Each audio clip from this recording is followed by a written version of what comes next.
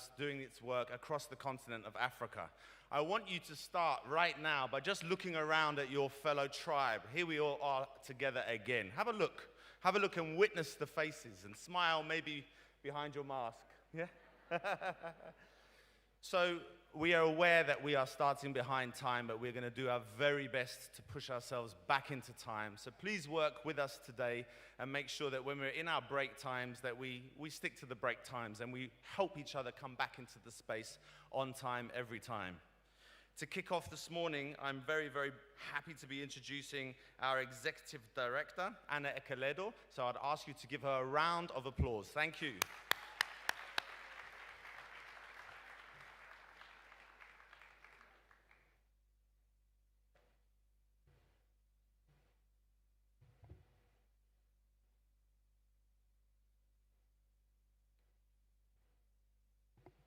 Good morning.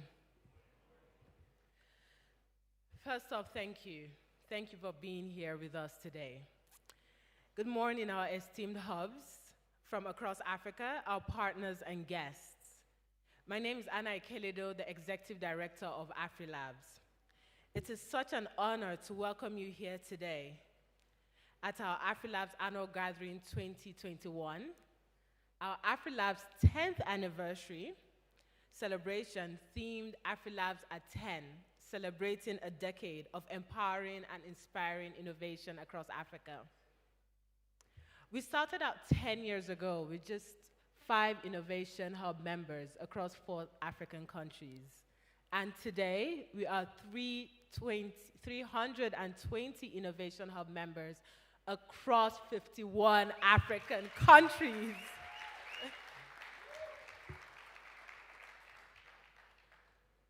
I believe we are all here because we believe in the vision and mission of AfriLabs. AfriLabs as a community is made up of people who have built and run startup and creative communities across Africa. People who are passionate about contributing to the growth of their communities, countries, and the continent by supporting and building successful ventures and building the ecosystem. And over the past 10 years, they have built hub communities made up of inspiring entrepreneurs, innovators, developers, investors, and other stakeholders within the ecosystem. We are here today as AfriLabs, and we have come this far because every day we all work with amazing people across the continent who are just as driven as we are, and because there's still a lot of work to be done on the African continent. Our vision at AfriLabs is a thriving innovation economy in Africa, driven by the power of our community. Now, what this means is an African economy which is driven by innovative products, services, solutions across all sectors and industries, in a significant way that contributes to the economic, social, and environmental well-being of the continent and African citizens. Over the past decade and beyond, we envision all our hub members with the right support structures, resources, and the capacity to support innovators and entrepreneurs to innovate, build, and scale successful ventures, as well as revolutionize entire sectors and industries, and also be globally competitive. We also envision an enabling environment for doing business in Africa with policies that enables innovations to thrive. We see AfriLabs contributing to all these aspirations through our interventions and providing reliable data, expertise, resources, and systems to support and collaborate with all stakeholders involved in the development of the continent. Later today, we'll be presenting our 10-year roadmap, and we invite all partners, friends, stakeholders, members, our family here today to contribute to realizing this collective dream. But most importantly, we ask you to join us to celebrate how we have come so far as a community and as an ecosystem. I would like to say thank you to all our members here, friends, partners, sponsors, and guests who are here today and who have also supported us through the years. Thank you and welcome once again. Now, I would like to call Michael Oluwagbemi, AfriLabs former board chair, AfriLabs trustee, and executive partner at Lofty Inc., as well as the co-founder of Innovation Hub, who is one of our hosts in Abuja this week, to give a welcome remark.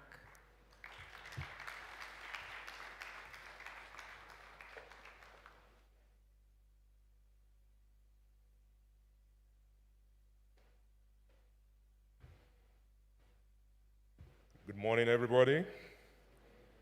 You guys seem like you're still sleeping. Good morning, everybody. Thank you very much. It's a pleasure to be here this morning with all of you. And thank you very much, Anna, for that interesting opening to this gathering. First, I would like to recognize all our visitors from outside of Nigeria. If you are here from outside of Nigeria and you are visiting us in Nigeria for this AfriLabs gathering, please can you wave your hands and can we give them a round of applause?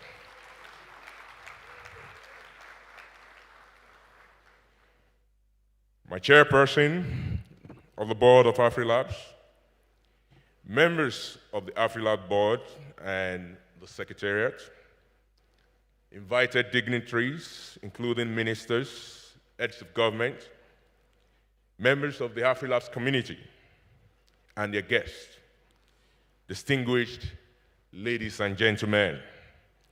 It is with great pleasure and satisfaction I welcome you all to the 6th AfriLabs annual gathering, hosted in our beautiful city of Abuja, the capital city of the Federal Republic of Nigeria, and also our headquarters at AfriLabs. Just as our world emerges from a long-drawn battle against the pandemic, which we will win, it is important to remember that this gathering can only be fortuitous because a mere 6 years ago, this wouldn't have been possible.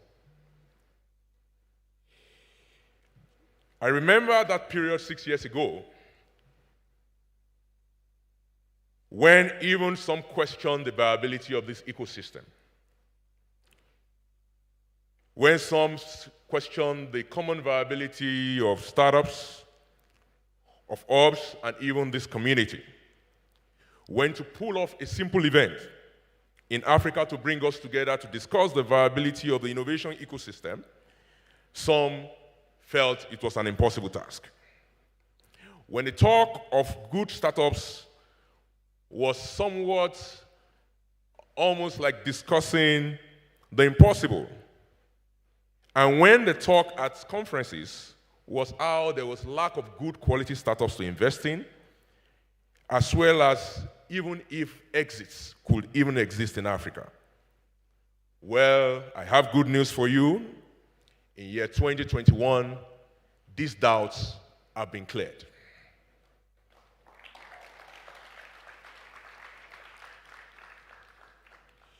Ten years after the founding of our great organization, AfriLabs, we've indeed come a long way as a community. This year, we've witnessed more than $1.5 billion invested in our ecosystem. 5 unicorns have been produced in Africa. Startups are emerging from Accra to Dakar to Cairo to Nairobi. We have built the basic bricks for a new society of Africa reinventing herself by the sagacity of our organizing capacity. AfriLabs now has 130 member hubs, 320 member hubs in 51 of Africa's 54 countries. Please give yourself a round of applause. Indeed, it's been a fabulous year to be alive as an African and a participant in the innovation ecosystem. 2021 is indeed a year, by the way, that another son of Africa is today not just the richest man in the world, but he's also the richest man because he has led innovation, not just in Africa, but across the world.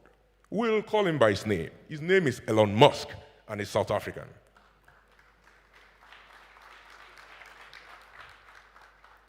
When I look into this room, though, and I see the passion and the energy of the incubators, accelerators, and open spaces, I see the basic blocks of innovation on our continent that have birthed this success. And I'm convinced more than ever before that Africa will not build herself. Africa will be built by the creative energies of our young, our youth, our sons and daughters. This continent does not just have the potential to show the rest of the world that we are more than a negative image of one's poverty and destitution, but that she can also lead the world in innovation and designing human systems that work to become the beacon of hope, change, and capacity for our world. To this end, our community at AfriLabs, it's not just a large corner in a big metaverse of ecosystem actors. AfriLabs is also led by young and particularly our women.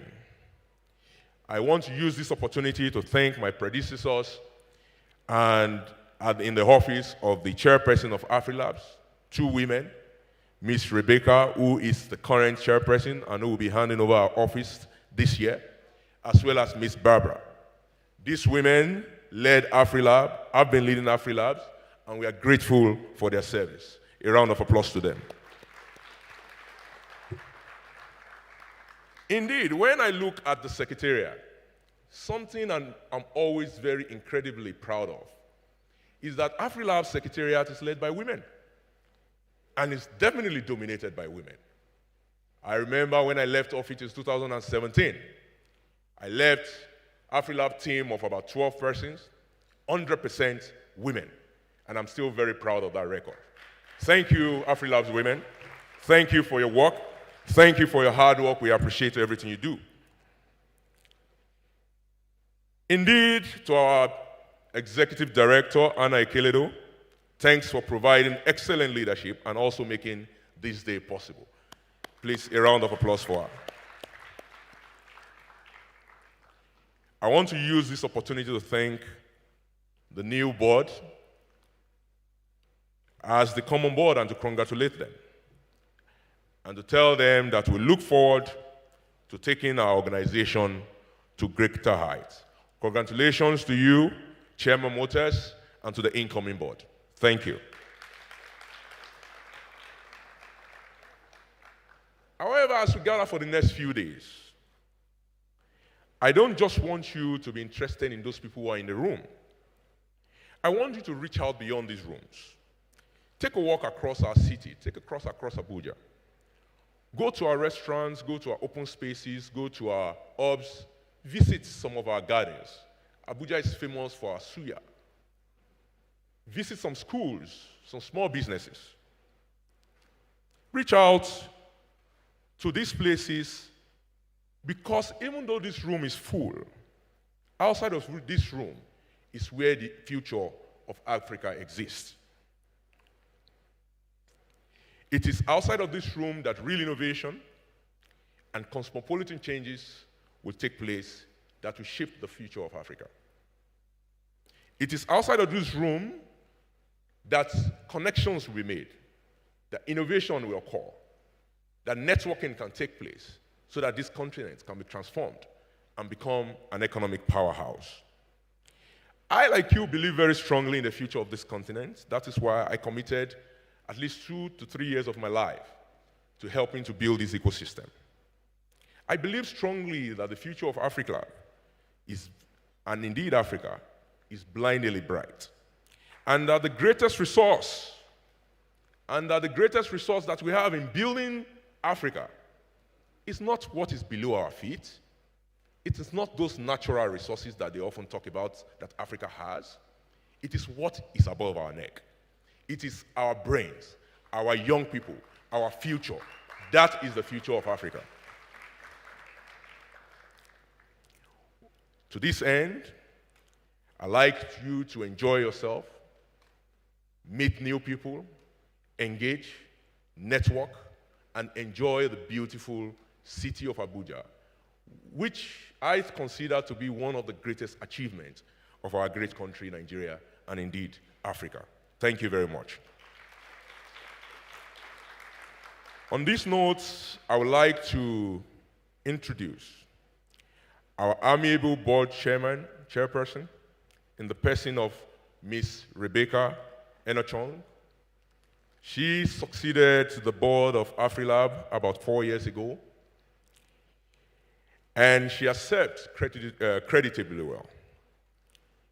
She is also the chairperson of Active Spaces, African Center for Technology, Innovation, and Ventures, supporting entrepreneurs from 3 technology hubs in Cameroon. She also sits on the board of Venture Capital for Africa, Digital Africa, WHO Foundation, Eneza Education, Suguba, Djibouti Telecom, US Eximsac, as well as UNECA Center for Digital Excellence. Of course, she needs no introduction. It is my pleasure to welcome on stage my friend and my colleague, our leader, Rebecca Enochong.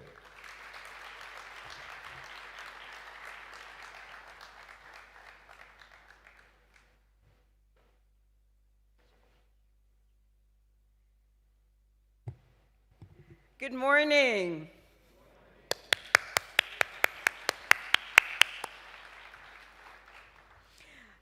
So about 2 years ago, we were in, is it 2 years now? Yeah, we were in Addis. And I remember I was speaking about the power of our community.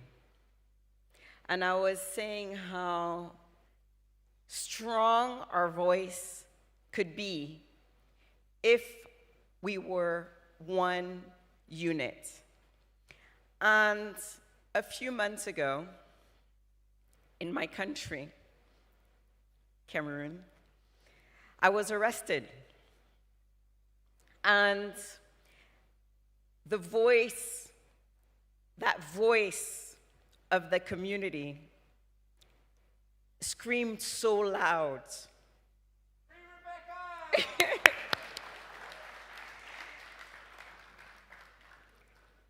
It screamed so loud, and thanks to all of you, and thanks to this community, I was released. Yeah, so I wouldn't be here without this community.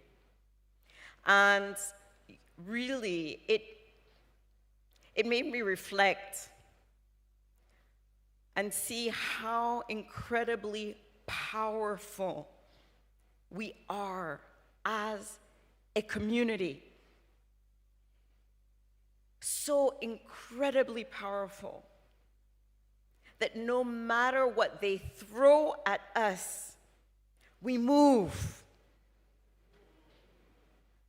They SARS us, we move. They phone tax us, we move. They ban Twitter on us, we move. We move as a community, we move as a force. We're over 1 million people strong. And sometimes I think we so underestimate our power because we don't assert our power. They know our power. It's up to us to recognize that power we hold and keep moving. We move, we move, we move. No matter what they send us, we move, and we move as a community because that's our strength. How incredibly powerful our voice is. That next time any one of us is touched, we will move. Anytime they try to pass regulation that will harm our community, we move. That strength and that power that we hold, we need to assert it because it's there. It exists. You know, and I'm in our startup community, you know, we think about, you know, we want to often compare ourselves to Silicon Valley. But here we have Silicon Savannah, Silicon Mountain. So we're well beyond what they have, you know? And we move, and we don't move by bicycle, and we don't move on foot. We're moving by supersonic jet, and if they haven't seen us coming, the force that we as an ecosystem have developed over the years, we will change regulations in every single country on the continent so that our digital economies can grow.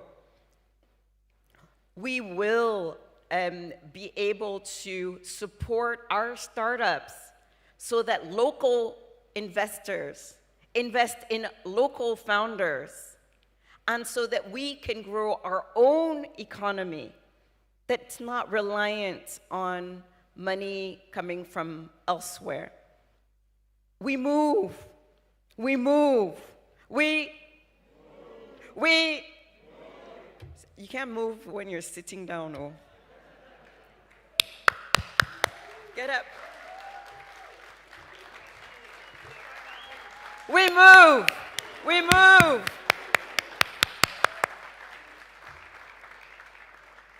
So before we end, I just really wanted to say thank you from the bottom of my heart to each and every one of you that supported me during those difficult moments. It's part of life. You know, I never had put that on my bucket list, the arrest part, but it's an experience, and it really helped me to see concretely, in real terms, how incredibly powerful and strong we are. And I just want to take also a very small moment to recognize those of our early founders and our first board members, the Ben Whites and Eric Zuckerman, and that really are not here necessarily, but we do want to recognize and thank them. Michael, who's here, thank you for your leadership and your continued support, because they have helped support us through this moment. And I want to congratulate Motaz and the new board. You have a lot of work ahead of you, but this is the board that will help us move. Thank you so much. Thank you.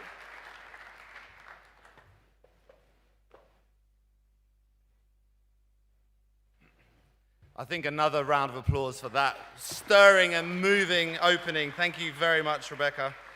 So I'd like to now remember that it's not just about the people that are in the room, it's also about our wider community that are obviously joining us online as well. So can we just welcome them as well, to all of those that are online with us today. We're really happy that you can help us as AfriLabs create the first ever hybrid gathering, and what a momentous occasion to do it on our 10th celebration. So it's my honor now to be able to introduce our next speaker, Mariam Dieng, who is the lead of Global Innovation and Strategy for Africa at 500 Global. I believe you're just with us. Mariam, welcome. How are you today?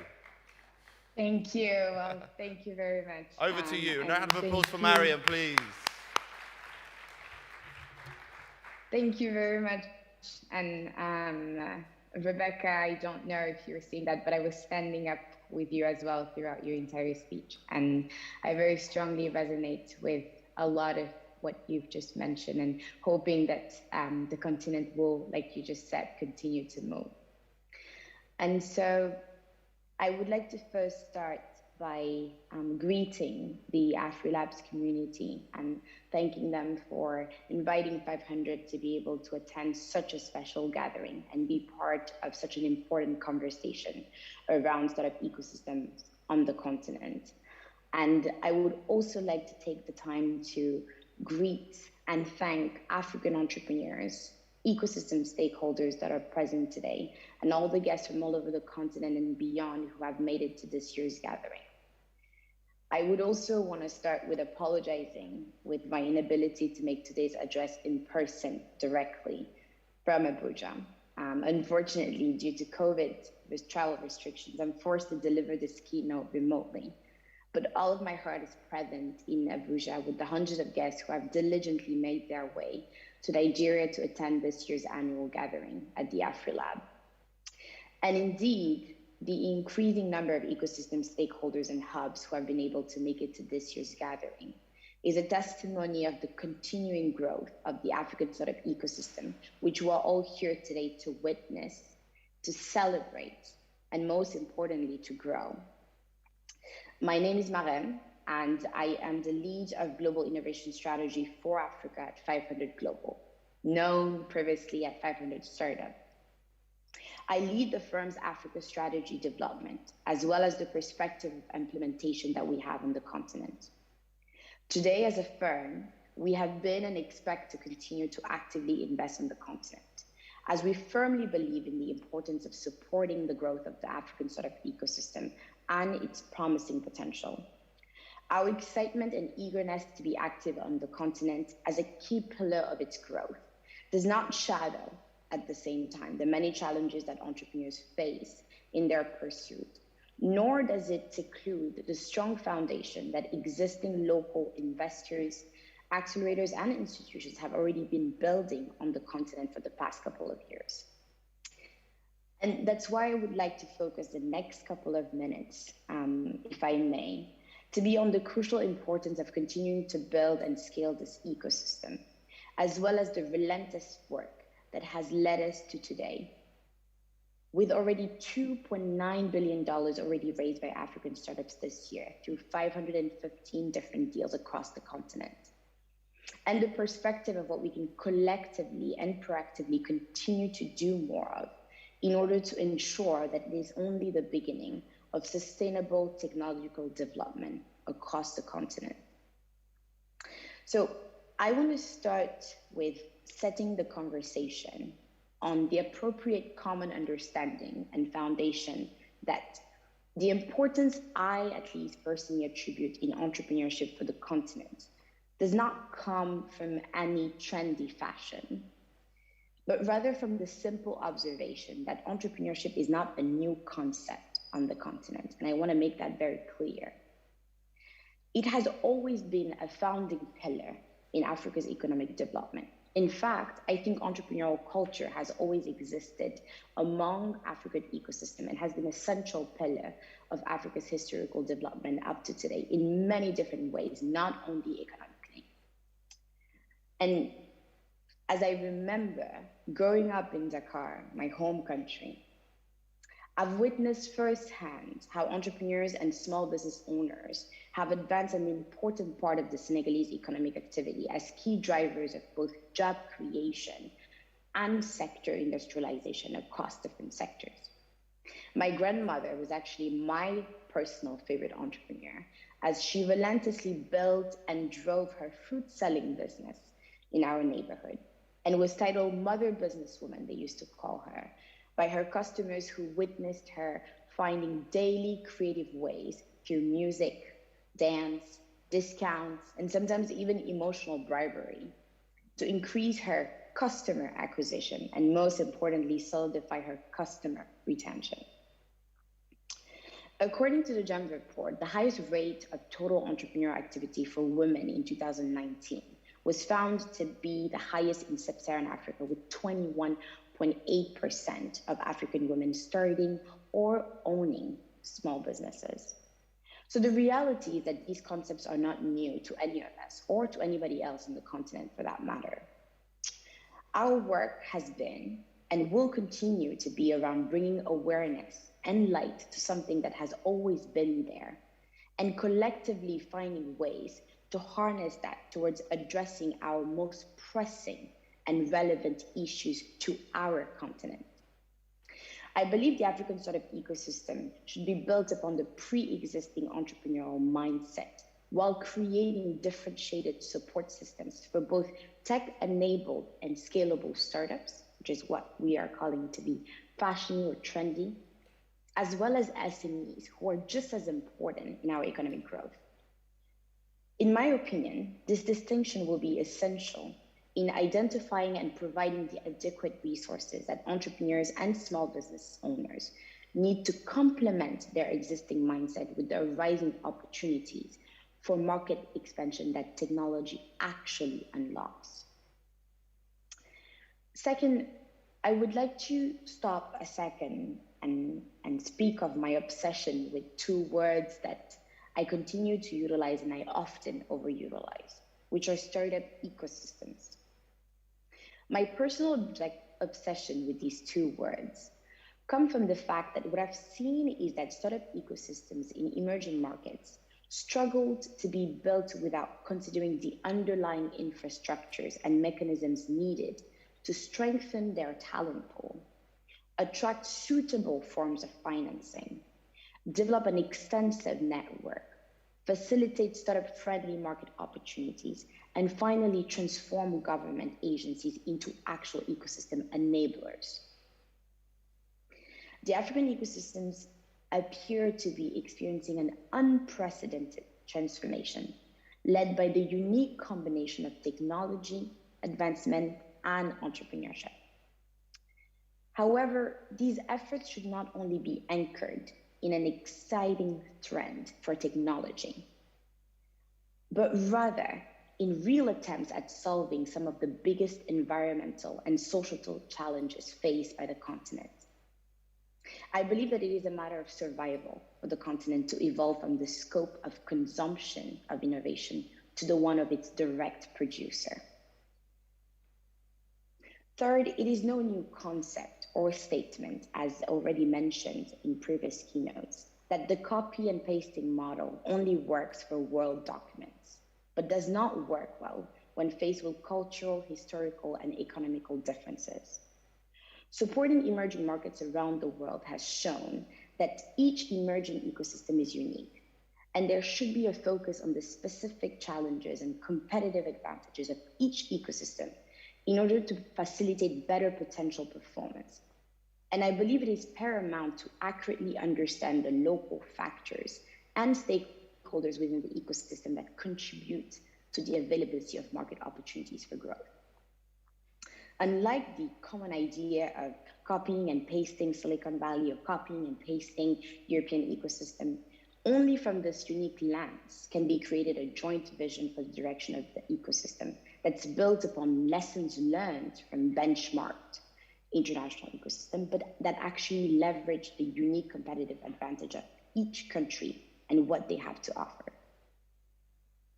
With these three elements in mind, I have to say and recognize and celebrate that various local stakeholders have worked over the past few years on the continent in contributing to what the African startup ecosystem is today, and laying the strong foundation of what it will grow to be in the next coming years. And of course, with that, I think of Nigerian and Egyptian startups who last year alone have commanded around 40% of Africa's equity total funding, and several of the most valued companies on the continent today. They have demonstrated what I view as significant startup performance and captured the appetite of local active investors who are today leading the charge, such as Future Africa Ventures Platform, Poetic, and A-Band, to cite some of those. And of course, with the most recent, well, not so recent anymore, acquisition of companies like Paystack or unicorn valuation of companies as Flutterwave, the Nigerian ecosystem continues to impress with both the quality and the performance of its startups. On the other hand, as well, with increasing regional MENA fund activity and high quality entrepreneurs, Egypt has also become a focal hub of startup activity and capital deployment supported by governmental initiatives. But those are not the only two ecosystems where we're seeing magic happen. And I obviously cannot talk about startup performance without mentioning the importance of talent pool and the strong talent pool that this startup performance is based upon. And one of the perceived key foundations of successful startup performance is having a sufficient and healthy talent pipeline. And with 60% of our population under the age of 25, Africa is home not only to the world's youngest population, but also one of the youngest and most promising workforce and talent pool available globally. And capitalizing on that, countries like Mauritius, with a high number of developers per million populations, have been driving the development of their startup ecosystem by emphasizing on the importance of the development of their talent pool through initiatives that are led both by the private and the public sector, such as the ALU African Leadership University launched inaugurally there. I also think about South Africa, which with an absolute number of developers per African country may have helped transform it into one of the leading tech hubs, but as well as hosting 5 of the best universities on the continent. But let's not also forget about Ethiopia, having the second biggest population on the continent. The Ethiopian ecosystem is pushing efforts on connectivity and accessibility, and is working to set the conditions to potentially become one of the most important talent pool sources on the continent, led by its very own and excellent university, Addis Ababa. In addition to infrastructure, I have to honestly say that it is true that capital is an important factor in scaling the performance of startups across the continent and improving the distribution of opportunities. But in addition, in the always cited Nigeria and Egypt, I also want to talk about Kenya, with 21% of the total African funding in 2020. Kenya has been attracting investment activity and activating additional forms of both financing, but also resources available to its founders by hosting one of the best accelerators of the continent, Growth Africa. Not often cited as much as I think it should, Ghana, in 5th place in both total funding and number of deals, according to the same reports, is experiencing both a surge in investment attractiveness for its startups, but also in the quality ecosystem builders who are setting foot there, such as GIZ's Make It Africa initiatives or even MES Africa.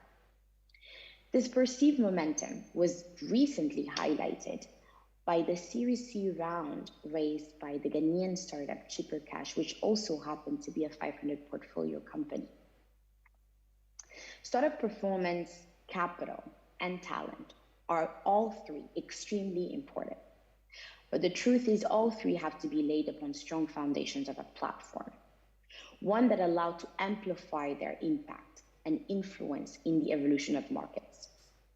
And in pursuing that goal, one of the strongest initiatives has been Smart Africa, aiming to develop a single digital African economy with the direct support of 32 heads of states, which in my perspective has been a significant driver in setting the foundations for future initiatives with continental impact to lay a Pan-African approach to ensure that connectivity at the continental level. Ivory Coast, my neighbor foe country, is also one of the latest countries to have leveraged this opportunity by investing in one of the continental projects driven by Smart Africa to create funding opportunities for seed stage startups across the continent. And additionally, of course, initiatives like AfriLabs, Boost Africa, or even BC for Africa are facilitating access to investment opportunities, technical assistance, network for founders across the continent, and truly building that continental platform. Seemingly positioning themselves as aspiring role models in terms of market reach, countries like Mauritius, Rwanda, or even Morocco are prioritizing the ease of doing business in their domestic markets as a lever to create a venture-friendly market locally and provide the foundation for market exploitation. With their objectives, they are setting up the foundations of building startup nations through exponential startup creation by leveraging their ecosystem pioneers to do so. Finally, I want to say that governments, play an important role in ensuring that these startup ecosystems are built for sustainability and longevity, and not only for publicity. In Tunisia, for instance, since 2018, the Startup Act and the Startup Tunisia initiative led by Smart Capital have been strong and sophisticated examples of how the government can take the proactive approach to enable the activation of a startup ecosystem through a shared vision with the ecosystem stakeholders and the use of policy to implement that vision. This model has also been replicated by multiple different African countries by now, in addition of my even home country, Senegal, where I've witnessed the government endorse the role of ecosystem builder and build agencies as key drivers of the development of the ecosystem. I will finish this address by leaving you with 3 key takeaways that I have from all the work that has already been done across the continent and that will continue to lead the charge. The number 1 thing is that the work we do as the ecosystem stakeholders should always aim to allow each country to leverage its unique competitive advantages and utilize its existing resources to activate the growth of its ecosystem, while building bridges with other African countries in order to truly ensure knowledge transfer and best practices among ourselves first and foremost. All the work that has already been done on the continent shows already that there are excellent examples to take on the continent. Before then, allowing at that point to contextualize any additional international or Western best practices, and then have better foundations upon which we're building the future of the continent. The second is that in addition to intended direct interventions, we should pursue the creation of spaces of active conversations and reflections on the existing infrastructural hurdles and challenges that prevent the continent from growing into an integrated market. One of our biggest challenges is to become that integrated market where we prioritize connectivity in order to make it simpler, for example, for a Kenyan company to travel, scale, live and grow into the Nigerian market, South African one, or even Algerian one, and vice versa. Let it not be easier for them to scale in Abu Dhabi or Singapore rather than their own African neighboring countries. And my last point, where I will finish, is that I truly believe in the power of the startup ecosystem as a central economic driver for the African continent. And also the reality is that the development of the ecosystem will take time, as it has in any other place in the world. Therefore, in addition to capital, startup performance, talent, platforms, market reach, and government support, the continent also tremendously needs time. And collectively, as we lead our charge and work on the continent, let us be aware that we may be contributing in building a future that we may not even live long enough to enjoy. But that doesn't take any way and any merit from the work we do, and will continue to lead towards building the long-term foundation for existing and the next generation of founders, even if we're not here to see it. With that, I would like to thank you all for listening.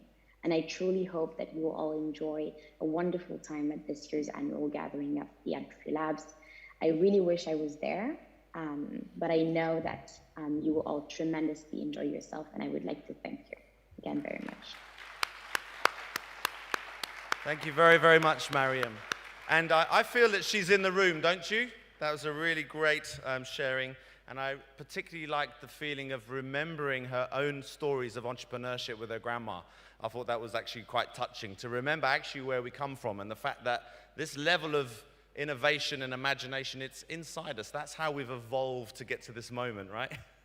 So we are soon to be inviting a panel to stage, but before we do that, I thought it would be good to give you an opportunity to do a little bit of connecting. So I'm going to give us a 5-minute moment to literally stand up and connect with some people around you. Now, of course, it's a little bit different to how it was a couple of years ago. I'm not expecting you all to hug each other, right? And so with a bit of COVID sensibility, I'm going to invite you to be aware that on your WhatsApp and on your LinkedIn, there's a QR code. You just press settings. So if you actually, throughout the gathering, meet anybody that you want to do the swapping of digits, just go to WhatsApp, click settings, you'll see a little QR code, press scan, ping, and you're all sorted and connected with all your details. That's just my little networking tip. But the process that I want you to do for the next 5 minutes is to just think, what is the gift that you are bringing to this gathering that's going to make it so magical? Think about that in one simple word, and for the next 5 minutes, try and connect with at least 5 people. We'll put a bit of little background music for the DJ, and then I'll call you back, introduce our moderator, and go to our next panel. Okay? So feel free to stand up and move around, connect with some people.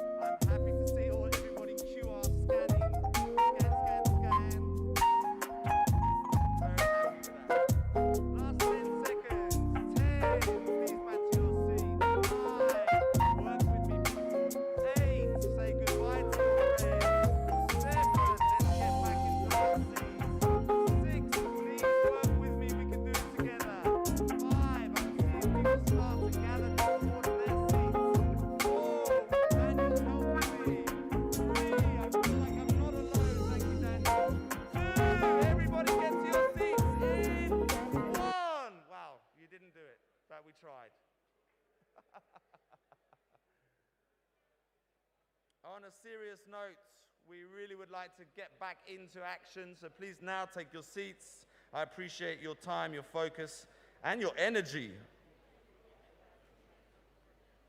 So right now, my job is to introduce the moderator. Oh, take this off. We have Marcus Lemmer, who is the co-founder and CEO of Ice Addis in Ethiopia.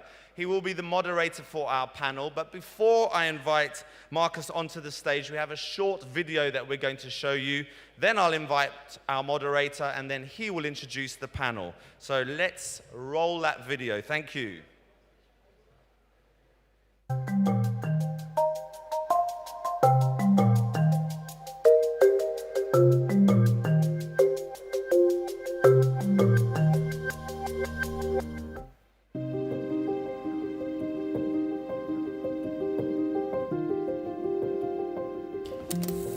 An economist called Joseph Schumpeter coined the term creative destruction.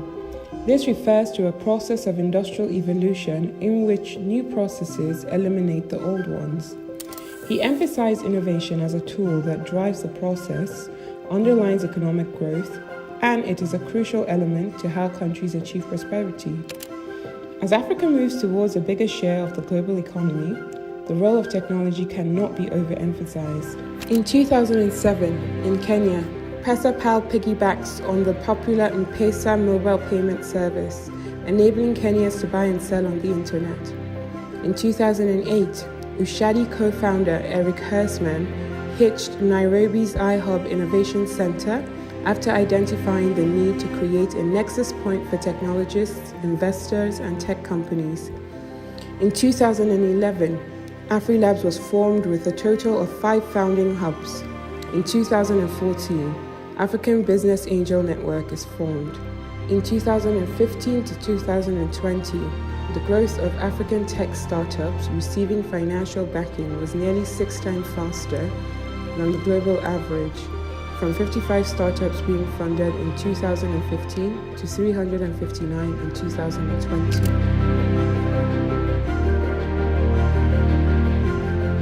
In 2021, over 8,000 tech and innovation-focused organizations are active in Africa, including investors, ecosystem support, hubs, and startups present on the continent. 80-plus sectors and 400-plus products, from agriculture to financial technology and logistics across the continent. 6 African unicorns.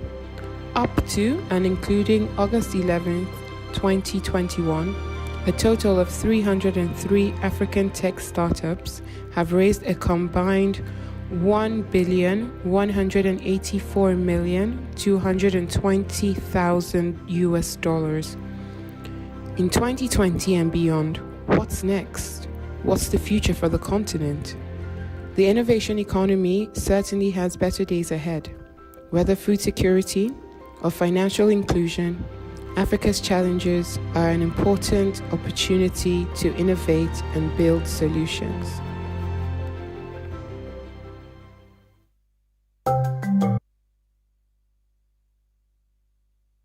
That was a really big number, right? That was a huge. Can we give a round of, come on.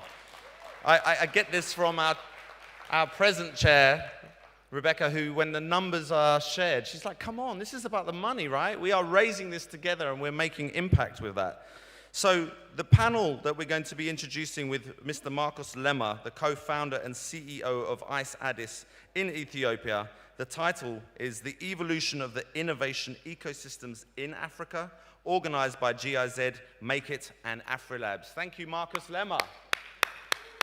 A round of applause for Marcus Lemmer. Thank you. Thank you very much. There you go. I couldn't actually wait to stand here because I want to say thank you very much, AfriLabs, for inviting us here in this wonderful 10 years journey celebration, and congratulations. 10 years, 10 years. All right, so, the African innovation ecosystem have been evolving significantly in the last 10 years, and I'm sure all of you are witness for that. And this panel, now we're gonna have shed light on the evolution and outlook of the ecosystem, more specifically on Pan-African level, but also local hub network level. And in 2019, in Addis, we have in the same gathering, we had discussion around, kind of the role of like local hub networks. And JZ and AfriLabs joined hands to facilitate that conversation at that time. So today we aim to explore facts, but also common myths in the ecosystem, and focusing on better understanding of local hub networks, mandates, objectives, learning about setting up the new local hub network. So some of you will probably want to set up your local hub network here. So that might be a little bit insightful for you guys. And yeah, and then as well as like to get some common efforts shape what comes in the next 10 years in our continent. So saying that, first I would like to invite the Director of Strategy of AfriLabs, Neke Sawere, to the stage. Please welcome everyone. Next, the Regional Advisor to the GIZ Tech Initiative, Make IT in Africa, Benjamin Meyer. Next, Executive Secretary at Innovation Support Network, Nigeria, AfriLabs, Neke Okai. Please come to the stage. Next is the co-founder of Vilgo Africa and chairman of board of ASEC Kenya, Dr. Robert Karanja. Please come on stage. Last but not least, Dario Gulani, founder and director of Greater Bridges. Come to the stage.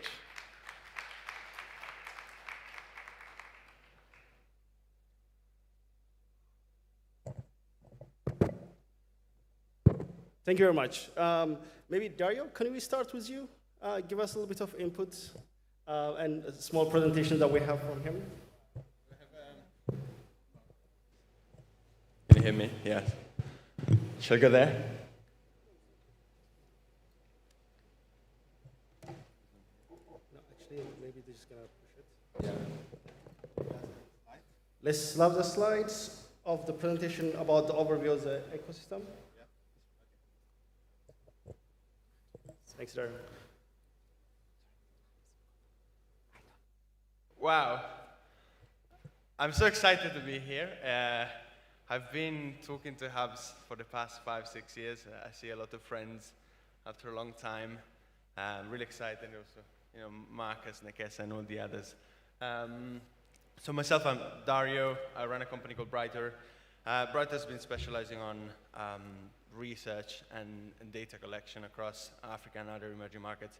The reason why I'm here is because I happen to be partnering with AfriLabs this year again on sort of taking the stock of what is happening on the hub landscape across Africa, trying to understand really what the myths and monsters of this space are, and the different sort of models, the different types of hubs and other stakeholders alike.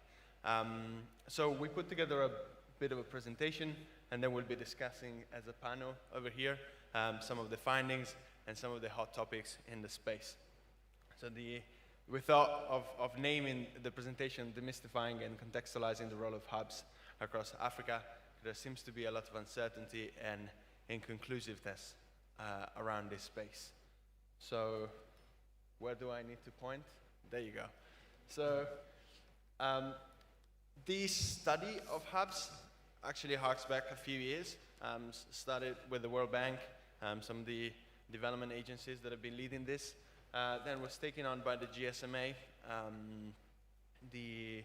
and then throughout sort of a merger of the GSMA with Brighter, and then taking on the endeavor with AfriLabs and other agencies, we kept sort of the ball rolling for the last few years, up until this year, where we've managed to sort of calculate over 1,000 hubs. Now, this is a very striking figure. I know that some people might be a bit dubious about it, but I have some context about it, and I am the first person to be very sort of questioning of this whole space. So as we can see, over the last couple of years, we managed to collect more data about what is happening in the ecosystem. We went from 600 to over 1,000. This is also due to a slight change in the methodology that acknowledges the fact that hubs are not just accelerator incubators, co-working spaces. There are so many of you who are working sort of, in between the lines, and there's a need to sort of factor in all this diversity. There you go. So some of the figures that I'm very keen on explaining are more than the 1,031 hubs are actually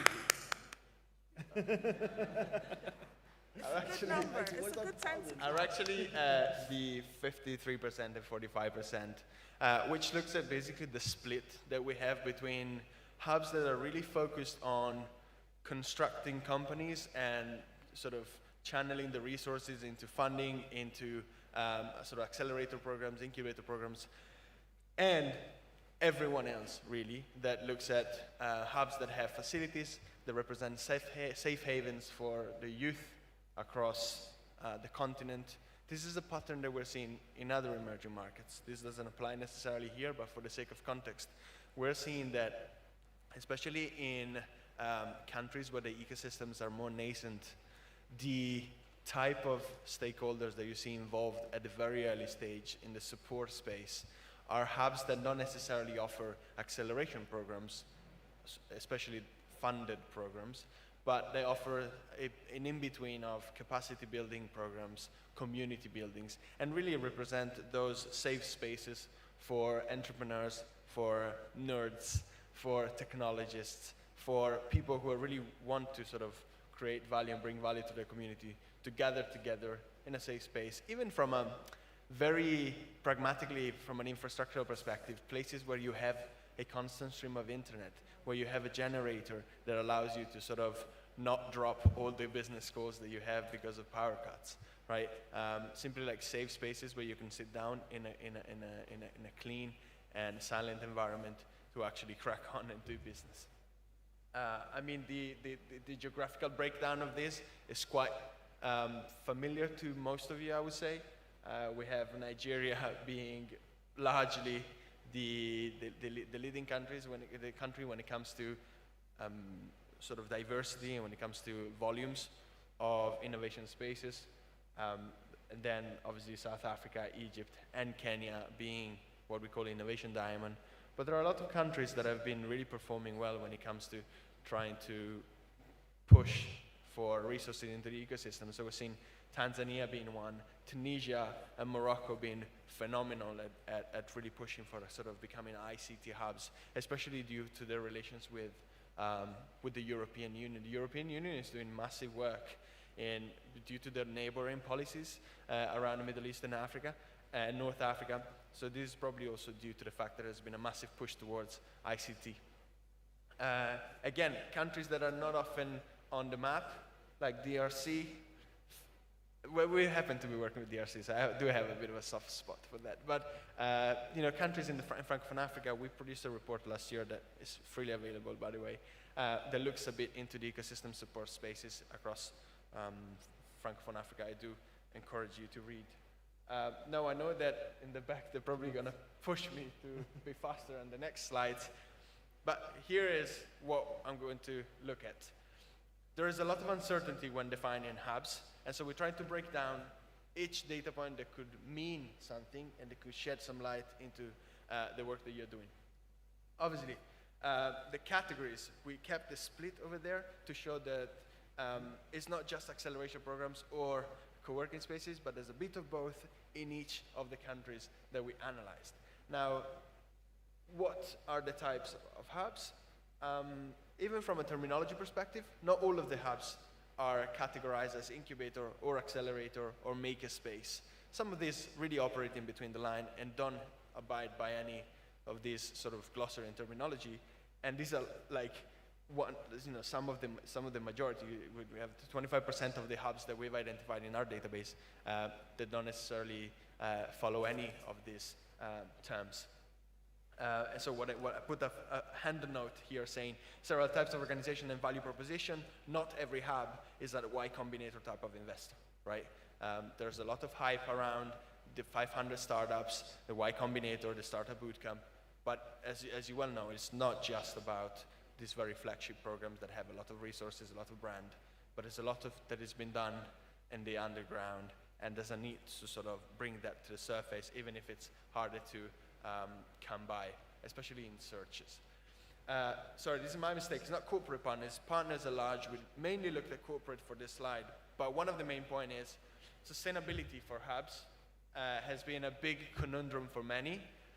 What we've observed is that the majority of the hubs still rely on external funding for the sustainability. This means that most of their programs are tied to a time frame, and the time frame is usually defined by the donor.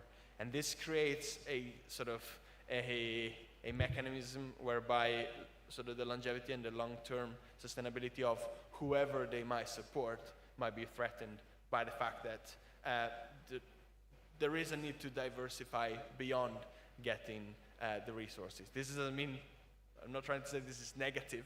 I'm trying to say that the corporate partnership are key.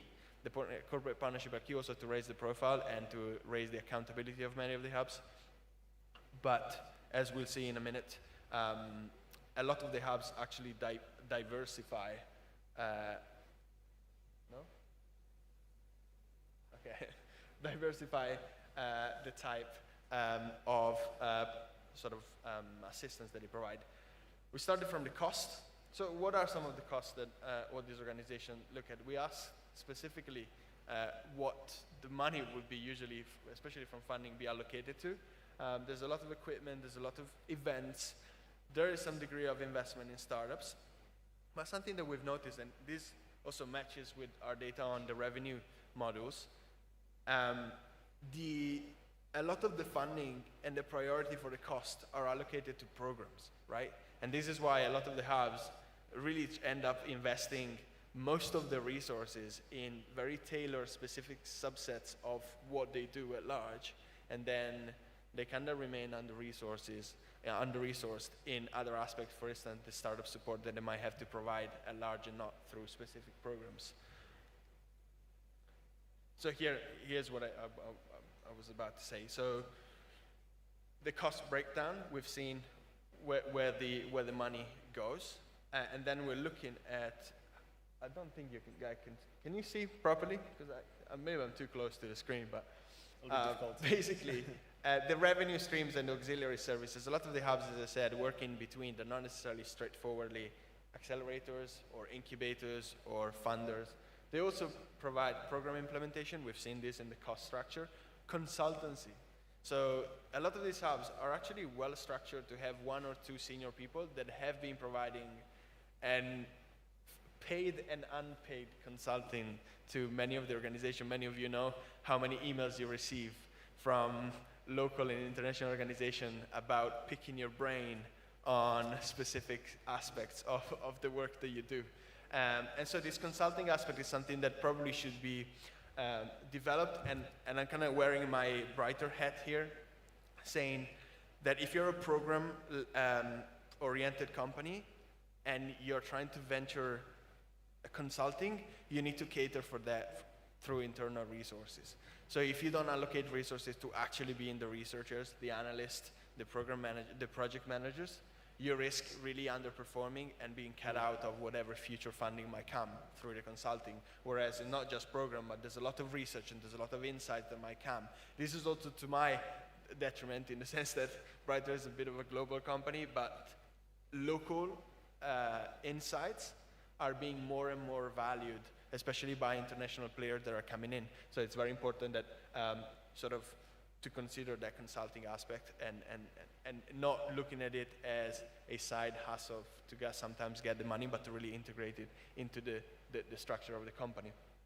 And then obviously the rest you kind of know, like funding from the rent and funding from events. And then for the tiny portion of hubs that do actually make money off the back of funding companies, there's in a systemic way, in a sustainable way. There's also a portion of money that comes from the funding. Guys, you can wave if it's too much. Is it too much? Yep, maybe 1 more minute. 1 more minute, cool. I'm done, okay? I'll go through very quickly.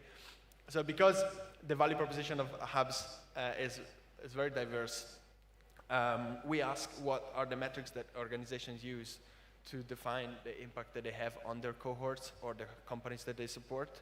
And these are kind of the ones that have been coming up a lot. Like they've looked at, have the companies actually increased, their support actually increased their revenues? Have their team grown? Have their user base grown? Have they actually managed to, if you're not funding, have you actually helped them build a product that now eventually will sell, and so on? I'm happy to share all of this so we can power through the last slide, which is about, it doesn't want to go. Marcus, is it you sabotaging my slide? Maybe that's a sign. That's it. Guys, Okay, I'm sorry, but Marcus is sabotaging me. I'm happy to discuss this later also in the Q&A, but a lot of these issues will be addressed in the panel. I hope this was exhaustive enough. Yeah, thank you much, Dario. Thank you very much. Yeah, so before we actually jump into the discussion, can we do like a quick sound check? Is your sound works? Perfect. Hello. All good. All right, so maybe I'm going to start with you, Nekesa. So anything in particular kind of draw your attention from Dario's presentation, more specifically like kind of the evolution of African innovation ecosystem in the last 10 years? Sorry, please say that again. Yeah, like, is there anything like kind of draw your attention from his presentation, especially like how the evolution of like the African innovation ecosystem over the last 10 years, like kind of the progress, like how it sounds in the last 10 years? Sorry, I'm sorry, the sound is just, are you asking my impressions of Dario's presentation? Yeah, also like just in general, like, you know, what's the impression about the... What is striking? Yeah. I'll say the numbers, because if you think about 10 years, and so the numbers of hubs specifically, and so if you think about 10 years ago, it was just 5 hubs that we knew of across the African continent, I say 10 to 12 years ago. Where we are right now, where we're saying it's over 1,000, I think just proves the case. Because again, like Michael said in his opening remarks, there's been constant questions about what is the value of hubs across the African ecosystem, what role are we playing? I think the fact that we have so many of them cropping up right now makes the case that even if hubs may not be for everyone, they are for a critical number of people, and there is a use case for them across the ecosystem. And I think the other thing that comes out for me is that these hubs aren't necessarily just in cities, but you find them across countries, even in remote areas of different countries, which again proves the case that innovators, regardless where they are looking for the kind of support that hubs would be able to provide to them. Okay, thank you very much. Maybe just follow up on that, Kesa. So, like, you know, we know that, like, you know, Africa is writing its own story around tech innovation in the last decade. Again, it's like, you know, AfriLabs is also like kind of in the center of that, like kind of managing all the different hubs in the continent. But what do you see is like kind of what makes African ecosystem unique in your opinion? Well, obviously the common stat that we all know about the number of youth that we have right now and the fact that Africa is soon going to have the youngest population. I think the stats right now say that our population is going to double by about 2030. 850 million of those are going to be youth. So that is something that's pretty unique about the African continent. I think the other thing that's very unique about us is the situation in which we are right now as African innovators, pretty harsh conditions in which we are forced to thrive and, you know, deliver our product.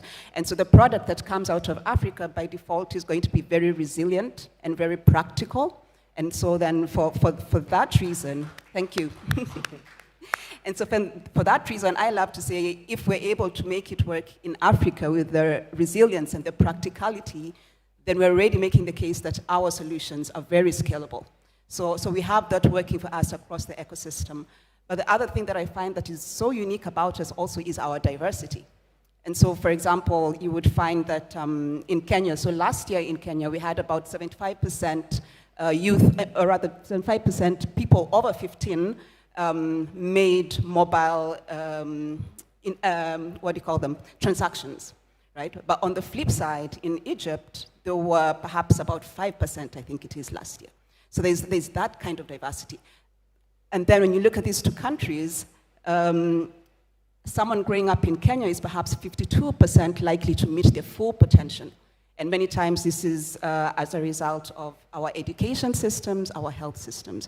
Whereas in Egypt, you would find, because of the kind of skill they have, the kind of education they have, you're likely going to find leaders, regional leaders coming out of that space. So we're so similar in terms of the conditions that we face, but then also our ecosystems are so different in terms of what they enable us to do. So that's what I find unique about us. Absolutely, thank you very much. Yeah, so Dario, I think it's like your presentation is like quite a great way to start this panel. I think for you, especially like when it comes to like kind of emerging trends in the African ecosystem, what we should be aware of, like what we should be prepared for, especially to ride the next kind of like innovation entrepreneurship wave. Hello? Okay, can you hear? Okay.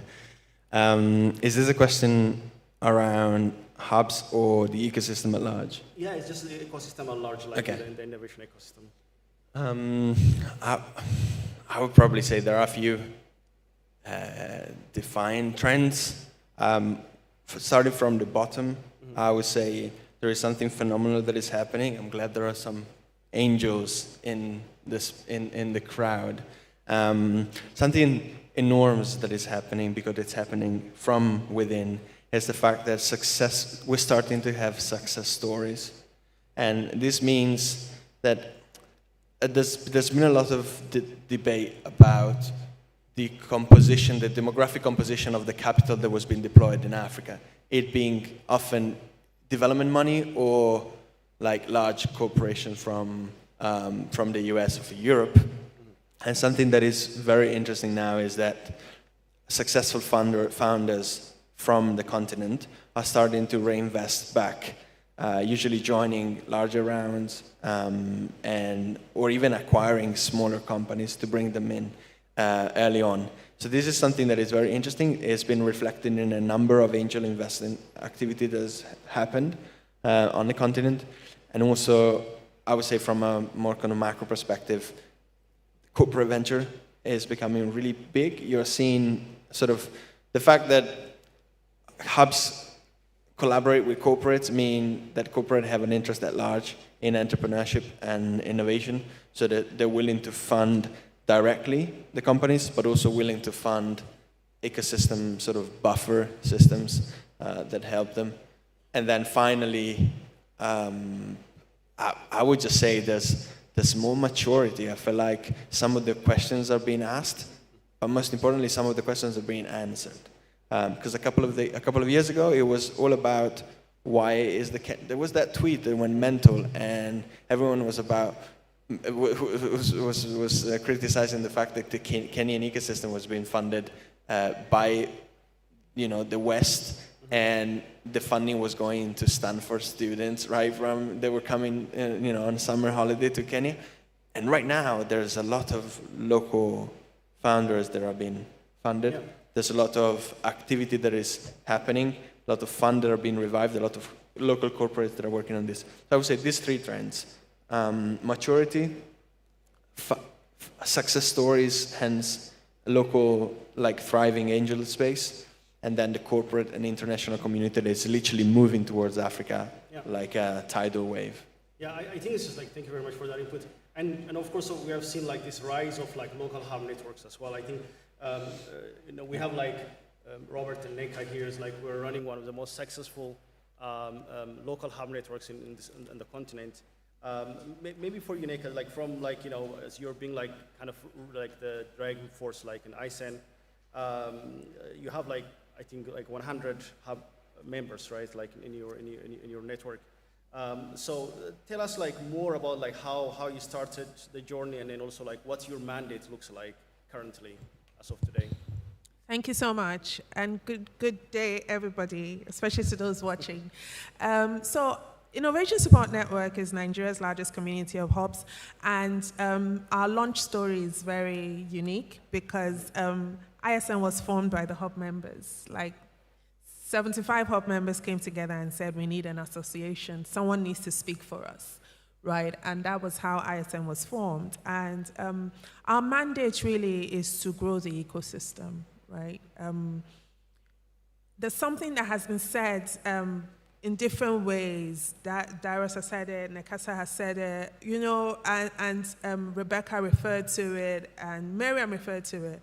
It's the fact that, you know, we have a different system in Africa, and because it hasn't been studied by the West, we almost want to ignore it, but we can't because it is our system, and our system is community. Everything that we do thrives when we come together. And for instance, when we were looking at the clips from Brighter Bridges, we were seeing that a lot of the hubs start off as safe spaces, start off as communities, and then they transition, right? So they transition, and they now probably have one or two people that have gotten really bright ideas, and they're like, what can we do to help this person? Maybe if we put some money, maybe if we connected them with this person, and then all of a sudden it now becomes a pipeline, and all of a sudden they're saying, maybe we need to have programs, and then it's an incubator or an accelerator, and the next thing they're raising. You know, it all comes from us coming together, you know, to thrive and to grow, because the power of the group is larger than the power of the unit. And if we have that view, then, you know, everybody looks out for the next person. We look out for the hubs. We're speaking for the hubs from policy angles, from collaboration with development partners, from collaboration with corporates, from collaborations with academia, you know, and even government. I don't know if they're here. Even government, you know. So we're speaking, you know, because the hub in Ijebu, who knows that he exists? You get what I'm saying? Like, when we come together, we can amplify the work that we're doing, and it gives more credence, right?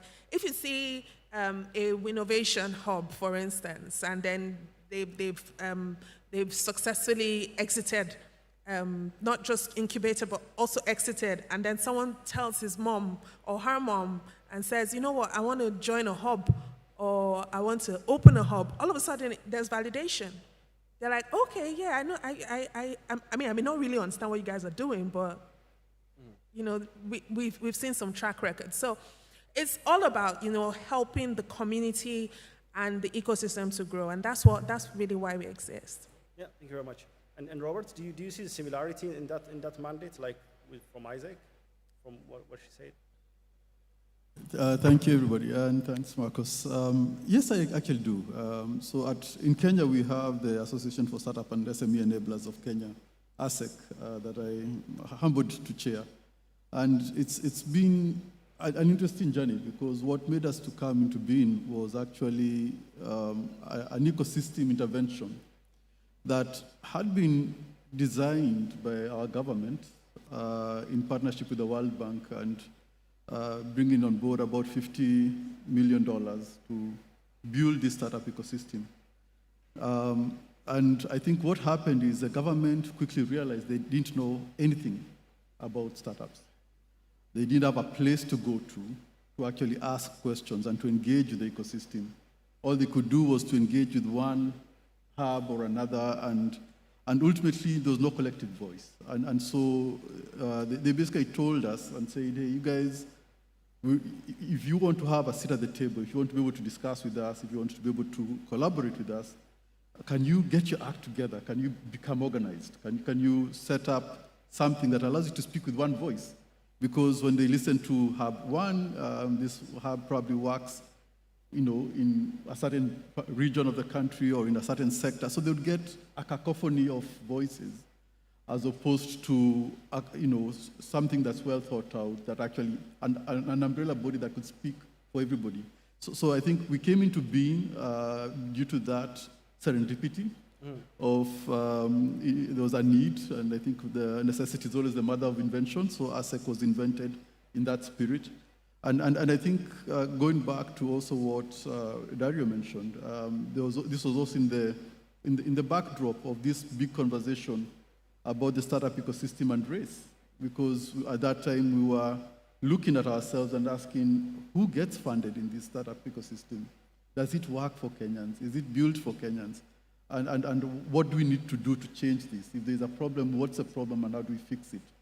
And so ASEC has really been a way of being able to engage both internally and also externally talking to government to help us get the right legal policy framework to come into place, but also talking to the stakeholders, because as you pointed out, a lot of the funding comes from without.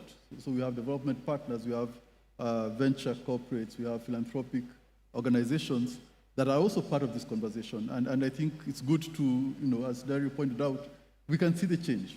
We can see the impact of some of these conversations, which I think would not have been possible without having an umbrella body or a local network hub like ASEC. Yeah, but I think, I don't know if it's actually common, maybe from the audience, it's like, maybe you can raise your hand if you have a local hub network in your country or national hub network. Okay, I see a few hands. But actually, I also see many hands were down. Ninka, maybe it's like from your experience, I think from ICEN, it's like, what is actually like the benefits of Tech Hub or hubs be part of members of like the local hub network? Maybe if you can actually like say a few words on that. So the benefits of hubs to Yeah. entrepreneurs? Exactly, so the kind of like the benefits of being members of the local hub network as innovation Of the local hub. hub network. Okay, collaboration, community, access to opportunities, visibility, the word fails me, but just that almost viability, like someone confirming your existence, because there's others like you and there's others that have been successful. You know what I mean? Yeah, validation, yeah. Exactly. So all of those things. But I'd really like to, there's a point you made that's very important, and I want to note this, especially if my public sector people are here. We have a love-hate relationship. I really love you guys, but I don't know how you feel about me. So, in certain countries, the national networks are being driven and supported by the countries, right, by the government, because we have an existential issue in Africa. We have more youth than jobs. Right? And the only way we're going to solve that problem is entrepreneurship. The fastest road in entrepreneurship is technology and innovation. So if we are going to look at driving youth employability through entrepreneurship or creating jobs or skills, or like the previous speaker said, talent pool, then we need to look at innovation as a strategy, right? We need to look at youth engagement in innovation as a strategy. The way to amplify that is to work with the people that are doing this work already in groups, right? What we find in certain instances, and it's really very sad, is that public sector tries to replicate what private sector is doing. It can never work. That's not your skill set. Your skill set is policy. Your skill set is an enabling environment. If you create an enabling environment and you sit down with me, you sit down with all the other stakeholders and say, how can we develop an XYZ talent pool in Nigeria? It doesn't have to be technology. It can be other things. You can have a developer base in Nigeria that is. We're having a brain drain issue right now in Nigeria. I don't know if it's happening in other countries. If you create a system where people can stay, we have multi-generational families in Africa. If you create a system where I don't need to leave my grandma, I can stay and earn dollars, and the government knows I exist, and the government is not looking out to get me, then I'm going to stay. But if you create a system where the simple fact that I have an extra ear piercing or I have dreads puts a red X on my forehead, and I'm going to move to where they're telling me, come. We like people like you, come. Do you get what I'm saying? So we need to, for me, and it just comes off the back of what he said, and I'm sorry this is not the question you asked, but it needs to be answered. Like Dario said, the maturity of the answers is now the issue. We need to create a system where hubs are seen as, something to accelerate the situation of addressing youth employability, addressing it strategically. Like Nekesa said, some of our populations are looking to double. Nigeria is looking to double in a few years.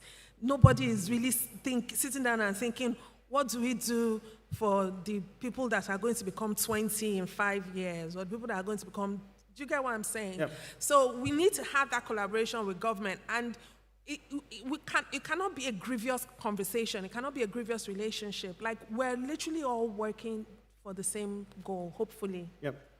Thank you very much. Benjamin, coming to you. So I think, like, you know, with Jerry's and Make IT project, like, to especially like kind of the strategy the next 2-3 years, how do you plan to kind of strengthen supporting local hubs, but also not for you, but also like for many of us here, like, wants to engage with local hub networks? Like, what are the items we need to think about? Well, thanks you. So it's Make IT, which is GIZ's project, particularly to enable tech-enabled and innovative startups for sustainable development. I think we understood that if we really want to have impact at large, it's not enough to really just look at the startups, but really to understand how an ecosystem works. So having that kind of like much more systemic approach in understanding what are the favorable conditions that startups need and how can we support that as Make IT.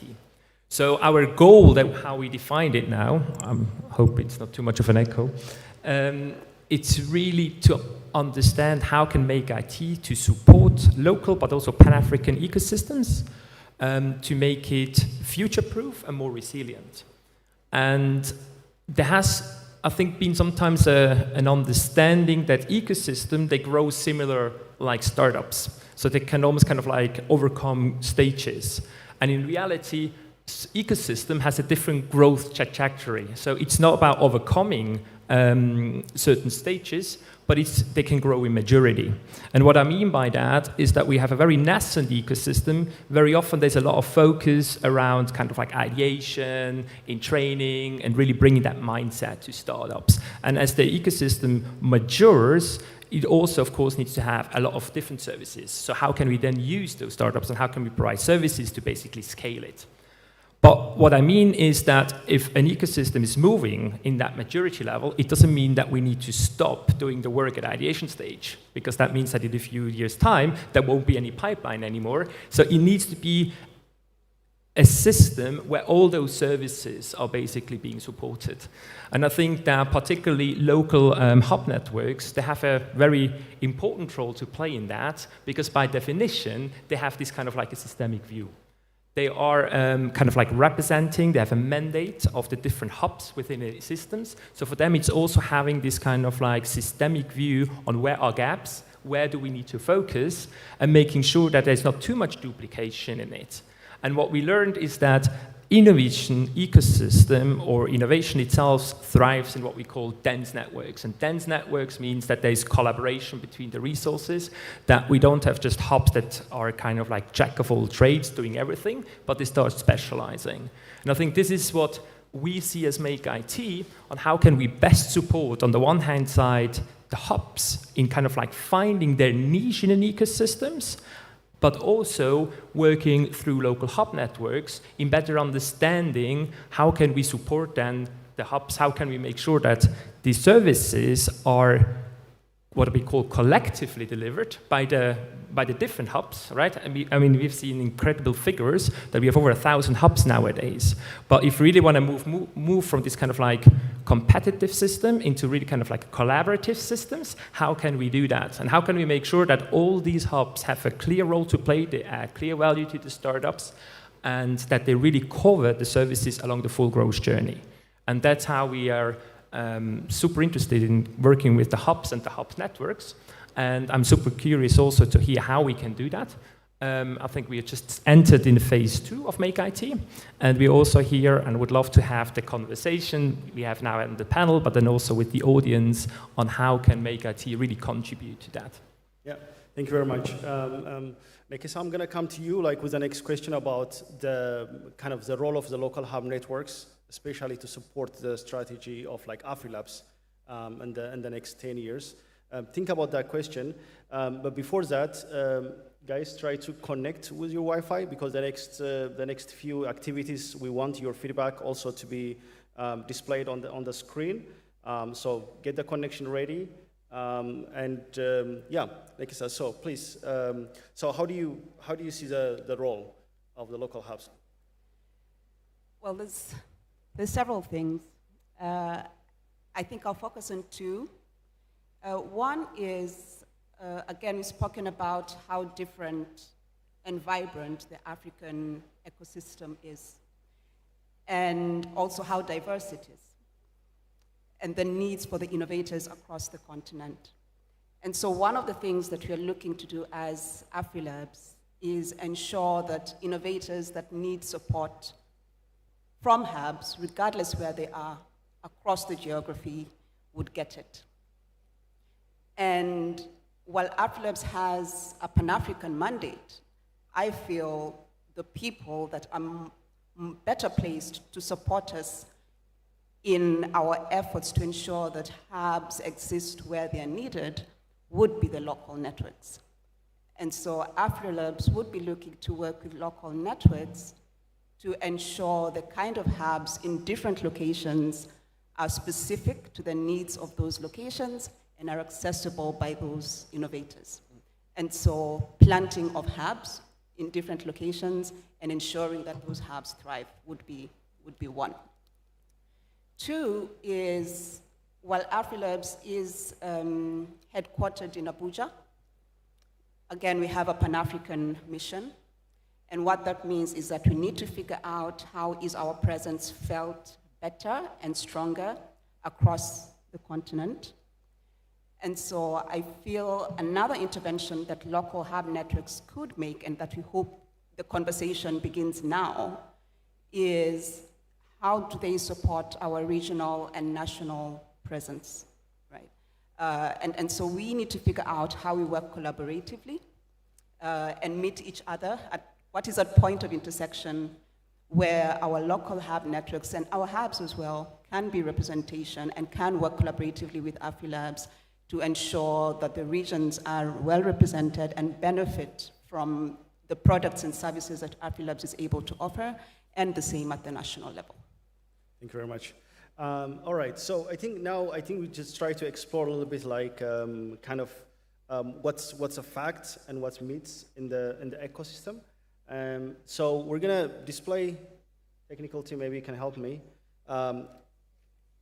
display the code for Mentimeter for you guys to vote. So there are a few statements here. So I want you guys to see if it's true or false from your personal opinion.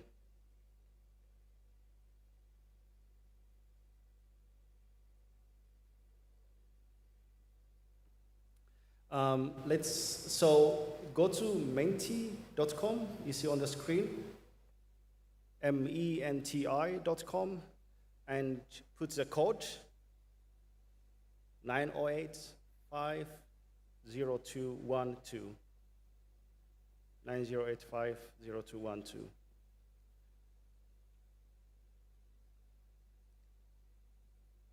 All right. If someone voted already, we'll see it. So who's going to be the first one? So, good. So the question is like the number of local tech and innovation hubs is a good indicator for the maturity of an ecosystem. True or false?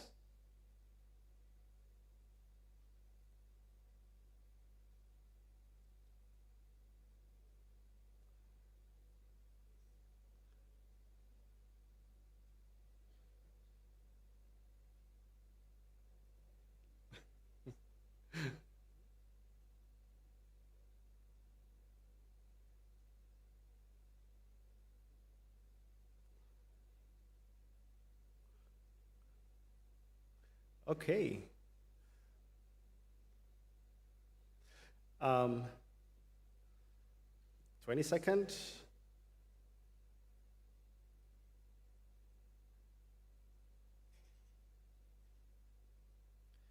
All right.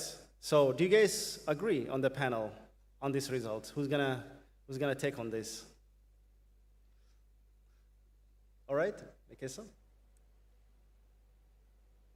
I don't agree. And the reason why is I think it's more about the quality of the startups or the services that come from those hubs. And so, for example, if Equatorial Guinea has just one hub, but it is able to churn out 10, 20 very successful startups, then for me, that ecosystem would be a lot more successful than an ecosystem that might have 10 hubs where each turns out only one successful startup. And so I think it's really important to contextualize and look at the output of the hubs within that ecosystem. Okay, thank you very much. I'd like to follow up on that one because I also tend to disagree with that statement. And the main reason is I think hubs are needed, but it's not just about the number. And you can have actually a very small ecosystem, but it can still be very much of a thriving ecosystem. And I think Nika mentioned it as well earlier on. Ecosystem building is very much about community building. It's about having a spirit, having people being part of a larger system. And what we found is that when we think about maturity of an ecosystem, it often comes down to 2 points, which is what we call density of trust and quality and clarity of purpose. So density of trust really means that there is a collectiveness, so different hubs working together for the good of an entrepreneurs, because we all know that it's not a single organization that supports startups, but it's really kind of like, to quote the African proverb, it takes a village to rise startups, right? And then the other one, it's what we say clarity of purpose. It's that people have a vision. They understand where they want to go to. And that vision might be very different, for example, from Nairobi to a vision from Accra or South Africa, whatever. So, but once you actually have an ecosystem where people really feel part of it, an ecosystem with a heart and a soul, as we say, you can really drive a lot. And it's not just in numbers, and that will ultimately grow in numbers because you do have a strong ecosystem. So I guess it's also important to have that one in mind. Thank you very much. Can we go to the next question? I have something to say. Oh, okay. So let's play the next question, and then if you're they could just answer put that. it back up. Tech team, if you could put it back up. Can we show my problem is with everything everybody has said is correct, and I could probably expatiate, but there's no need. My problem is with the word local. I mean, and even Benny and I have had this conversation in passing. The phrase local hub network, it doesn't sit well with me. I mean, this is the day of globalization. I get on my internet and I could literally be anywhere. So a hub network, I would rather be national than local. And I really think we should take that. We should just tweak that. All right, local hub network versus We're looking at national. AFCFTA, and we're looking at collaboration across the continent. Like, it's almost like oxymoronic. Yeah, that's something to think of. Is it local network or national network? All right, so the next question, please. So the same code, the same link.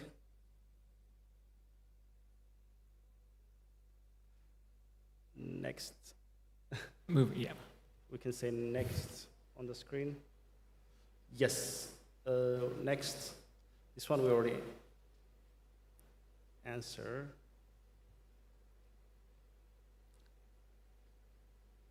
All right, so the next question is like, you cannot have a thriving innovation ecosystem without a local hub network.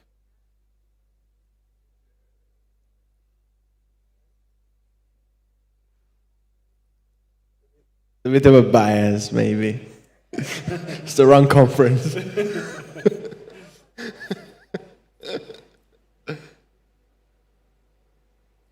This is a little bit more competitive, I would say. Robert, what do you think? I'm thinking this is a bit 50-50 even for me. When I look at, for example, Kenya, I'm asking myself, can we do this without local hubs? I don't think we can.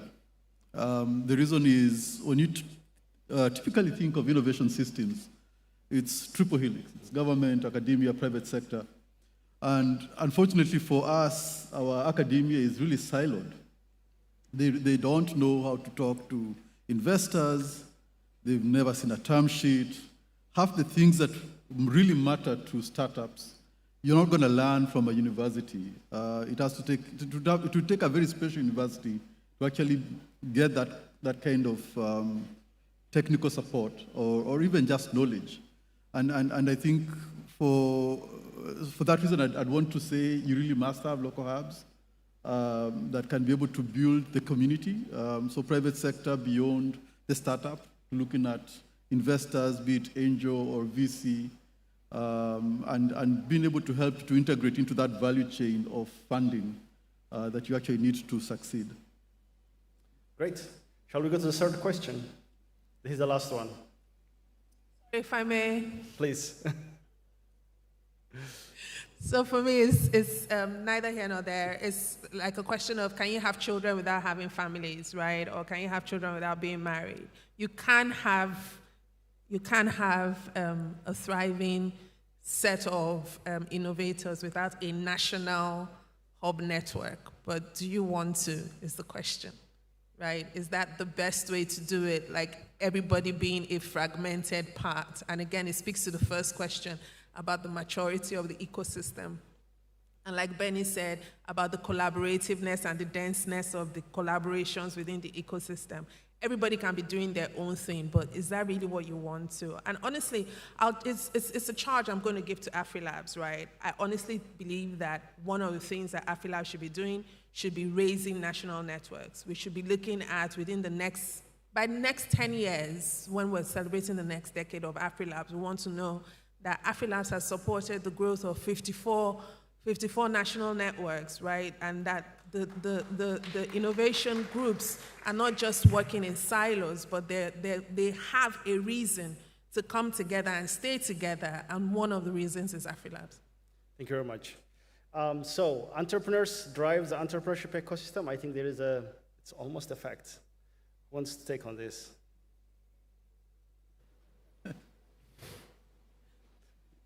All right. I think for all the three questions, as you just said, it's not straightforward. It's not just about one stakeholder, right? Everything can happen without, a certain specific stakeholder, so long as at a systemic level things work, right? So when Kenya was called the Silicon Savannah at first, that stemmed from a hub, M-Pesa's early team, maybe M-Kopa, the Ushahidi guys. It was like 4 or 5 people that were starting the ecosystem and active on different specific areas, and then that kind of grew organically, right? And grew also by way of being pushed. So it wasn't necessarily just a hub. It was everyone working together but separately on their own mission, right?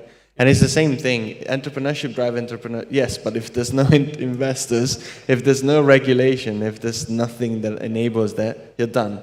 One of the things that I'm struck with is, for instance, Ghana is an ecosystem that has a lot of hubs, has a lot of entrepreneurs, but for some reason, it's very internationally well renowned, but for some reason it's not getting the same attention from an investment perspective that Nigeria is getting.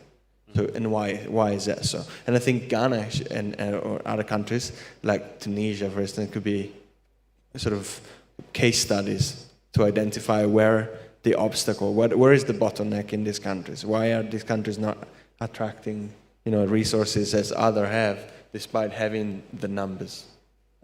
Thank you very much. So let's open for the floor for a couple of questions. But I think let's try if we can type the questions on the screen so that it's easier.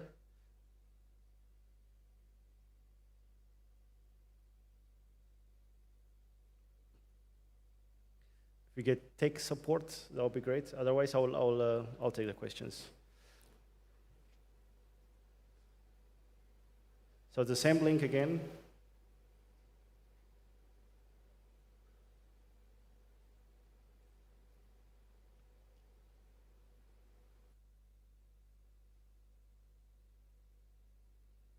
So the last slide, then we can see the questions as well. Yep. So if you go to the next slide, we can see the question as well. But in between, maybe, I can also ask maybe the first question. Are you able to put some question here?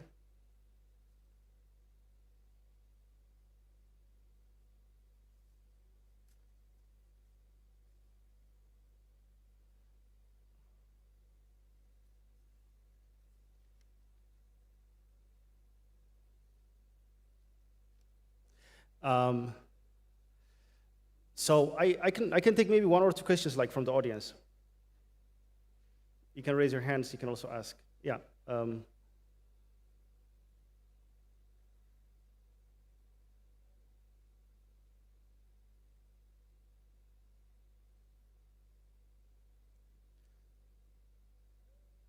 Right there. Yeah. Thank you very much. And then next, the gentleman on the left side. Good morning. My name is Mara Jane from Zambia. My question is to Dario. I was looking at your reports, and I didn't see Zambia anywhere on your reports. And I wanted to understand what sort of criteria you used to collect data, why Zambia hasn't made it to any of the reports thus far, and how can we improve on collecting data from countries like Zambia that are growing. I know we're not doing as well as Nigeria, but it's a very vibrant ecosystem. It's growing, and would like to see data or information that is being collected and presented in a very beautiful manner like that. So I wanted to know what criteria and how can we get Zambia to be recorded. I think I'd seen a report a couple of weeks ago where Brighter Bridges had actually created some data on Zambia, but I didn't quite see anything on any of your reports today. Thank you very much. Thank you very much. And the gentleman like on the left side. And can we also show the Mentimeter so if you see if there are some questions on the platform?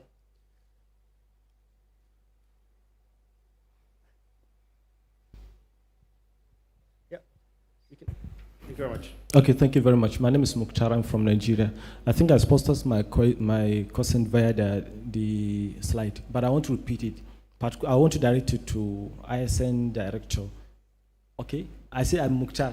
What I'm saying is, I had an experience in my state, I'm from Nigeria in Sokoto State, that we created a hub, and unfortunately, the government in our state is using the hub, the leadership of the hub for their own benefit, and they end up distracting the whole hub. So how do you think we can run a successful hub away from the distraction of government? Thank you very much. I saw some hands on the other side, at the back.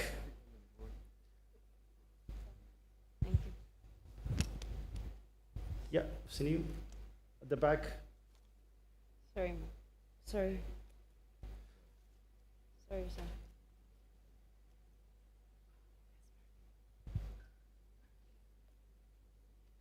Thank you for taking my question. My name is Abigail Wohocha, and I am part of the UNDP Accelerator Lab here in Nigeria. The question actually is prompted from the conversation, or rather the comment made by Nega in terms of local versus national. I thought it was interesting that you pointed that out. And I'm curious, do you feel that there's a particular role for Africans in this discussion about the African ecosystem in terms of how we really look at these labs? From that comment, it's almost like, are we looking at local from a Western perspective? Or are we looking at it from an African perspective? Are there particular sensitivities, cultural sensitivities, things and dynamics that maybe we as Africans can spot that maybe our allies in the West cannot spot? So I'm just curious if there's a particular role that Africans play in the discussion of supporting the African narrative and the African ecosystem. Thank you. Thank you very much. Last question. Here.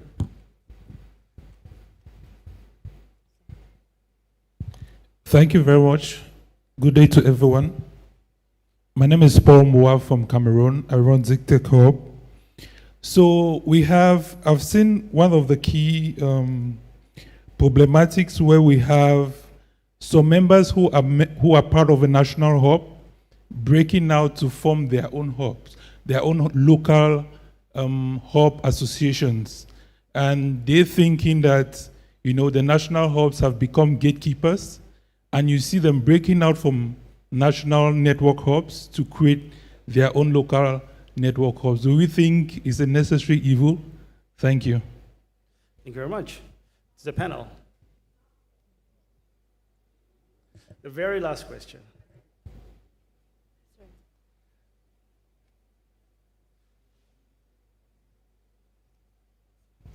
Thank you very much for allowing me to question bomb this panel. My name is Fayo Williams from ISN Nigeria, and my question goes across both Nekesa and NECA. I would like to find out how we can improve this love-hate relationship between the hub networks and government, if there are any of the panelists who have been able to overcome, showing government that hubs are necessary, they are intermediaries, they are part of the ecosystem, they would help entrepreneurship. Can you let us know what strategies you have used? That's one part of my question. And the other part is for the academia. Again, in Nigeria, there's a disconnect. So we have all kinds of studies on how bitter leaf can bring down cholesterol, on how all kinds of things can help to improve nutrition in Africa, but there's no commercialization. There is no handshake between the hubs and academia. How can we overcome this? What are the strategies? Thank you. Thank you very much. Let's go back to the panel. Who wants to take first? Sorry, I know there's a lot of questions from the audience, but we're going to have like a lot of time to discuss in the next days. I can give a bit of a experience from Kenya in terms of the government and what we did. So I talked earlier about how ASEC came into being. We were born out of strife. So the government thought they wanted to do something on ecosystem. They talked to the World Bank, brought in a loan, not a grant, a loan of $50 million to invest in our ecosystem. Didn't talk to any of us. They went doing what our governments love to do, benchmarking. So we had the top government officials going to Silicon Valley, going to Korea, going to Singapore, all of these amazing countries. And they basically were going to take all that money, bring in international consultants to come and tell us how to grow our ecosystem. And we basically revolted. We said, keep your money. We're not going to be part of this. We refused to contribute to conversations or to share our insights. And it got to the point where even the World Bank had to accept that they were not with us. And within that space, ASEC was created, and we actually got a seat at the table, and we were able to actually speak to how that program is designed and how it's going to be executed. So going back to Rebecca's words, we do have the power. We do need to assert our power and not just accept to be treated. I think I was talking with a gentleman from Rwanda earlier yesterday, and he said, there are times you walk into a scenario and you're like, I'm the product. And there are times that you walk in and you're part of creating the product. We want to be the ones that create the product, not be the product. And I think it's only when we speak with one voice that we can achieve it, and even if it just means revolt. The second thing is to highlight we do need government. So yes, it's a love-hate relationship. It's sad. But let's be honest, there's no ecosystem, innovation hub anywhere in the world that does not thrive if you don't get government support. What we do is, and I think the narrative that we are facing is a big one. We have an ideological difference with our governments, because they look at the youth and they think this youth needs to create jobs for themselves. But their approach when they look at it is not startups. They are thinking microfinance. They're thinking subsistence entrepreneurship. And what are the job that we have to do is to elevate the conversation beyond microfinance and subsistence to actually startups and building the formal sector. For a lot of our countries, the formal sector has literally been, how do I put it? It's been overtaken by the informal sector by leaps and bounds. And so our governments and our politicians, when we are talking to them and we're talking about innovation, the reality is half the time they're listening to you, but the context within which they are trying to understand is the completely wrong context. So we do need to do a lot of work, and I think AfriLabs needs to support us in this so that we triangulate the message from at the very top. Why did our countries invest in ICT? You go back to NEPAD, Obasanjo, Wade, Thabo Mbeki, and literally you see this ecosystem we're talking about being dreamed of in the blueprint that NEPAD came up with at the turn of the millennium. So it's not that our governments don't listen, it's just that we do need to understand the channels for speaking to them. And I think we need both a top and a bottom-up approach that basically gets the message across to them loud and clear, so that they understand, yes, you built, we can see the goose that lays the golden eggs, but don't strangle it right now. We're just getting started. We're here to transform this continent. And we are your allies, not your, So yes, we are misunderstood, but it's not like we have enemies. It's just a major ideological difference. Thank you very much. Ikesa, please, and then I'll come to you, Lenka. Thank you. I'd like to respond to Fayo's question and share a little bit of the experience that we had. So prior to joining AfriLabs, I worked with iHub, which is an innovation space in Nairobi, Kenya. And so iHub turns 11 this year, and so has been, they've been operating for quite a while. And when the hub was founded in, say, 2010, and I'd say about 2 years after that, majority of the coverage for the work that iHub did was done by media outside of Kenya. A lot of the goodwill that we got, a lot of the funding that we got came from outside of the country. And so that was where we focused in terms of our relationship, because that's who was watching, that's who was listening. And we had intentionally, because as you rightfully say, there is frustration sometimes working with public sector, we had intentionally not nurtured that relationship. But it wasn't until perhaps 3-4 years into iHub operations that we then made an intentional decision, and we said, you know what, it has to be give and take. It's not about going to the table and saying, because we are innovators, you must support us in this way. But it's also about going as peers. So like Robert says, it's not really about the begging bowl, but it's about going to the table and having conversations as peers, both of whom bring something to the table. And so when we understood that dynamic, where there's things that government needs that we can offer, and there's things that we need that they can offer, then we're able to nurture some kind of relationship with our national government. And for sure, it takes a lot of patience. And you have to breathe in and breathe out and then walk across the red carpet into the government office and prepare to have long conversations and need to make your case, and it won't happen overnight.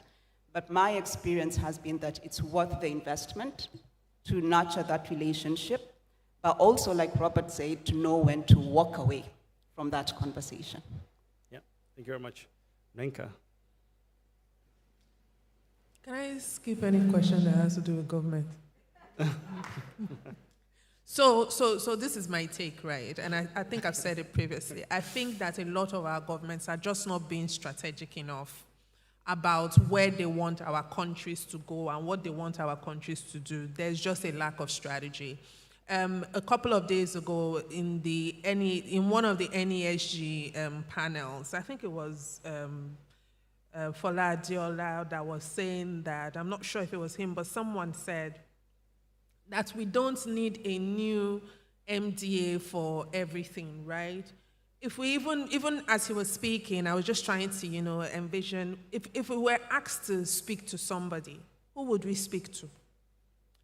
In Nigeria, who would we speak to? There are like 3 ministries, there are like 8 MDAs, and it's now a matter of who wants to own the budget, right? We're not looking at it from the strategy of this is what can come out for the country, for the youth, for the economy. We're not looking at it from the government side, and that is, I think, my biggest frustration. If we were looking at it from that side, we would have a sit down with different stakeholders, and it's not just innovation and technology. Agriculture, which is our biggest employer of labor, right? And yet, climate change, we're seeing reduced output in our food. What are we doing as a national strategy? What is the government doing? Do you understand what I'm saying? And then when they decide this is what we want to do, or who do they bring to the table to execute? Because it's the people that are on ground that will execute it, right? But again, you see, for instance, you start seeing that hubs are getting visibility, like Nekesa said, getting visibility maybe from even global press. And we're seeing some startups that have pivoted or raised or exited. And then next thing, the government goes and opens hubs. Like, that's not how it works, you know? So I think, I actually told them in Lagos that I'm not going to say anything about government because they say I must come back home.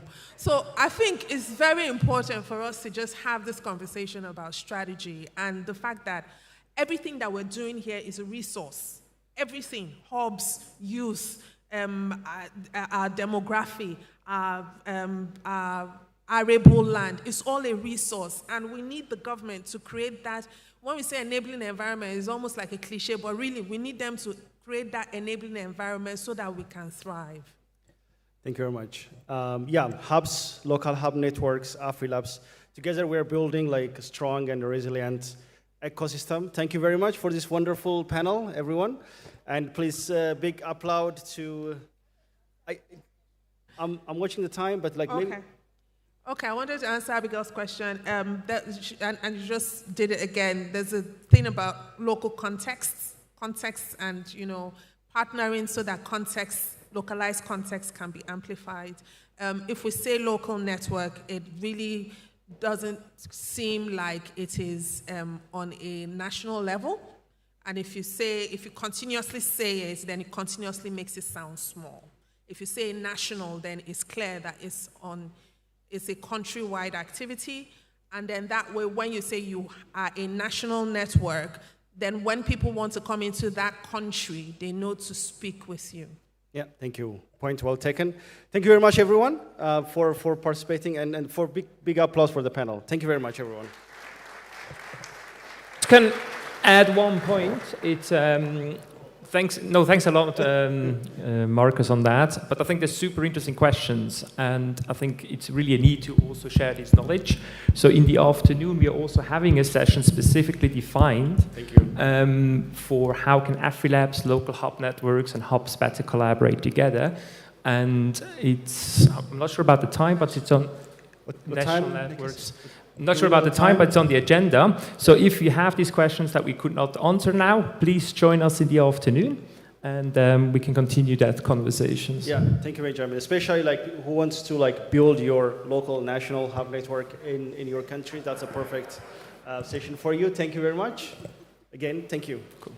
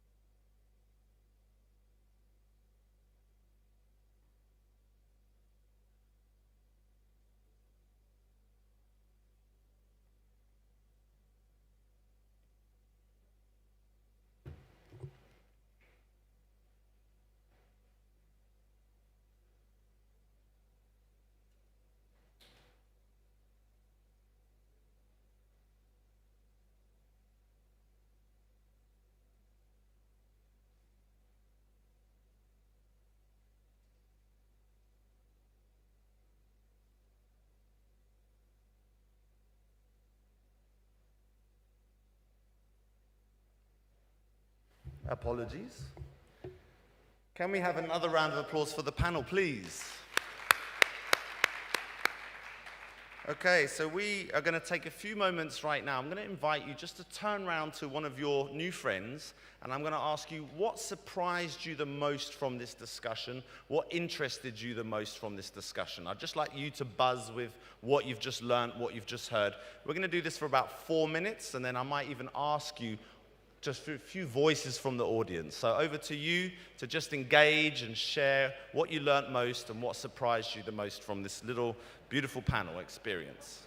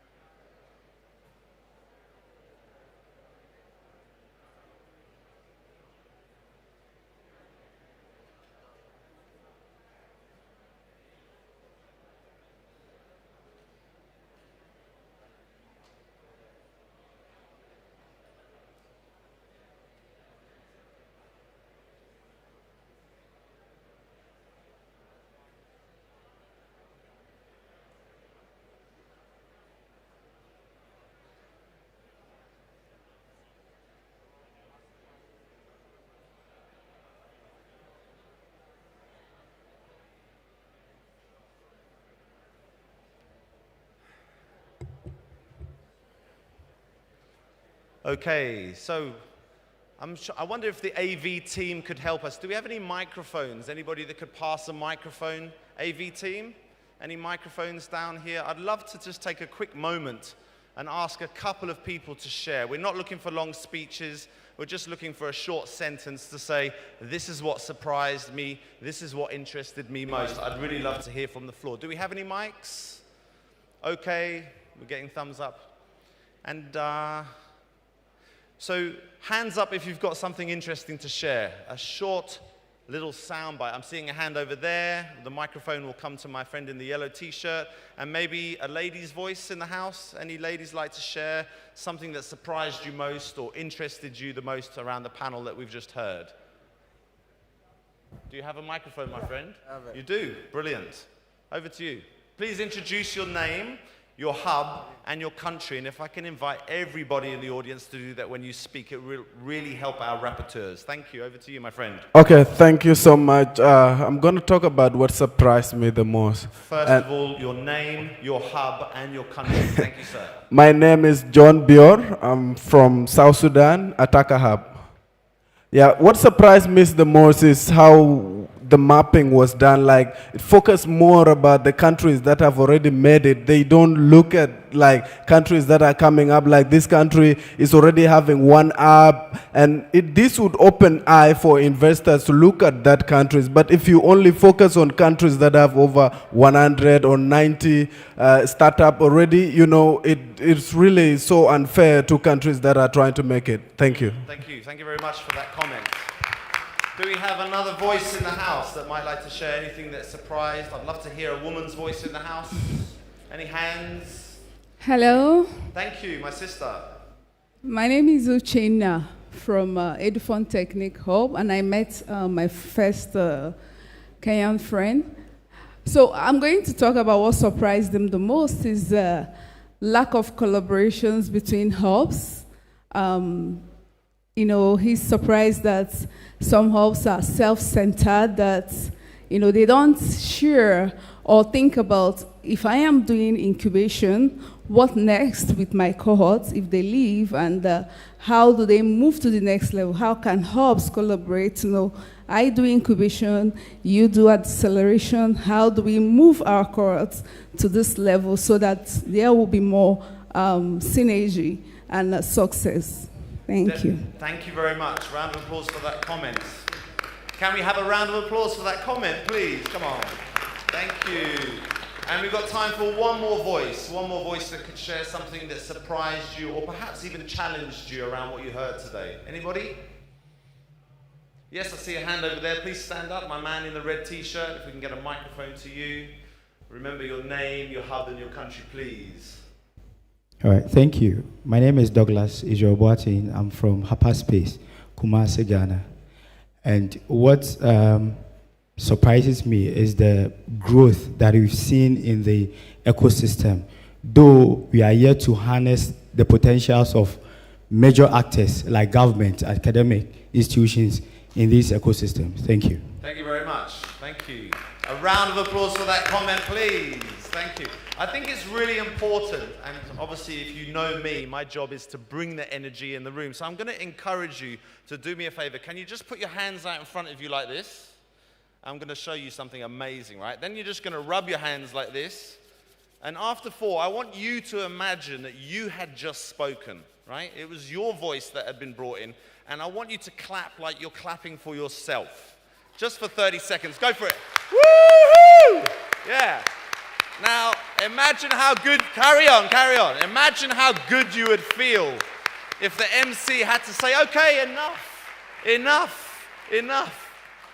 I think we should bring that energy into the room for the rest of the gathering. What do you think? Right? It's about an attitude of gratitude, and the fact that this is the 10th annual gathering means that we should be celebrating each other, right? And making sure that we're listening, acknowledging, and spreading the awareness that we are together in this, right? So in a moment, I'm very excited. On my journey here, I got to meet a young man. His name is, I'll get his name right, Oscar Nchaso, and I'm going to invite him to the stage to share a short poem. Before that, I just want to tell you a little bit about him real quick. as well as being an incredibly well-dressed guy, and you'll see when he gets up on stage, right? He happens to also be the author of 3 books. He has an MBA, he is an economist, a business consultant, a founder, and a managing director of Dream Hubs in Equatorial Guinea, which I learned, a bit embarrassed, it's the only Spanish-speaking place that we have in Africa. So you are welcome, my friend. Hola, Oscar.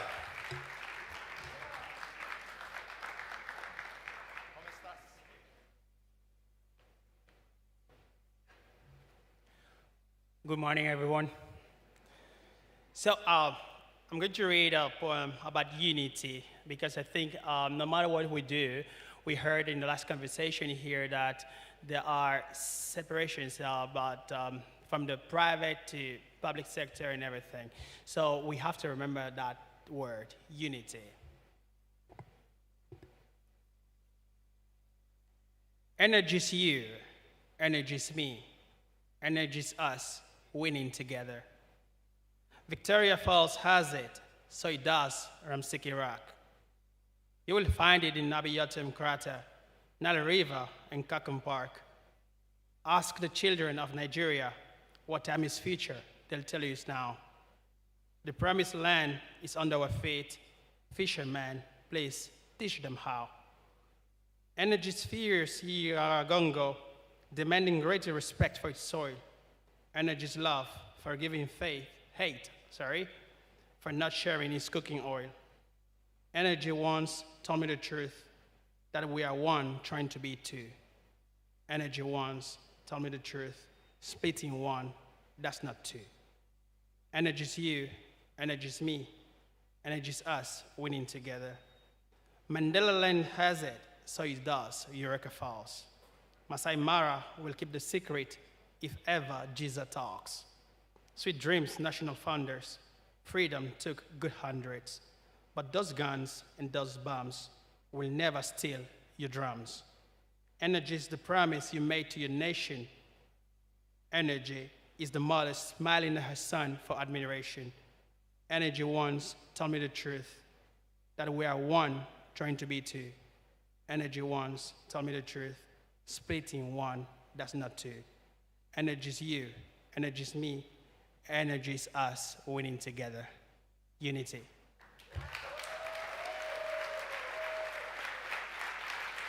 Thank you.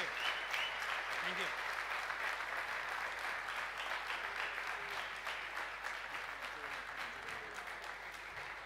So that's the kind of round of applause that I think the man deserves. Oscar, that was absolutely beautiful. I've just been told by a little bird that it happens to be this good man's birthday today. So, happy birthday, Oscar. Stand up and give him some celebration. And if you're celebrating a birthday, we celebrate you as well. Happy birthday to you. Happy birthday to you. Happy birthday, dear Oscar. Happy birthday to you. Thank you so much. I gotcha. Fantastic, fantastic.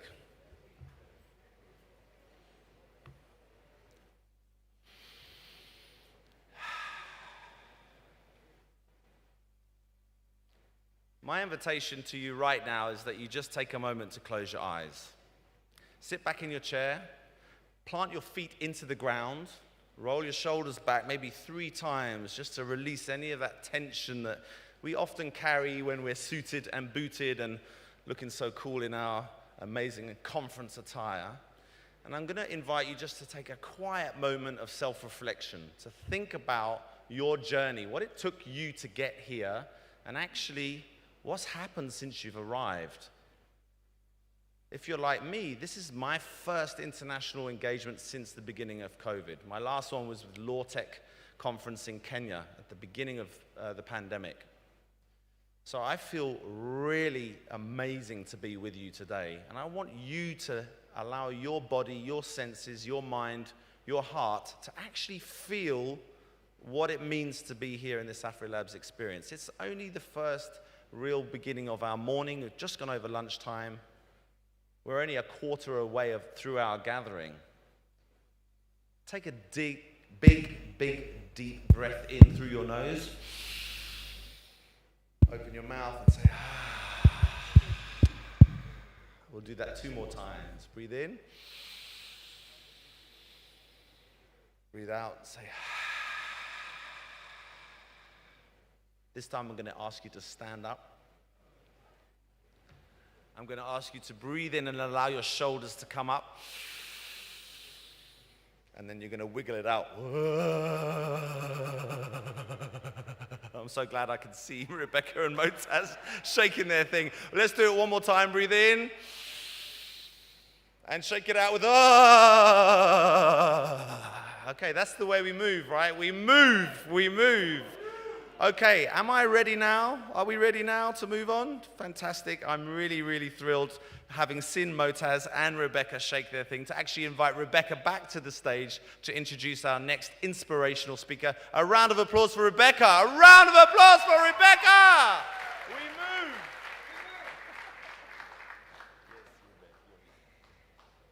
move. Wow, Oscar, thank you. Wasn't that inspirational? You know, we have people alive and dead who inspire us, who get us to have hope for humanity, who are always there to be the voice for the voiceless, use their power to help and support others.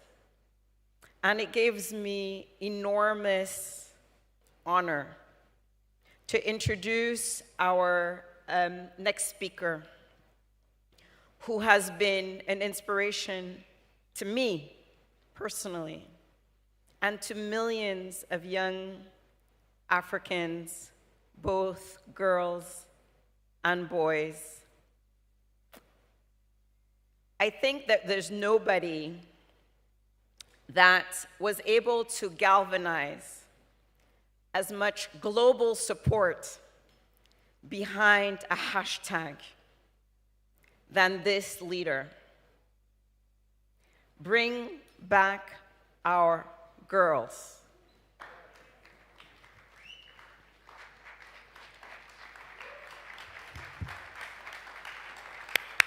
So now many of you know who's coming, right?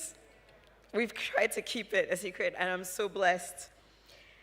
So leadership doesn't require a title, but she's had so many, including Minister of Education of this great nation, our host nation, Nigeria.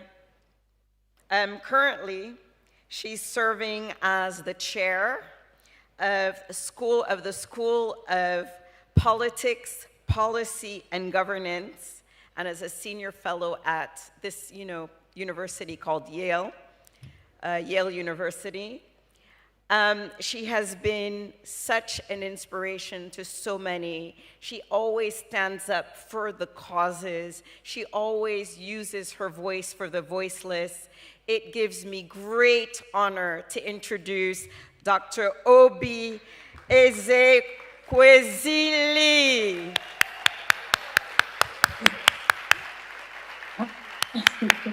Hello.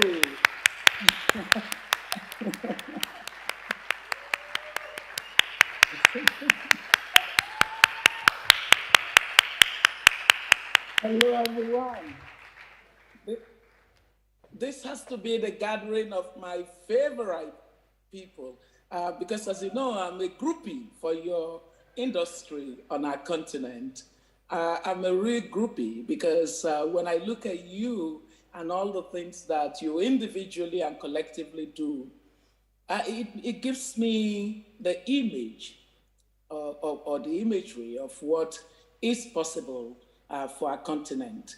I was delighted to receive the request of my dear Rebecca, an incredible leader, a leader who is blazing the trail. There's nothing more exciting as when people chart new paths and they can hold their own. Rebecca, I am immensely proud of you. Your work really celebrates you. It's not something that anyone can, debate. And for the rest of you that are out there, leaders in your ecosystem of Africa's showcase of the power of talent, the fact that the sector that you operate in is one where you don't do well because somebody did something in your favor. You do well because you actually distinguished yourself in the thing that you suppose yourself, or you put yourself out to be an expert in. And that brings me to the real message that I'd like to share with you. It is that 10 years after your existence as the most creative of hubs that globally can be acknowledged as being supportive of the ideals of a community of practice, you now have the opportunity to think about the next decade. And the next decade falls so close to the decade of by the time of the next decade would be so close to the aspirational date of the Sustainable Development Goals, 17 of them. And these 17 goals really matter for our continent. We're not doing as well as we should. It's even worse because following the COVID-19 and the lack of a clear understanding that it's almost a reset. It, in fact, is a reset because every country has to really rethink and reimagine. And so for our own continent, while dealing with the basics, you're now told that you have to completely rethink. In normal circumstances, a lot of our leaders don't think. Not to talk of where they now are faced with something that puts them under such immense discomfort and pressure to have to do the thinking, and they are still not doing the thinking. And so we're looking at the date, and we can see that we're far behind. What can be the accelerator? I sort of think that now you would think of your next decade as the decade that helps you go macro, even as you continue with the micro.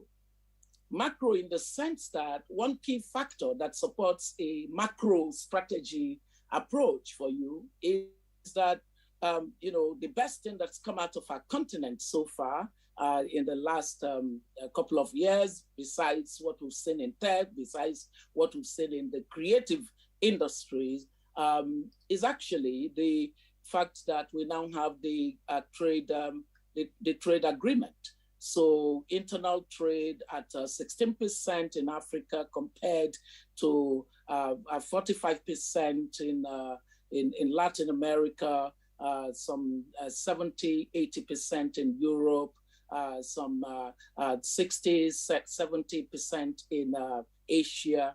It's really a drop in the ocean. And because our economies are too small to be meaningfully attractive to boardrooms, just having an Africa that is a trade union, the largest trade area, is very important. And it is it actually very important for your sector. Your sector is about exponential growth. And so to that extent, I feel like your macro strategy has to really look at the critical value points that the Africa Free Trade, Continental Free Trade Agreement, can unleash. You need to look at that instrument critically and be the catalyst that will force a real implementation. It is important that all the countries that are part of this should domesticate as quickly as possible and align internal policies to support the kind of impact that growth should have. A continent that suffered a growth collapse as a result of the global financial economic crisis, 2008, 2009, and then was beginning to make its way back toward the regions of the annual 5% growth it had experienced for a period of more than a decade before the global crisis, is now having to struggle to get back into a growth level that is higher than its annual population growth rate of about 2.8%. So it means that we do need to more than triple, we have to quadruple growth, as a matter of fact, to get close to what begins to make a dent on poverty. Why is it important that we should make a dent on poverty? Well, data, analysis shows that from the World Bank, shows that by the year 2030, 90% of extremely poor people will be in Africa. Surely that's not the Africa you want to be part of. In your generation should be intolerant of a continent that continues to be the poster continent for poverty. And so my sense is that seeing how technology has been important in driving growth down, I have used the impact of technology on distributing opportunities faster as a way of canvassing quicker reforms. So one of the courses I teach 2 courses at Yale right now, and one of the courses that I teach is on economic systems, right? And I'm using technology and what has happened in the sector for our continent as a basis to spur the necessary market reforms that are possible in many other sectors that are market closed. And so I urge you to see that, to understand that there's so much leadership that's upon you. And I don't want to burden you with too much by saying to you that you really are the people that can create the pathway toward a macro emphasis on disrupting politics and governance. I believe that in much the same way as you have disrupted the structure of certain sectors in the economy, so also must you understand that, as a matter of fact, the greatest obstacle, the thing that is the limiting factor to how far even your sector can grow, is the quality of governance. And the quality of governance is correlated essentially to the quality of politics. If technology can disrupt the financial sector, can disrupt things in other related sectors of the economy, then surely it can disrupt its greatest barrier to growth, which is that we have a really terrible bunch of fellows running our politics on the continent. I mean, it's such a terrible bunch of fellows, and and I think that your generation should be totally impatient with replacing this kind of a mindset. I believe that you should not get lost in the beauty of your startups doing great. I don't think that it is sufficient for you to create the number of jobs that you're creating. The real transformational prospects of our continent will be determined by how quickly our continent can do the right things all the time. I think it was Lee Kuan Yew that was asked, how was it that you could, get this done within the time that you were doing it, and your contemporaries in a continent like Africa are struggling with the same issues? And he said, we simply found a few right things to do, and we just kept doing them right. So look at it this way, guys. When you look at what it is that countries need in order to grow, you can put them in a framework.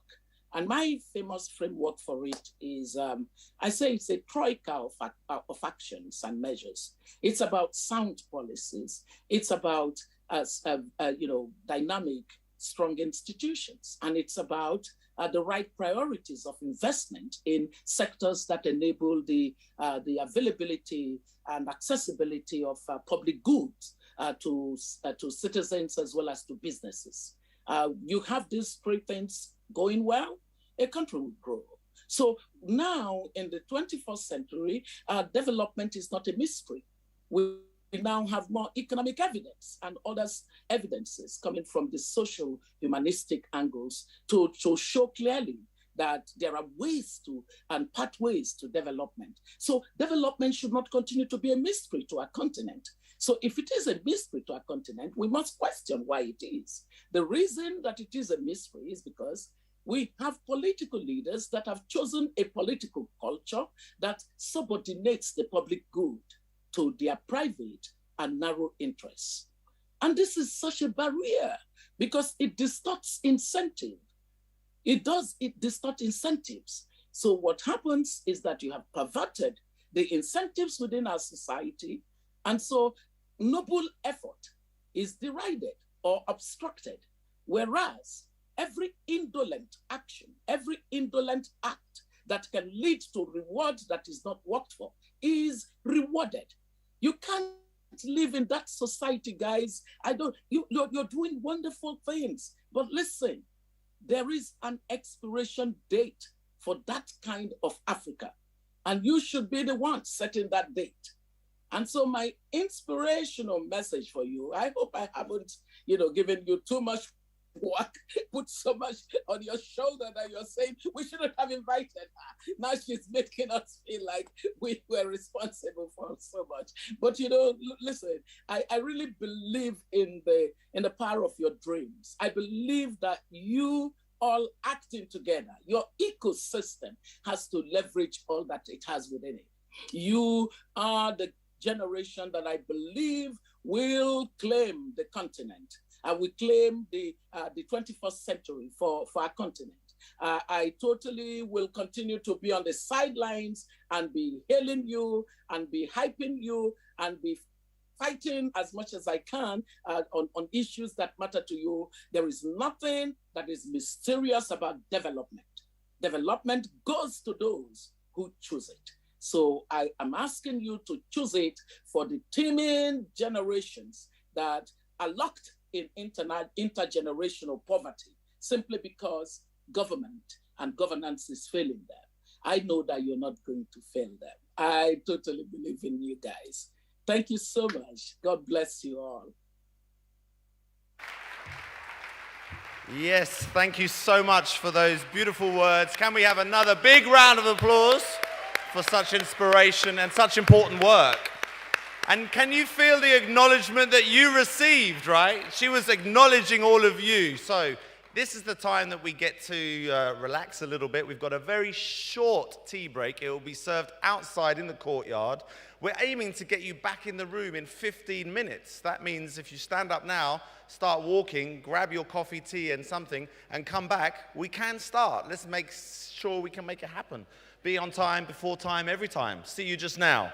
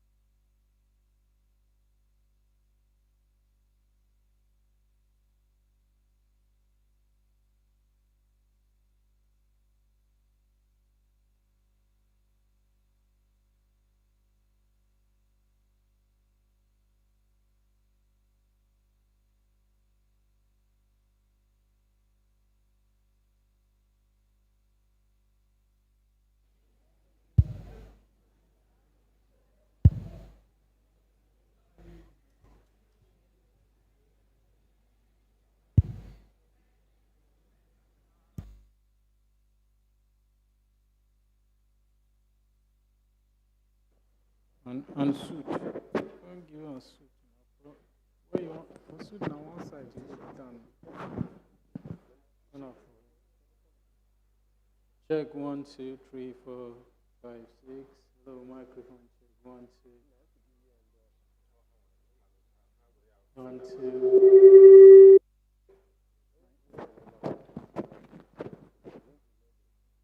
Problem.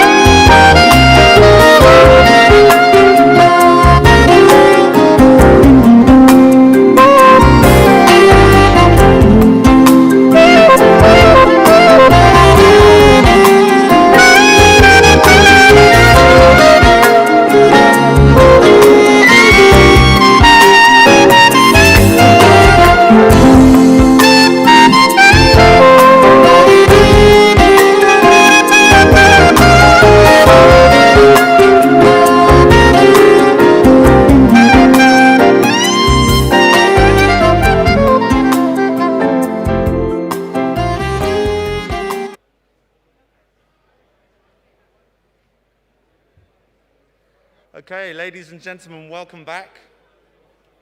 Woohoo.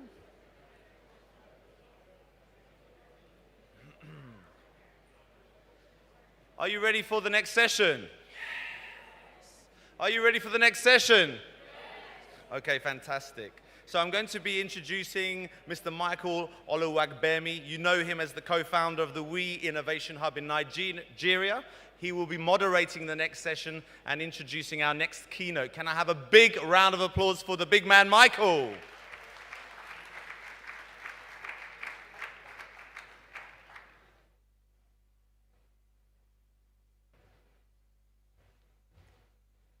Thank you very much, and good afternoon, everybody. Good afternoon, everybody. Seems like you guys are getting tired.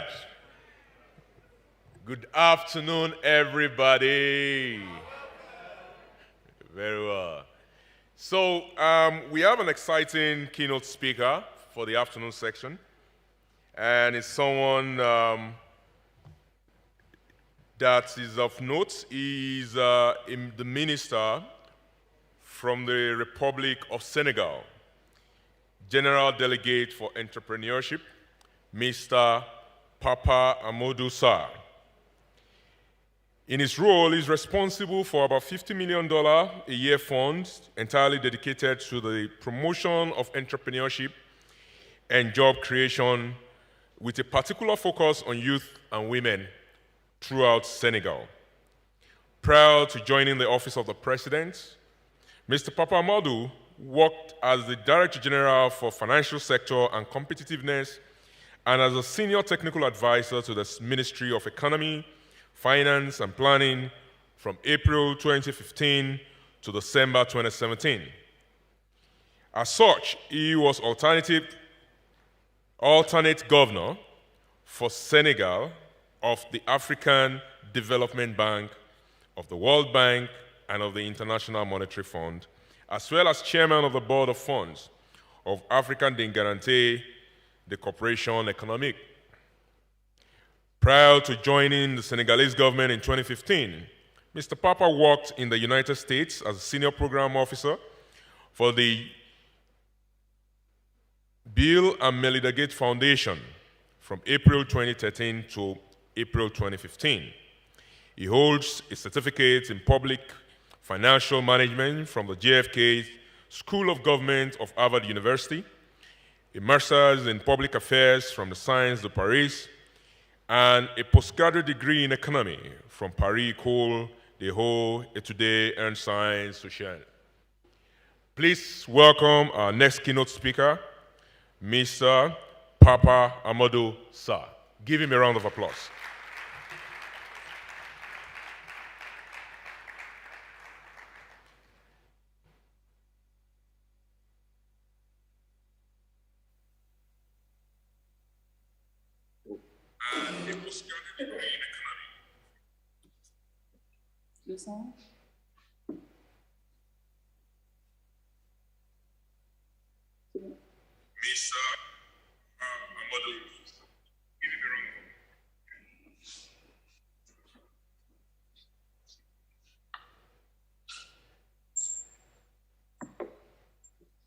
Good morning, ladies and gentlemen.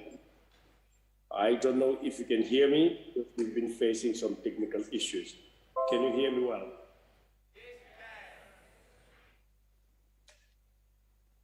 Excellent.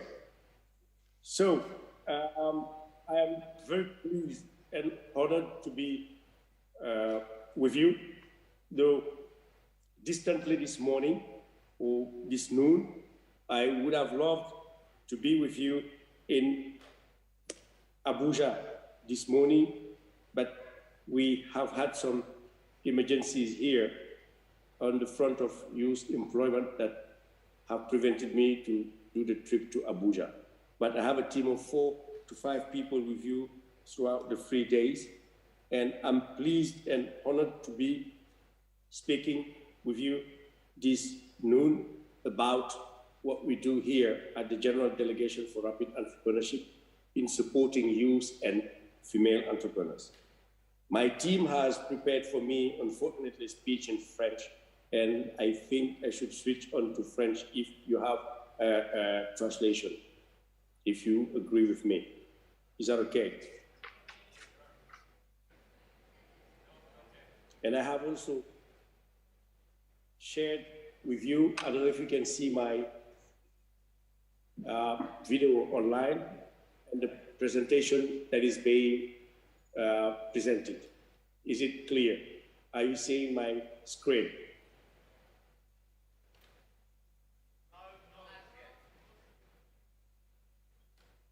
All right, so in a nutshell, what I could say is 85% of entrepreneurs fail in 5 years in sub-Saharan Africa. And this is a tendency that has been reversing with the facilitation of incubators that support young entrepreneurs. And mostly the key issues these entrepreneurs face are issues related to financing, but also access to market and lack of experience. And fortunately, the work done by networks of incubators or labs will help them get access to technology, R&D, but also networking opportunities and expertise and all soft trainings that help them, how can I say, raise some funds and also become big entrepreneurs over the future. For instance, if we take the example of what we as a government of Senegal have been doing in terms of support to startups and innovators and entrepreneurs across the country, we have been doing awareness and effectiveness support of current government's entities here in the country and supporting the entrepreneurs. If you can see on this graph, you can see clearly that there are not but sufficient or effective financing and support from government to private sector and mainly entrepreneurs and startups.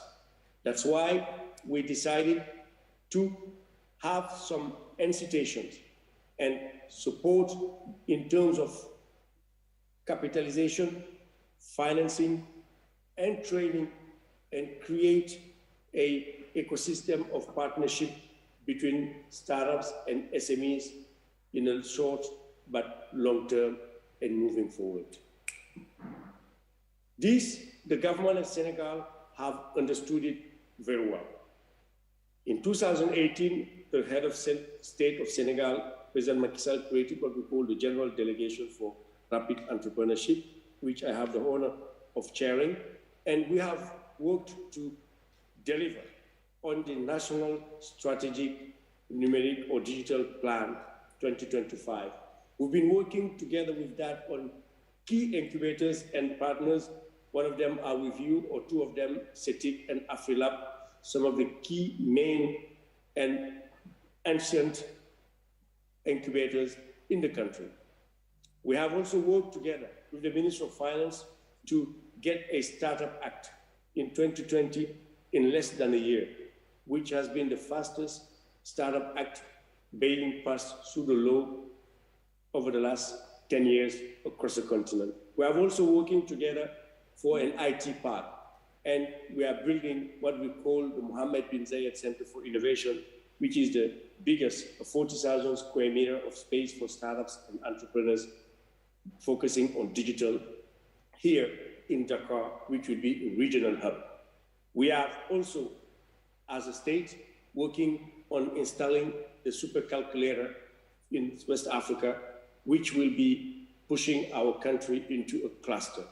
And not but not least, data centers for chair-free, which are being built not only by the government, two are already functional, but also private sector, and ones are also theirs, namely Orange and Free, both mobile telecom companies.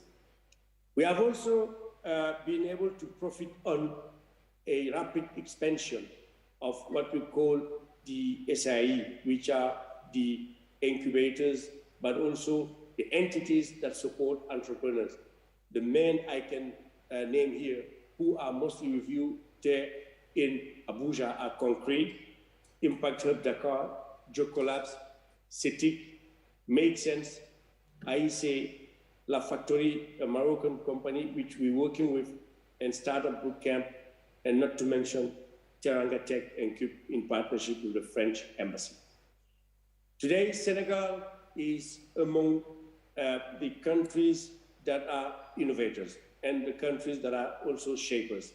But I'm not very proud of the rank we have, which is the 105 out of 131, which are the most innovating countries. Still, we are 8 in Sub-Saharan Africa behind Mauritius, South Africa, Kenya, Tanzania, Botswana, Rwanda, and Cameroon, and Cape Verde, but we want to be in the top 5 over the next 3 years. And if you go further, what we see as challenges facing the startups and the SMEs in the digital and innovation sector are basically the lack of pre-incubation and incubation, but also the support to materialize the proof of concept, R&D, and move on.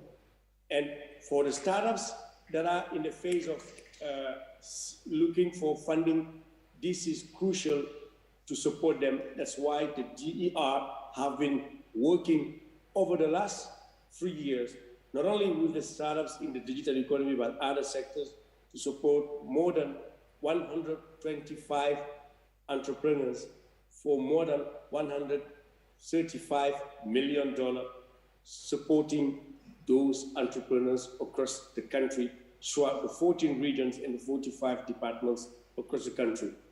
On top of that, thousands of entrepreneurs have been trained, have been formalized, and have been helped to access training programs, capacity building programs, and ecosystems. And last but not least, we're working towards what we call the hubs for the DER, which we call the D-Hub, which has the main objective of fostering innovation and also to unleash the growth potential of our country in different sectors.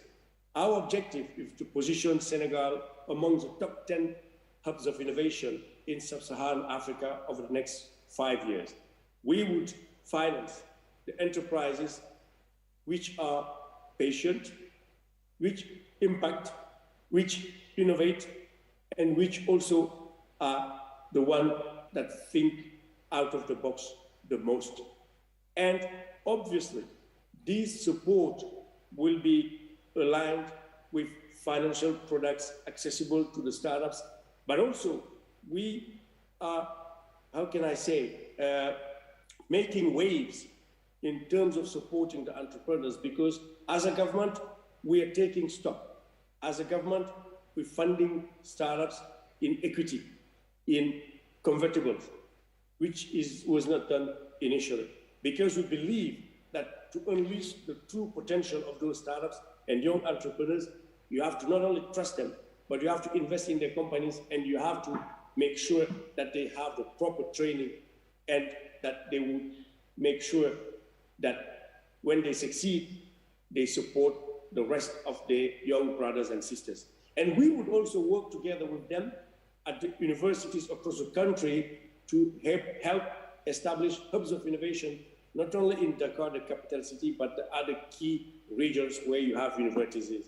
And we make sure to dematerialize and digitalize the whole processes of facilitating and having access to business and financial services and non-financial services for those startups and companies. And for that, we established what we call the Fonds de soutien à l'innovation. It's an innovation support fund of more than $60 million we are working on raising. And every year from 2018, we have already invested more than $15 million. And our objective is to raise additional $25 million over the next 3 years to support SMEs, startups, and also build a strong and capable entrepreneurial ecosystem conducive to growth for all our entrepreneurs, focusing, of course, on youth and women, and saying that we have made a discrimination for women women count for more than 70% of our general overall portfolio here at the delegation.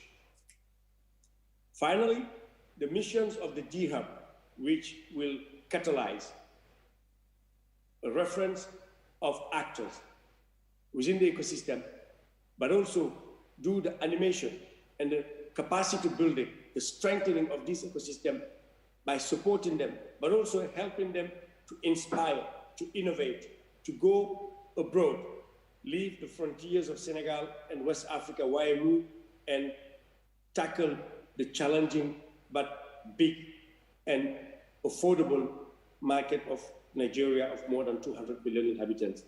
That's why I'm really happy that my teams are already there with you today to see how we could network with the capacity to raise more into partnerships in supporting the entrepreneurs in Senegal and in Nigeria and creating a bigger market with the ECOWAS so that the Nigerian startups, as they came here 2 weeks ago with the startup bootcamp, but also to come back here in Senegal, invest in our country, and help also our entrepreneurs go into your country and help support the ecosystem of economic prosperity between the ECOWAS region, among our countries, and amongst our partners.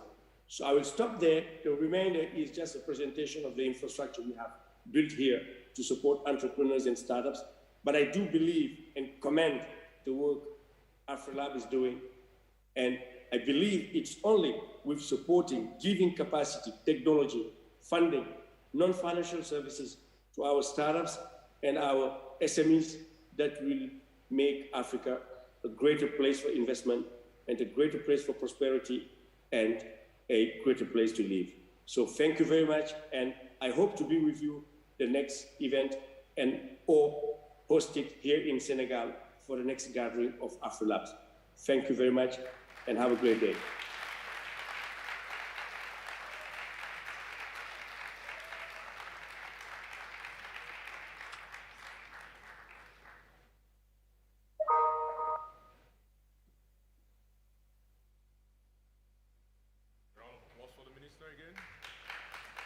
Thank you. Thank you, Honorable Minister. At this point, we're going to go to the actual panel. But before I go there, I have an announcement to make. There's supposed to be a breakout session called the Unibase Workshop. It's supposed to take place at the Niger Enugu room upstairs. So if you pre-registered for that, it will start in about, I think it already started about 2 minutes ago. You can, quietly shift base to the Unibase workshop upstairs in Niger Enugu room. So without much ado, I would like to introduce our panelists for the next panel, where we'll be talking about bridging the gap in policy and digital innovation in Africa. It is my pleasure to have with me 3 of the 4 distinguished panelists. One person is excused because could not make it. However, of the 3, 2 of them will be joining us physically, and they are here with us. We have Miss, I hope I'm calling this right.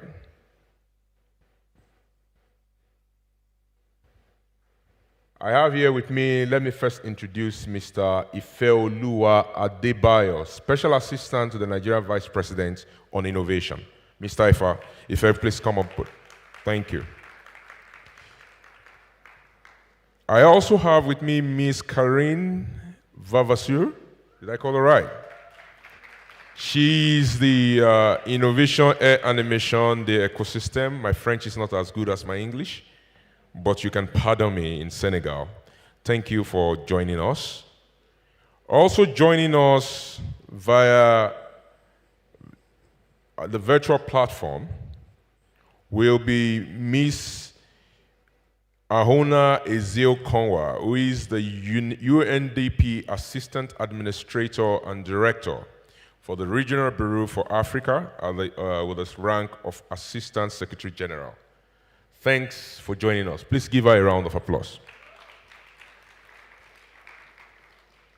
I'm sure we've spent the larger part of the day talking about the impact of government on us.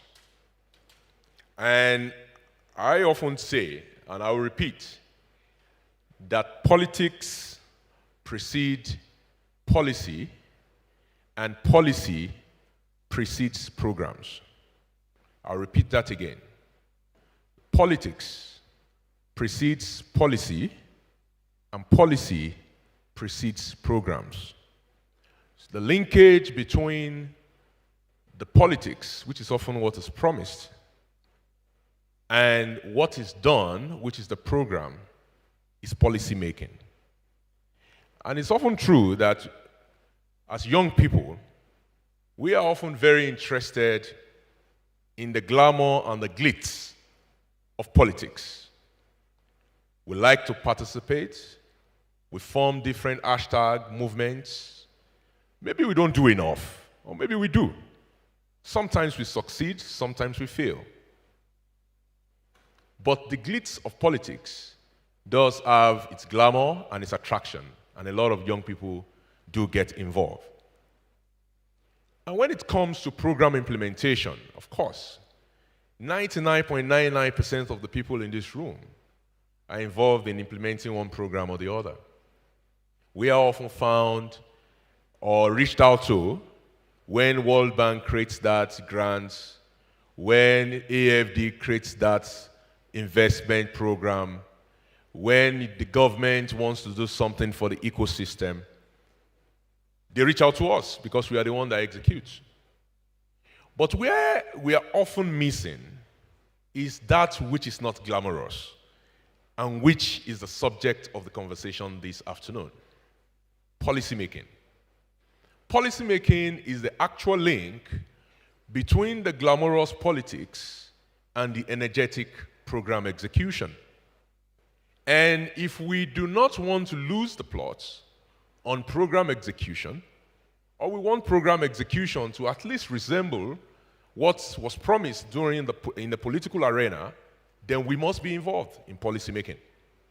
And that is why I think this panel is a very important one that every one of us should pay attention to, as I have the pleasure of introducing the concept of this discussion.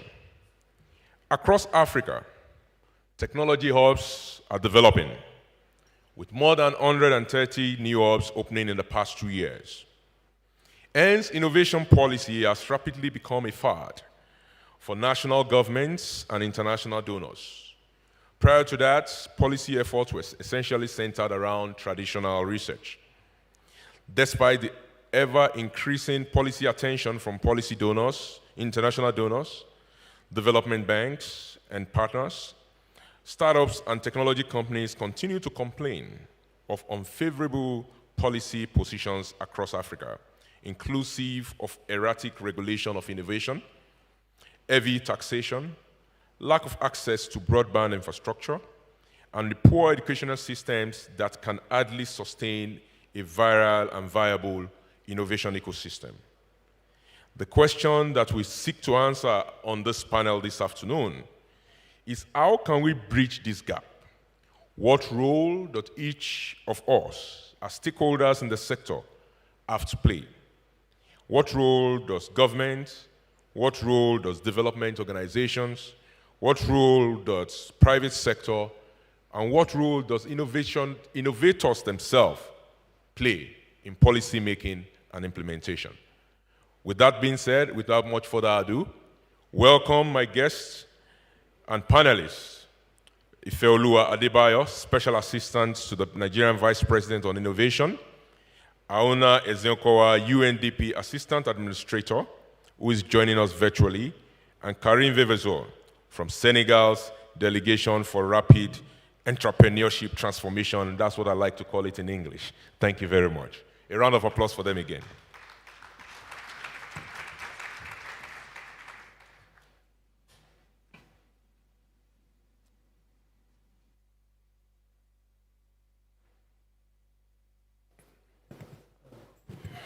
All right. So we're going to make this hopefully quite conversational, and we're going to sometimes shift gear to those of you on the floor to also ask questions of the panelists. First of all, I guess we'll go with the ladies first. And the lady who is seated in front of us. I'd like to ask you, why is innovation policy making? Is it just an in thing? And why is it important? Why should we care? Thank you so much. So first, I would like to thank you for having us here. We are really happy to be with you. And as the Senegal government, we could not imagine not being here at this gathering because it's really important, as the minister has mentioned, to be connecting with all the ecosystem that are present here. And we are glad to have the Senegalese delegation together with us. As my mother tongue is French, and I would like to go deep in what I would be sharing, I will switch in French, so I hope you won't mind. Not a problem. Et alors, pour adresser la question, aujourd'hui, quand on parle de politique d'innovation, et notamment de politique d'innovation publique, on parle de répondre à des enjeux. C'est avant ça. C'est avant tout répondre à des enjeux. Et quand on parle d'enjeux ici, on en a parlé tout à l'heure, hein, on l'a entendu, il y a une question vraiment d'explosion démographique notamment qui doit être adressée avec une suite de défis qui vont s'en venir et qui sont déjà là. Des défis en matière d'accès à la santé, des défis en matière d'accès à l'éducation, des défis en matière d'inclusion financière, entre autres. Et tous ces défis-là, en fait, aujourd'hui, nécessitent d'avoir des réponses et des approches qui soient adaptées en fonction de l'écosystème dans lequel on se trouve.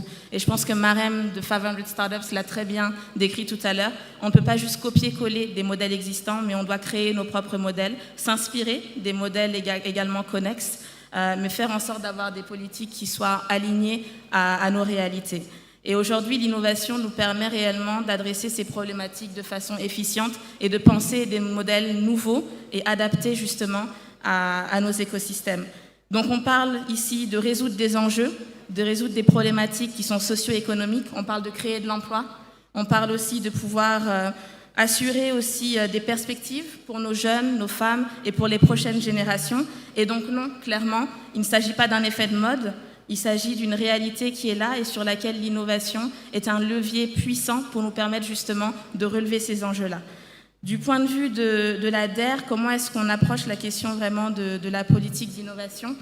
On l'approche en mettant en œuvre des actions qui soient efficaces, qui nous permettent justement de pouvoir d'une part doper le marché de l'emploi, de pouvoir aussi permettre aux entrepreneurs d'aller le plus loin possible avec leurs projets, d'avoir aussi des échecs parce que ça fait partie du chemin, mais de faire en sorte de leur donner une certaine latitude pour tester de nouvelles approches, pour tester de nouveaux produits, de nouvelles solutions, avec le support justement de l'État et avec des connexions avec l'ensemble des acteurs de l'écosystème, que ce soit les grandes entreprises, que ce soit les PME, que ce soit tous ceux avec lesquels ils peuvent collaborer en open innovation et autres. Et d'ailleurs, j'y reviendrai un peu plus tard, ce sont des modèles qu'on nous-mêmes, on teste sur le marché, des modèles d'open innovation avec ces grands groupes. Donc il s'agit vraiment aussi de pouvoir s'assurer d'attirer des investisseurs internationaux, mais aussi des investisseurs nationaux qui sont encore un peu frileux des fois à investir. Et de façon très concrète, si je dois donner des exemples aujourd'hui de la façon dont on peut adresser en tant que gouvernement ces problématiques que j'ai soulevées, par exemple autour de l'éducation, ça va être de dire, oui, il faut créer des écoles, il faut créer des universités, mais clairement, est-ce qu'on pourra adresser la question de la masse de personnes que l'on doit former maintenant et dans les années à venir en étant toujours sur ces approches un peu classiques d'infrastructure? Non, on ne le pourra pas. Donc on doit repenser l'éducation en adoptant l'innovation, le digital, pour aller par exemple vers une école virtuelle, et c'est le cas au Sénégal où on a aujourd'hui une université virtuelle du Sénégal avec des espaces numériques ouverts qui nous permettent de former davantage de jeunes, mais aussi de nous assurer que la qualité de la formation et l'approche méthodologique soient adaptées. Parce que quand on adapte le modèle en allant sur du digital, il faut aussi adapter l'approche qui va avec. Sur la question de l'inclusion financière, je pense que l'exemple de M-Pesa est quand même un exemple assez assez important pour nos écosystèmes, où on voit que sans l'innovation, clairement, aujourd'hui, la question du boom de l'utilisation du mobile money ne serait peut-être pas sur la table. Et on voit tous les services comme ça, financiers, digitaux, qui se sont développés autour. Et aujourd'hui, on le voit dans les statistiques, ce sont les fintechs, par exemple, qui vont beaucoup driver l'investissement. Donc l'innovation dans l'inclusion financière, elle est nécessaire. Aujourd'hui, par exemple, à l'ADER, on positionne le financement de certaines cibles directement dans leur wallet. Thank you very much. Yeah, I think you have a quick announcement. I'm very sorry to interrupt the proceedings. I forgot to make an important announcement earlier. We have a Unibasal workshop happening in the Enugu and Niger Hall, which is in the main building. So put your hands up if you registered for that workshop. Any Unibasal workshop goers? The theme is looking outside academia, the challenge of convincing the market to join us. And if you want to be that, Felicia's at the back waving right now, and she's going to lead you through to that room. Again, apologies for the interruption. No problem. We'll take back our time. Thank you very much. Yes, thanks for your input. I will come back to you because I want to make sure we also give other folks an opportunity to have an input to that discussion. So is this a fad? Why is innovation policy important? I mean, why should we care? I think when we look at global advancements and you look at how historically we've had various periods in time, you'll find that there was a time when we had what was called the Third Industrial Revolution, which was basically a lot of manufacturing, and all of that. And the African continent wasn't able to really catch up to this.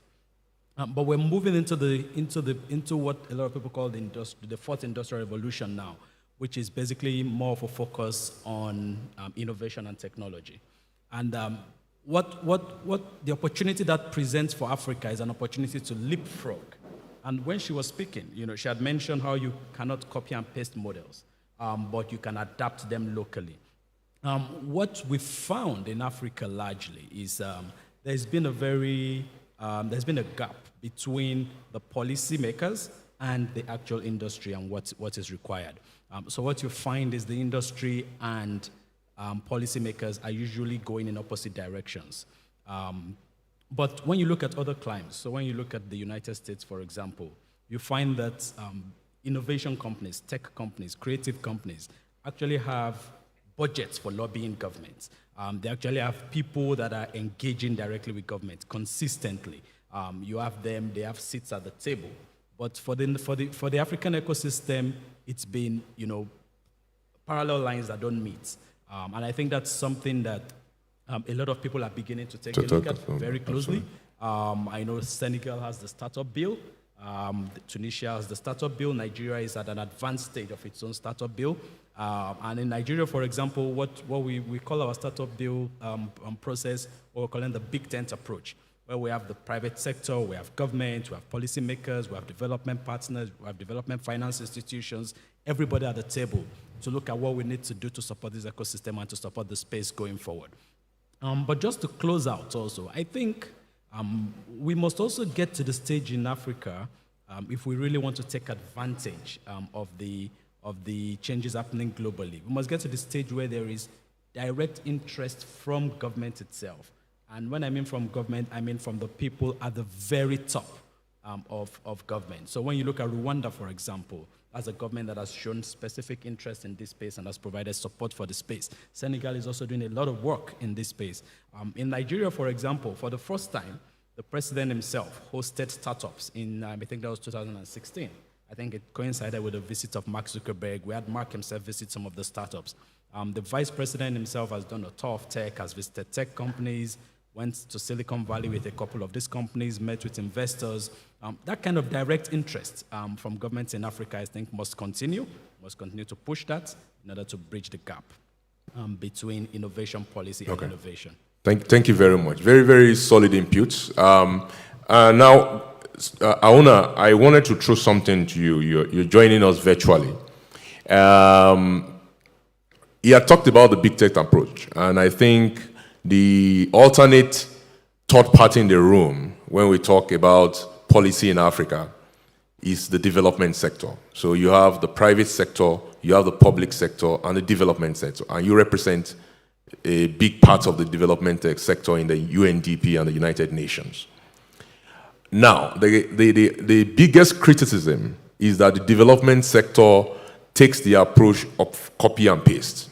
What works in Latin America will work in Africa. What works in Asia will work in Africa. Everything, Africa becomes like a test tube or a testing ground, experimentation zone for different policies that have worked somewhere else that should work here. Can you speak to that criticism? And how should development sector approach policy making? Should they take the approach of imposing because they have enough leverage with government and speak directly to government and just say, this is the policy that we've seen in Brazil, Nigeria needs to take it, copy and paste it, and do it? Or should they have a more grassroots-oriented approach where they are engaging with the ecosystem to find out what they really want, what they really need, and fit it within that context in order to implement policy? Because they have the muscle, of course, to get their way, but maybe what they are getting is what is not, the ecosystem does not want. Can you speak to that? Thank you very much. Can you hear me? Yes, we can. Thanks a lot, and let me thank AfriLabs for inviting me to participate in this space, and congratulate you for this double-digit milestone. I wish I was there with you. I was just in Abuja last week, but the timing just didn't fit. I see some familiar faces in the audience, including some UNDP staff, so a big shout out to our Accelerator Lab colleagues who are in the room. Interesting question. You know, what you just described is the development of the past. And we've seen over decades of development practice that copy and paste it doesn't work. It's a kind of a flawed development approach. What innovation and digital technologies have actually brought to us is the fact that homegrown solutions are the magic for development, that you have the solutions within the communities. And as a development agency, UNDP is picking this up in ways that we never ever imagined. That practically in every innovation challenge we have, development solutions come out of those from the communities themselves. People have ideas of what is going to solve their problems.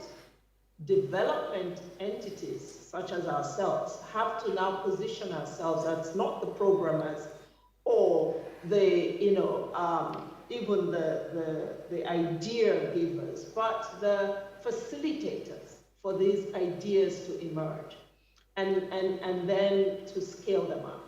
And this is why UNDP has established the Accelerator Labs, which are indigenous. They are all staffed across the world by national offices, and their role is to dig deep into that ecosystem within the country and harness the homegrown ideas and solutions that are applicable for our development challenges of today. And this is bearing fruit. We're seeing that, the best ideas are coming from within the country, it's not from outside. It does not, however, mean that Africa cannot learn from others. I think that wherever you've seen developed economies, they have all borrowed ideas from other contexts. And I think that we have to have a delicate blending of these externally sort of cooked ideas and the homegrown solutions. And you basically adapt and reinforce what you have. One approach that we think is really valid is the South-South cooperation, where you exchange ideas between countries that have similar development context and trajectories. There you get closer to actually applying what is possible in terms of contextualizing that content. Thank you very much. Thank you very much. Now, speaking to what she's spoken about, Karen, as someone, you just described some of the things that are going on in Senegal and what Senegal is doing. Some people would say that in developing policies to try to solve our problems, you miss the most important ones. So I want to make this round of our conversation around priorities. I mean, if you were to prioritize as a member of the innovation ecosystem in Senegal today, what will be your number one priority for the future? I mean, and what is that thing, that metric, that will be driving that priority? Alors, pour nous, en tant que gouvernement, la priorité, c'est vraiment de pouvoir accompagner en fait une transformation structurelle.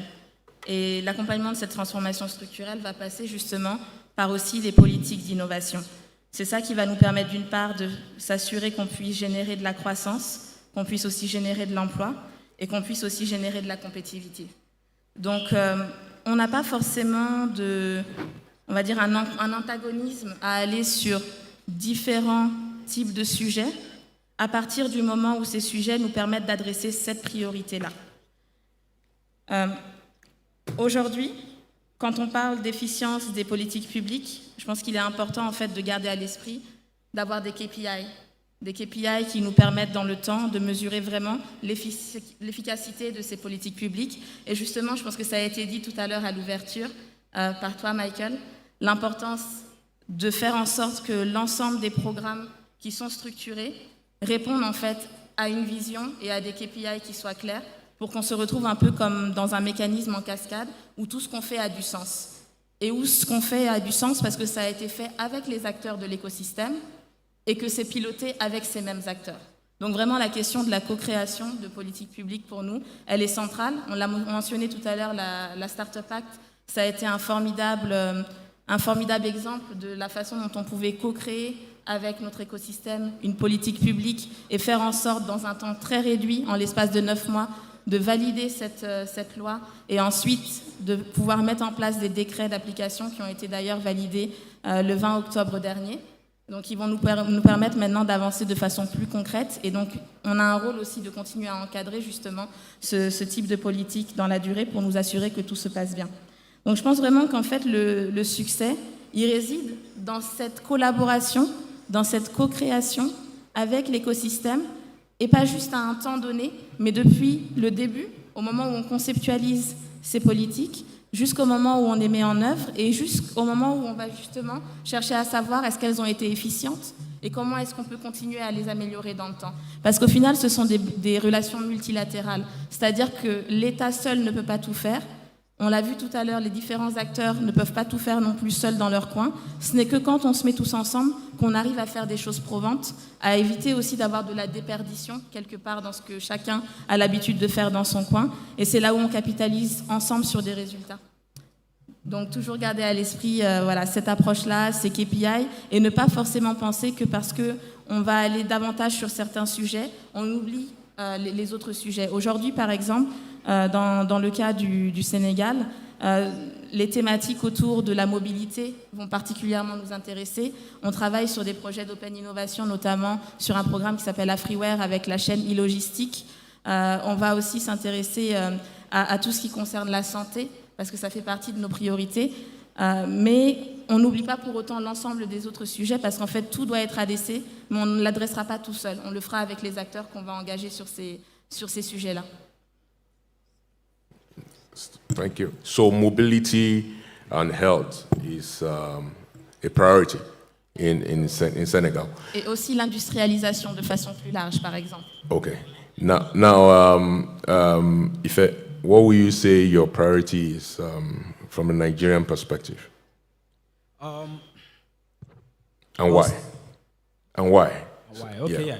So I said on the Nigerian side, I think at the moment, government is prioritizing across skills and human capacity development, investment, that's finance. How do we provide the right kind of finance for the ecosystem? infrastructure. How do you provide the right kind of infrastructure and access for people? And then enabling environment, which speaks to policy. How can government and the ecosystem work together to ensure that we have the right enabling environment? And the answer to the question on why is because we've spent the last few years engaging directly with the ecosystem, working very closely with people in the ecosystem, and finding out what the key issues are.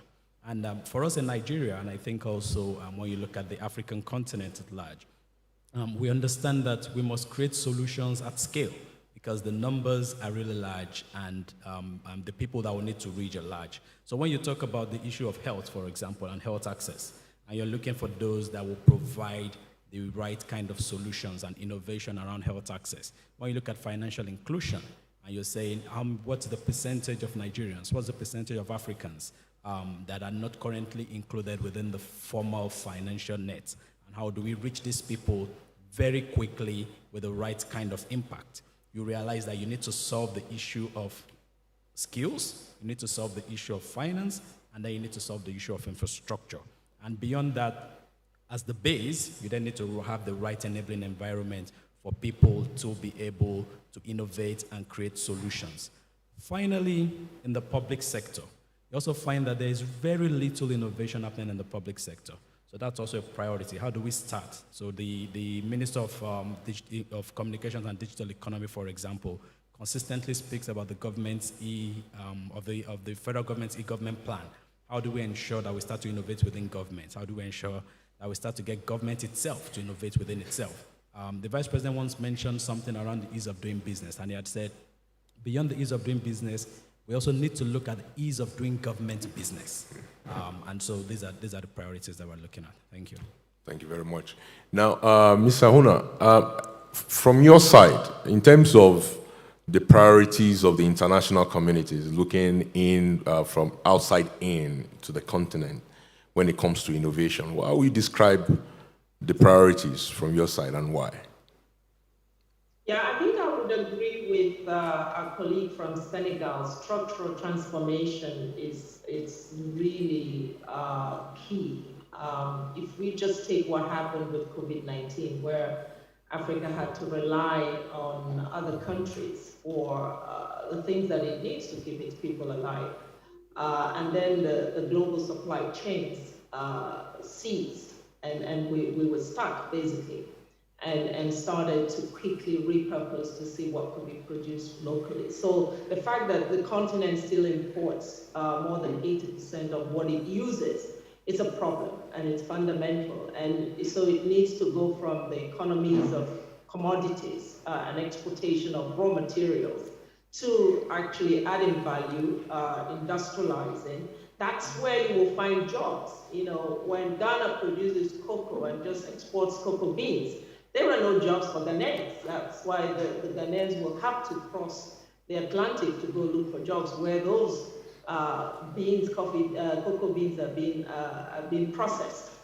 So really deploying everything that we need in terms of infrastructure, whether it's energy infrastructure or even the capacities to transform Africa's rich natural resources into processed and finished goods. It's a top priority. The second one, I think, is digital competence. I think that we're talking about innovation today, and we know that the shortcut for Africa in terms of accelerating development is in its utilization of digital technologies. But for these to be actually applicable, we need greater digital competence and governance of these technologies so that they're working for more inclusive economies rather than increasing inequality. Thank you very much. Now, I'll go to the audience real quick. I mean, you have three distinguished panelists, and I'm sure you have questions tugging at your heart around policy making and how the ecosystem can be involved. So do we have a question for any of the panelists, either sitting down here or out there? Ms. Rebecca, can somebody give her a microphone, please? Can we get a microphone? Yeah.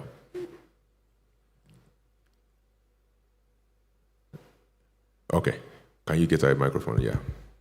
Thank you. I will recognize one more person after her, then we'll go to the panelists. Yeah. Hi, how are you? My name is Rebecca Anonchong. I'm current board chair of AfriLabs until the chair-elect takes over on Friday. And my question goes to the honorable counselor from Nigeria. How do you reconcile supporting the innovation ecosystem with some of the decisions that the government has taken, which seem to actually harm the same innovation ecosystem? For instance, the banning of Twitter, some of the activities around the NSARS movement. So how do you reconcile that, and how do you explain that to yourselves? And please don't uninvite me to the dinner tonight. I'm looking forward to it. You're fine. It's an open floor. It's a parliament. Yes, the gentleman in white. Thank you. No, the gentleman in white. Thank you.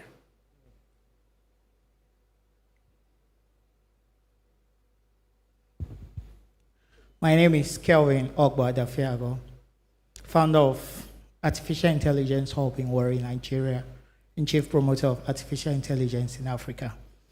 My question is more so like a comment. You talked about how we lost out in the third industrial revolution. And the fourth industrial revolution is powered by artificial intelligence. There have been several job losses. What is our government, what is the African government doing to invest on AI so we do not lose out in the fourth industrial revolution? Because obviously the jobs, we're losing jobs, like the place where I come from. Always see our tricycles and women selling the same article. I've been hearing so much since I came here, but very little about AI. And we all know that it's AI that is making the tech billionaires rich.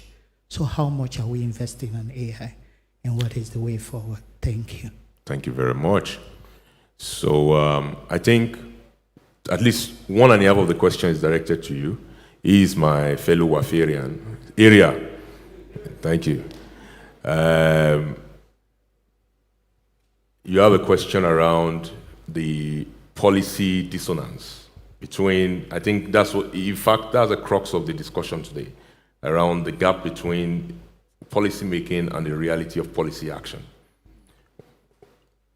Around the question Rebecca asked you, I will also add the cryptocurrency regulation overnight that shut down the transaction of cryptocurrencies in Nigeria to the bucket.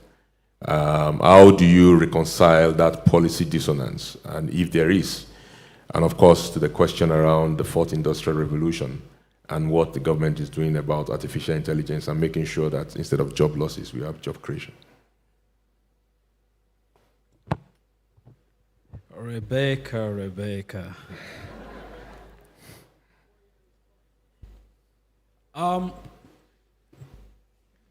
So I think there is, it is important, extremely important, to find the right balance between, and especially for Africa, between technology, the growth of technology, regulation, legislation, etc. And I think you will agree with me that the conversation around all these are actually global conversations and are not peculiar to Nigeria. If you followed in China, for example, of recent, there's been a massive clampdown. I've followed consistently on Facebook over the last few weeks. The US Congress has been very, very hard and has followed on conversations around the kind of algorithms that are being used and its effects. So I think it's also around, as we build, we must also build with the understanding and the knowledge of the local realities and the local norms. And also when you build algorithms, for example, for Africa, are you building algorithms that drive people towards more interest in financial inclusion, for example, or that drive people towards more interest in a certain type of clothing, for example? So I think it's important to find that balance. And to answer your question specifically, I mean, you've mentioned cryptos, you've mentioned the issue with the ban of a social media platform. I think largely, one thing that I spoke at an event last week, and one of the things I had said to the founders was, you must ensure that you know the regulations and the laws within whatever sector you're going into. So you must ensure that you have lawyers on your team. You must ensure that that you're consistently ahead of the curve. But also beyond that, when I spoke earlier, I had mentioned also that we need to create a gap. Right now, the ecosystem is moving on a parallel line. The government is moving on a parallel line. So these are all issues, even on cryptocurrencies, that every government across the world, this is not peculiar to Nigeria, every government globally is still struggling and sort of playing catch up with the ecosystem. So the Vice President spoke some months ago at an event where he had looked at the traditional banking system and the disruption that the fintech space is bringing. And he had, at the time, even spoken about even the crypto ban. And, you know, the Vice President himself said that these are things that need more engagement because it's like the ecosystem doesn't understand the government doesn't understand the ecosystem. And I think that's the importance of panels like this, where someone like me from government can say to the ecosystem, you need to engage more, you know, and then those in the ecosystem like yourself can also put me on the spot and say, why are you doing this? So that we can continue to have these healthy conversations, we can continue to move it forward. And I'm sure that over the next few years, both the government and the stakeholders in the ecosystem will have gotten to a much more comfortable space where we're no longer making policies, making laws, making legislation ahead of engagement, but rather engaging before making those laws and those policies. To close out, I'll speak about the startup bill, which I think is a direct response to the things you've mentioned, where we've said to the ecosystem, you need to come under this big tent where we can all talk together. The Central Bank of Nigeria is involved in the startup bill. The Honorable Minister of Communications and Digital Economy himself is driving that and has actually sent a draft to the Ministry of Justice. So we're at a point now where we're all working together to prevent these things from happening repeatedly and to ensure that we just have a better outcome. And to the question on investment in artificial intelligence, I think when I spoke about skills, that was one of the things I was speaking about. So we've been working over the last 2 years with the African Development Bank. We're currently at the closing ends of those conversations now, trying to raise about $500 million for this ecosystem.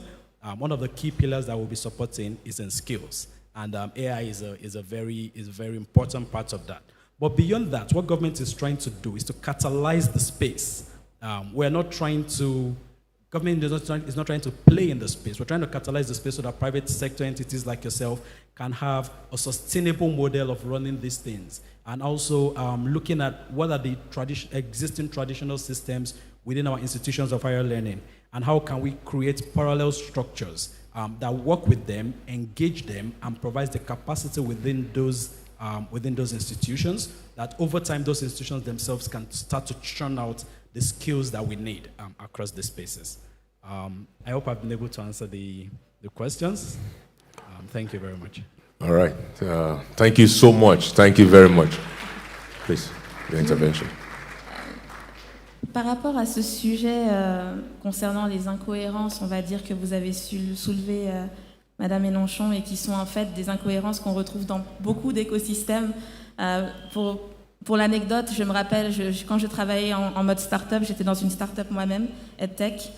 J'étais partie pour un marché qu'on avait décroché avec le sultanat de Oman, où on devait accompagner les agents de l'État eux-mêmes à pouvoir mieux comprendre le digital, mais aussi à pouvoir effectuer la transformation digitale de l'État. Et parallèlement, on ne pouvait pas se connecter sur WhatsApp, on avait besoin d'utiliser des VPN. Donc il y avait vraiment ce paradoxe énorme qui nous choquait presque, mais en fait, ce sont des choses qu'on retrouve dans beaucoup d'écosystèmes. Je pense que ce matin, Marem de 500 Startups, encore une fois, je la cite, nous parlait de la question du temps. Effectivement, on est encore dans ce besoin de temps pour aligner, comme ça a été dit juste avant, notre écosystème et les politiques publiques, et en fait faire en sorte que, quand on parle d'écosystème, l'État soit entièrement intégré dans tout ça et intègre lui-même entièrement tous les ensembles de l'écosystème dans la création de ces politiques publiques. On a besoin de nous aligner aussi sur, en tant qu'État, les différentes synergies entre nos agences, entre les différentes politiques qui sont menées par ces agences, parce que là, des fois aussi, on voit des dissonances sur différents pays.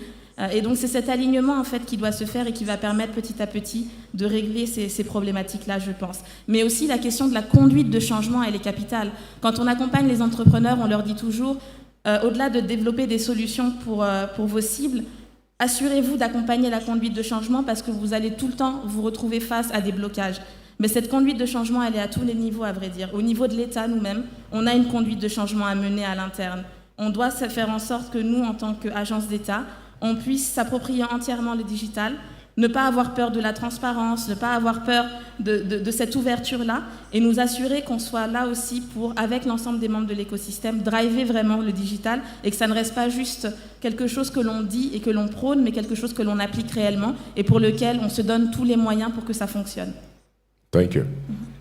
Thank you. I think to what Karina said just now, and this is to Hauna joining us virtually. It seems to me that even within the government, there's even some level of transliteration that needs to go on. I mean, you will have new age policymakers, technocrats that will come with new political cycles. But they will always meet the permanent government in place, which is the bureaucracy. And oftentimes, this bureaucracy is way behind when it comes to policy making for innovation, because by design, bureaucracies don't change. They don't want to change. That's just by design. And that's why they're the permanent government. So for Auna, I just have a quick question for you. What will you suggest in this kind of dichotomy where you have governments within governments, one part of the government speaking French, the other speaking Japanese, not saying anything about French and Japanese, but when there's even need for us to synergize government policy, because sometimes you see some parts of government that are moving fast and are leaning forward, and then you see other parts of the government saying, no, my mandate is to slow progress. How do we reconcile that? How do we overcome that? How does the ecosystem become more understanding? Somebody had mentioned and said that we are a continent that send our best all to the private sector.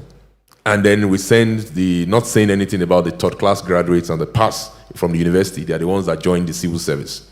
Should we have more, what they call the revolving door, like what happens in other times, where you can work in the private sector this year and you are back in the public sector and back again, and should there be more interaction in terms of personnel and exchange of ideas than what we are currently having today?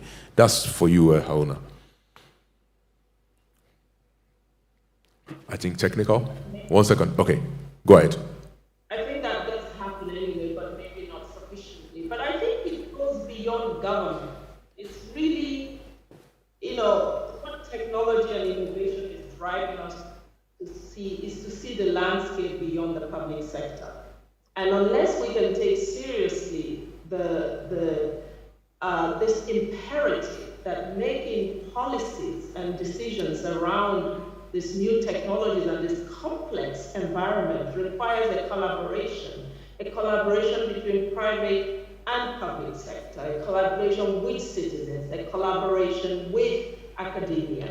So it has to be a convergence of all these entities and assets to actually begin to crack some of this. Governments just trying to resolve this on their own, it's not going to work. And so you see several countries now trying to come up with laws and governing regimes. We need a new governance architecture around new technologies, one that actually helps us to go in the direction of having technology work for Africans, not against them.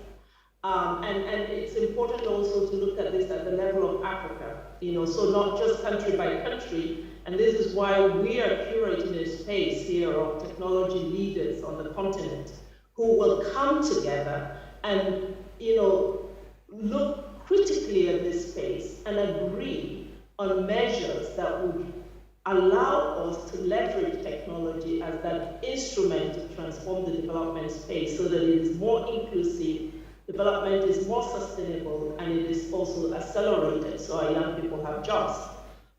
So I think collaboration is the key word for me, beyond just looking at what public sector has the capacity to do. It will never have all the capacity to deliver the goods on what we're talking about. So it needs to figure out a way to connect with a larger community. Thank you very much. So just one last round. Because when we talk about policy, it sounds very mundane. It sounds very out there. At the end of the day, we are businessmen in the room, and I think the policy that hits the road is a policy of money. How do I get taxed? How much money do I take home? How much is the government looking into my bank account? How do I pay my staff on time? Does the government have venture capital money for me? We have at least 2 government people and 1 super government person in UNDP on this conversation. So let's talk about taxes, let's talk about regulation, let's talk about registration. How can government policy be more progressive? How can they be more accommodating? How can they encourage the growth of startups while also encouraging startups to give back? Because again, at the end of the day, we cannot reap where we did not sow. So I will if each of you can tackle it 1 minute, I will time you because I have 5 minutes to end this, because I will still want to do summary for 2 minutes. So each of you, 1 minute. Please be brief.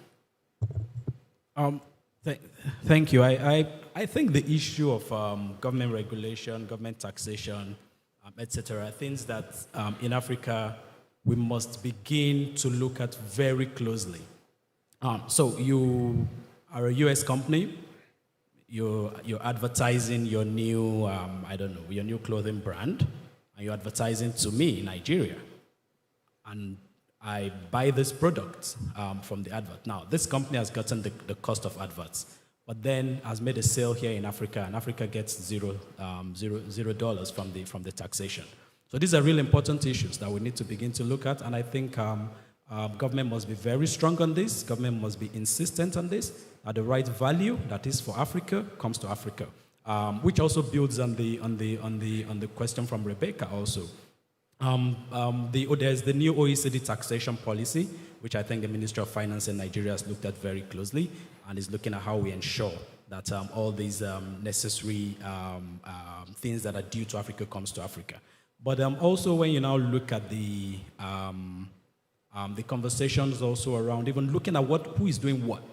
There is consistent, just this year I think Facebook was fined about $270 million by the EU. The Facebook CEO had to go sit to the US Congress. But when Africa asks these questions, everybody screams, oh, why are you asking them questions? I think Africa itself must start to understand that we are sovereign nations on our own, and we deserve to ask the right questions. And for the startups, ensure that you register for taxes, ensure that you know your laws, that you know the regulations in your sector, like I had said before. Thank you. Alors, on le sait tous, la question de la taxation, elle est très épineuse. Quand je prends le cas du Sénégal, et je pense que ça a été dit un peu plus tôt, on a beaucoup d'économies qui sont principalement informelles. Et pour le Sénégal, pour tout vous dire, c'est à peu près 96-97% de notre économie qui est dans l'informel. Donc on a une assiette fiscale qui, comme vous le voyez, est très petite. Et pendant longtemps, c'est vrai, l'État a eu une politique qui était plutôt, pas forcément une politique d'incentive, mais plutôt une politique de recouvrement forte auprès des 3% qui déclarent leurs impôts et qui sont formalisés. Aujourd'hui, et depuis maintenant quelques années, notamment aussi à travers la création de l'ADER, on voit quand même qu'il y a une nouvelle approche à ce sujet-là. Donc on a aujourd'hui, par exemple, nous créé un guichet unique de formalisation des entrepreneurs qui leur permet de façon très rapide de pouvoir justement créer leur entreprise sans avoir à aller dans l'ensemble des institutions, mais juste en venant vers nous, et on centralise tout le dispositif qu'on est aujourd'hui en train d'interconnecter notamment avec les impôts et avec toutes ces autres institutions qui permettent vraiment d'avoir toute la chaîne de valeur, on va dire, autour de cette plateforme. Au-delà de ça, il y a les questions d'incentives financières. Aujourd'hui, on accompagne des entrepreneurs, on les finance. L'État a mis en place des fonds pour pouvoir financer directement les entrepreneurs et leur permettre d'accéder à ce financement avec des conditions qui sont très légères et qui ne correspondent pas du tout aux conditions qu'on retrouve notamment dans les banques. Mais l'une des conditions pour accéder à ce financement, bien sûr, c'est la formalisation. Mais cette formalisation, encore une fois, elle est accompagnée à travers le dispositif qu'on met en place. Donc vous voyez, on est en train vraiment aujourd'hui d'adopter des dispositions qui sont plutôt des incentives pour que les entrepreneurs se formalisent, comprennent l'enjeu pour eux de la formalisation, comprennent que pour accéder à certains types de marchés, cette formalisation, elle est nécessaire. Mais aussi, d'autre part, on fait en sorte de voter des lois comme la Startup Act qui va permettre quand même d'alléger la taxation, même si ça ne couvre pas tout. Et ça, c'est un travail en progression. Aujourd'hui, on a une partie de la taxation qui a quand même été largement facilitée avec la Startup Act, notamment avec une exonération de certains impôts sur les 3 premières années d'existence de la start-up. Et quand on parle de start-up ici, c'est très large dans la Startup Act, c'est toute nouvelle entreprise créée. Et maintenant, that's a work in progress. Ça veut dire que c'est un premier step et on va continuer à construire pour pouvoir alléger la taxation pour les entreprises. You exceeded your 1 minute. Thank you. I think we should have given you extra 1 minute because French is sort of longer than English. Yes, but it's a very romantic language. That's why, thank you. Ahuna, what says you? You guys in UN don't tax us openly, but you tax us secretly. So what can we do with global taxation? We've talked about, if you had brought up this issue of the OECD move around digital taxes across the world, and a lot of the developing nations feel like they're seriously losing out a lot of money, while these digital companies continue to use our infrastructure, our broadband, built by government revenue, and the whole GSM infrastructure, but yet they're not giving back. So what can UNDP do? What fairness do we need to build into the system going forward? As the world definitely will digitize, the world will go more virtual. The economy of the world will go more virtual. How can we capture some more taxes so that, because in order for us to fund public goods, we need taxes? I mean, I think the points made by the Nigerian Chancellor are valid. There are 3 points I'd like to add. One is the global situation of taxes. And, Africa is losing close to $80 billion a year to illicit financial flows. So actually, there's more getting out of the continent than coming in terms of revenue from taxation. So that needs to be fixed, and this is something that's being worked at for a long time now from the African Union side, and we haven't really gotten any traction there. But I don't think this issue should be abandoned. We need to keep drumming on beating the drum on the issue of illicit financial flows, because that's now going to crawl into the space of innovation and digital work, which African countries need to step up very quickly and begin to grasp policy ideas on how to not lose out on that market. And what can we do on that? I think we can bring data to bear on the process as a development entity. Really try to query that space and get as much evidence as possible, so decision making is evidence based. The second point, or the third point, relates to, I think, regulations. We are trying to advance the idea that governments should look at regulations as a stimulus. We've just come from COVID-19 impact. Small, medium enterprises are flattened completely, and they need to be stimulated. And instead of bringing regulations that actually inspire a recovery of these sectors, we see sometimes regulations that stifle them further. And some governments began to introduce some of these regulations, sort of stimulus regulations during COVID-19. It's important to actually take stock of what was done to release those companies to contribute to solving the COVID-19 problem and institute them, make them systematic and institutional as ways to regulate for stimulus rather than stifling. And finally, I think, is the informal sector. We cannot deal with the issue of taxes without tackling the chronic situation of Africa's informality in terms of the economy, because these economies that are not in the mainstream economy are not benefiting from the dividends of these taxes, but at the same time, governments aren't able to tap into that revenue sufficiently, because up to 70% of our of the economy is informal. So that question of informality needs to be addressed. Thank you very much. A round of applause for our panelists.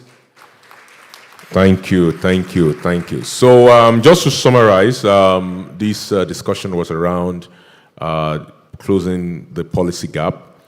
And it was very clear for our discussants that there's a need for us to ensure that in creating these policies, they are co-created, and that there's the parallel lines between government and the private sector needs to be bridged. It also was mentioned that we should encourage ecosystem formation of these policies and co-creation of these policies, and engage with government actively, either by lobbying or by way of actually cross-breeding of ideas and cross-connections through personnel inter-exchanges. A new government architecture was something that Ahuna brought up, and I think it's something that we should look into, that for us to be able to deliver public goods, you need a new government architecture. We need to even look at the basis, the organizational structures of our government in order to deliver public goods. We then talked about taxation. We talked about taxing global digital activity so that Africa can get its fair share, and that we as individuals playing in the African space in Africa must also know our regulation in order not to cross the wires with the regulators.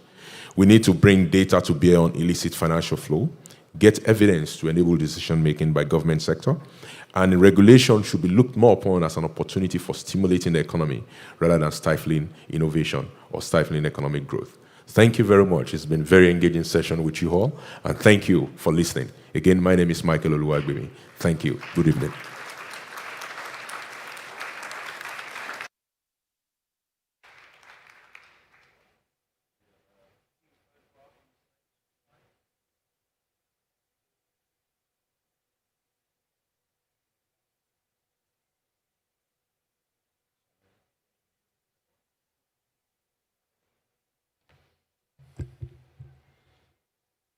Another round of applause to Michael and the panel, please. Thank you.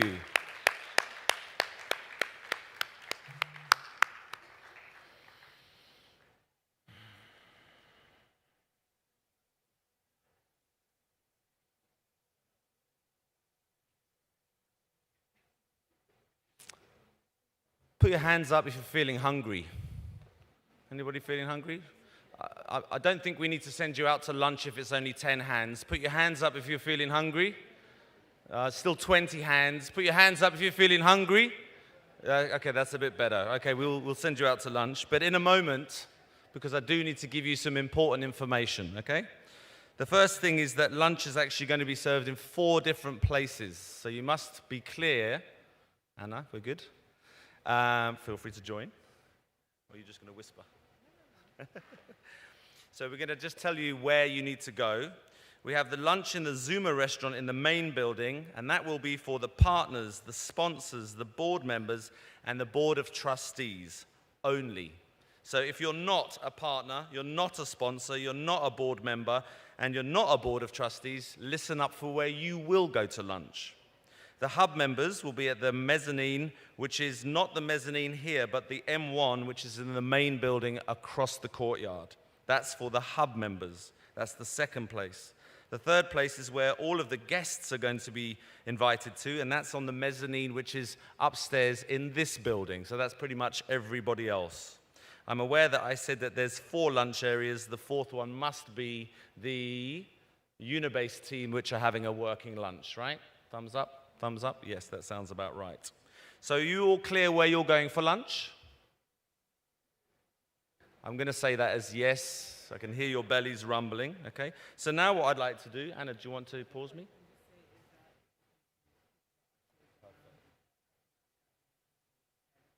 Perfect. If you haven't been listening, the good news is that we have ushers outside that should be able to lead you to where to go, okay? So if you're feeling a bit lost, go and ask an usher. But the most important thing is that you do eat your lunch, right? That's the most important thing. Now what I'd like to do is I'd like to talk about the 3 workshops that we'll be hosting after lunch. So we have workshop number 1. The title is The New Dynamics and Perspectives in Diaspora Entrepreneurship, Plugging In and Soft Landing as Ways Forward. And that session and workshop will be organized and hosted by Nyeta Mali, Jokolabs Mali, and Jokolabs Banjul. We have a physical panel on soft landing and diaspora, and that's going to be ran from 3:45 to 4:15 in the Ogon Nasarawa room, which is in the main building.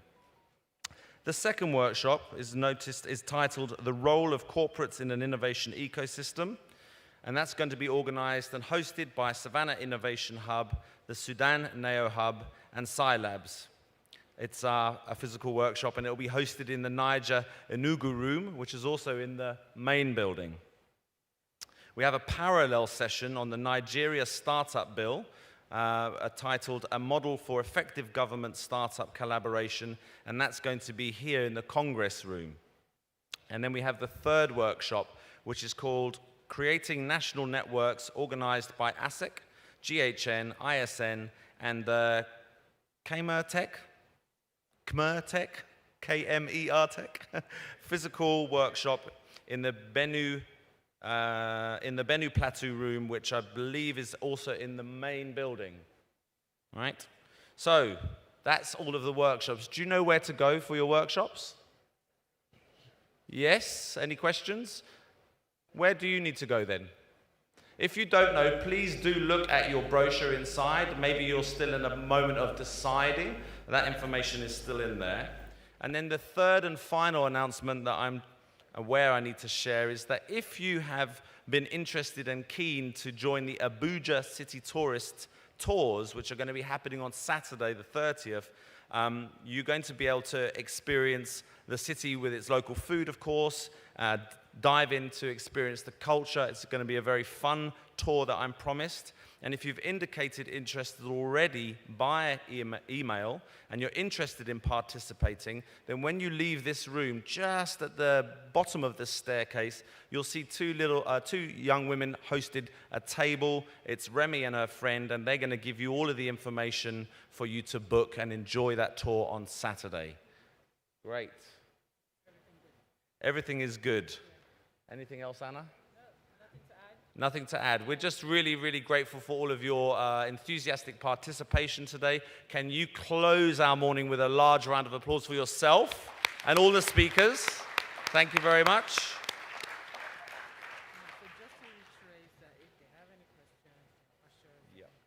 So, just to reiterate, if you have any questions, do find our ushers. They're in white, branded AfriLabs t-shirts outside. You're not invited back to a plenary closing after the 3 workshops. You're not invited. We won't be doing that. What we'll be doing is looking forward to seeing you all together here again in plenary tomorrow morning.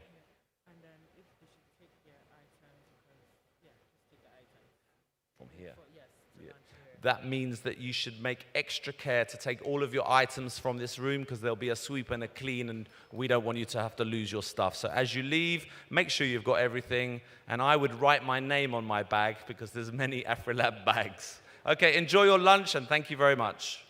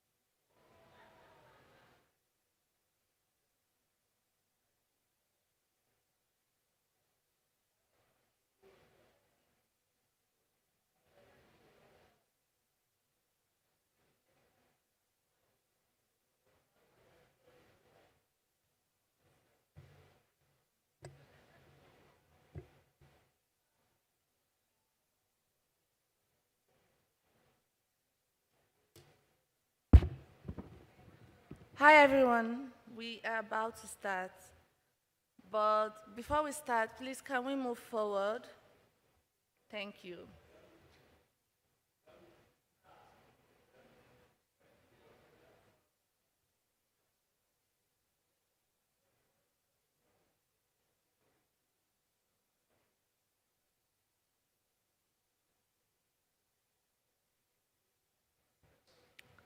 Please let us move forward. From the second row, that's right. Oh, yes, you can.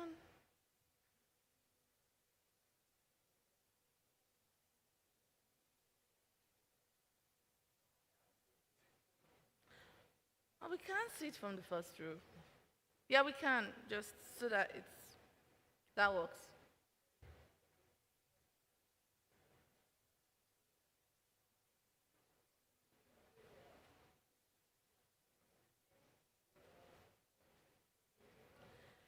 Please, let's just make sure there's no empty seat in front of us.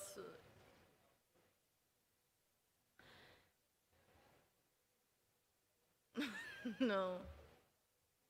It's a small group, so I just want us to.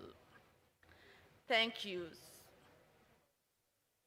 So welcome to the Nigerian Startup Build Learning Series. So the theme of today's session is the Nigerian Startup Build, a model for effective government startup collaboration. But to join me in this panel session, I would invite some amazing persons. So I would like to invite Adeze Sokan,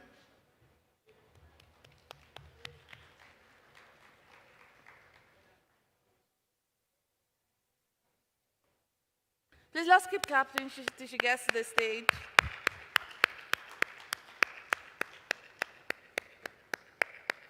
Thank you.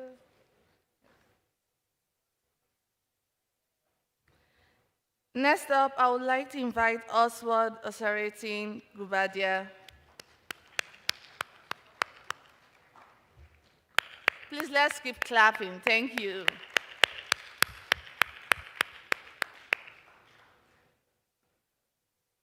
Great. Next to join me for this interesting session is Kasim Sodangi.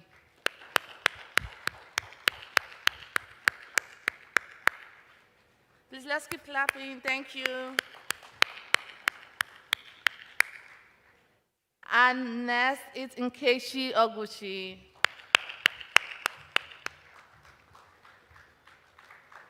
Yes, please let's keep clapping.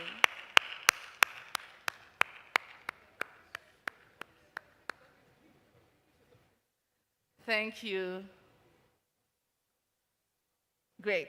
So before we start, I would like to give our interesting panelists 2 minutes each to introduce themselves and tell us about what they do. So I'll start with Nkechi. Thank you very much. My name is Nkechi. I'm the CEO of Ventures Park, and we support startups through access to basic infrastructure that they need, like a workspace to work out of, electricity, good connectivity to build their great ideas. And we have a community of founders that, help support each other, collaborate, and work together to build amazing solutions. Ventures Park is part of a larger Ventures platform family, and there we provide funding to different startups. We've funded startups like Paystack, PiggyVest, and the likes. And we also have our foundation that designs programs that help upskill people to build great solutions as well. Thank you.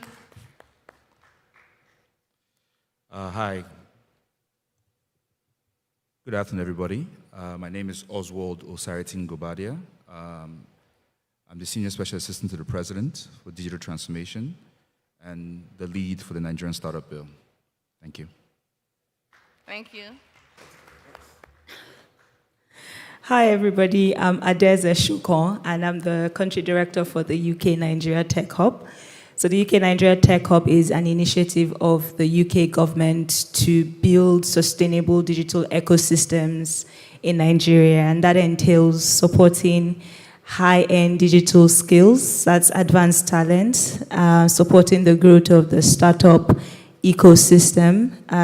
One of the initiatives under that we're supporting is the Nigeria Startup Bill, something we're really, really proud of. And lastly, facilitating linkages between Nigeria and the UK. So really happy to be here.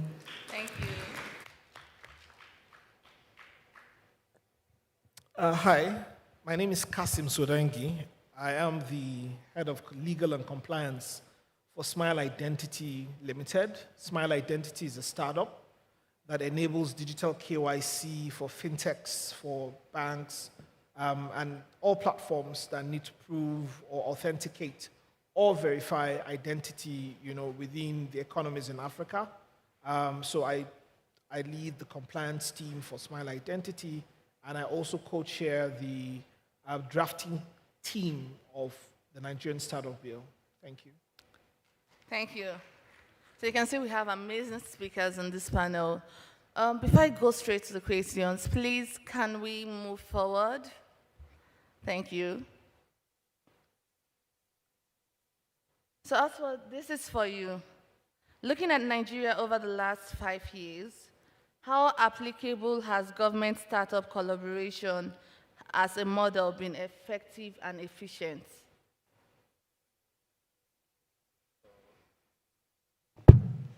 So I think the proof is in the pudding, right? So over the last couple of years, we've had a number of situations where it's obvious that there's a misalignment between what the regulation wants and what the innovative bodies want to do.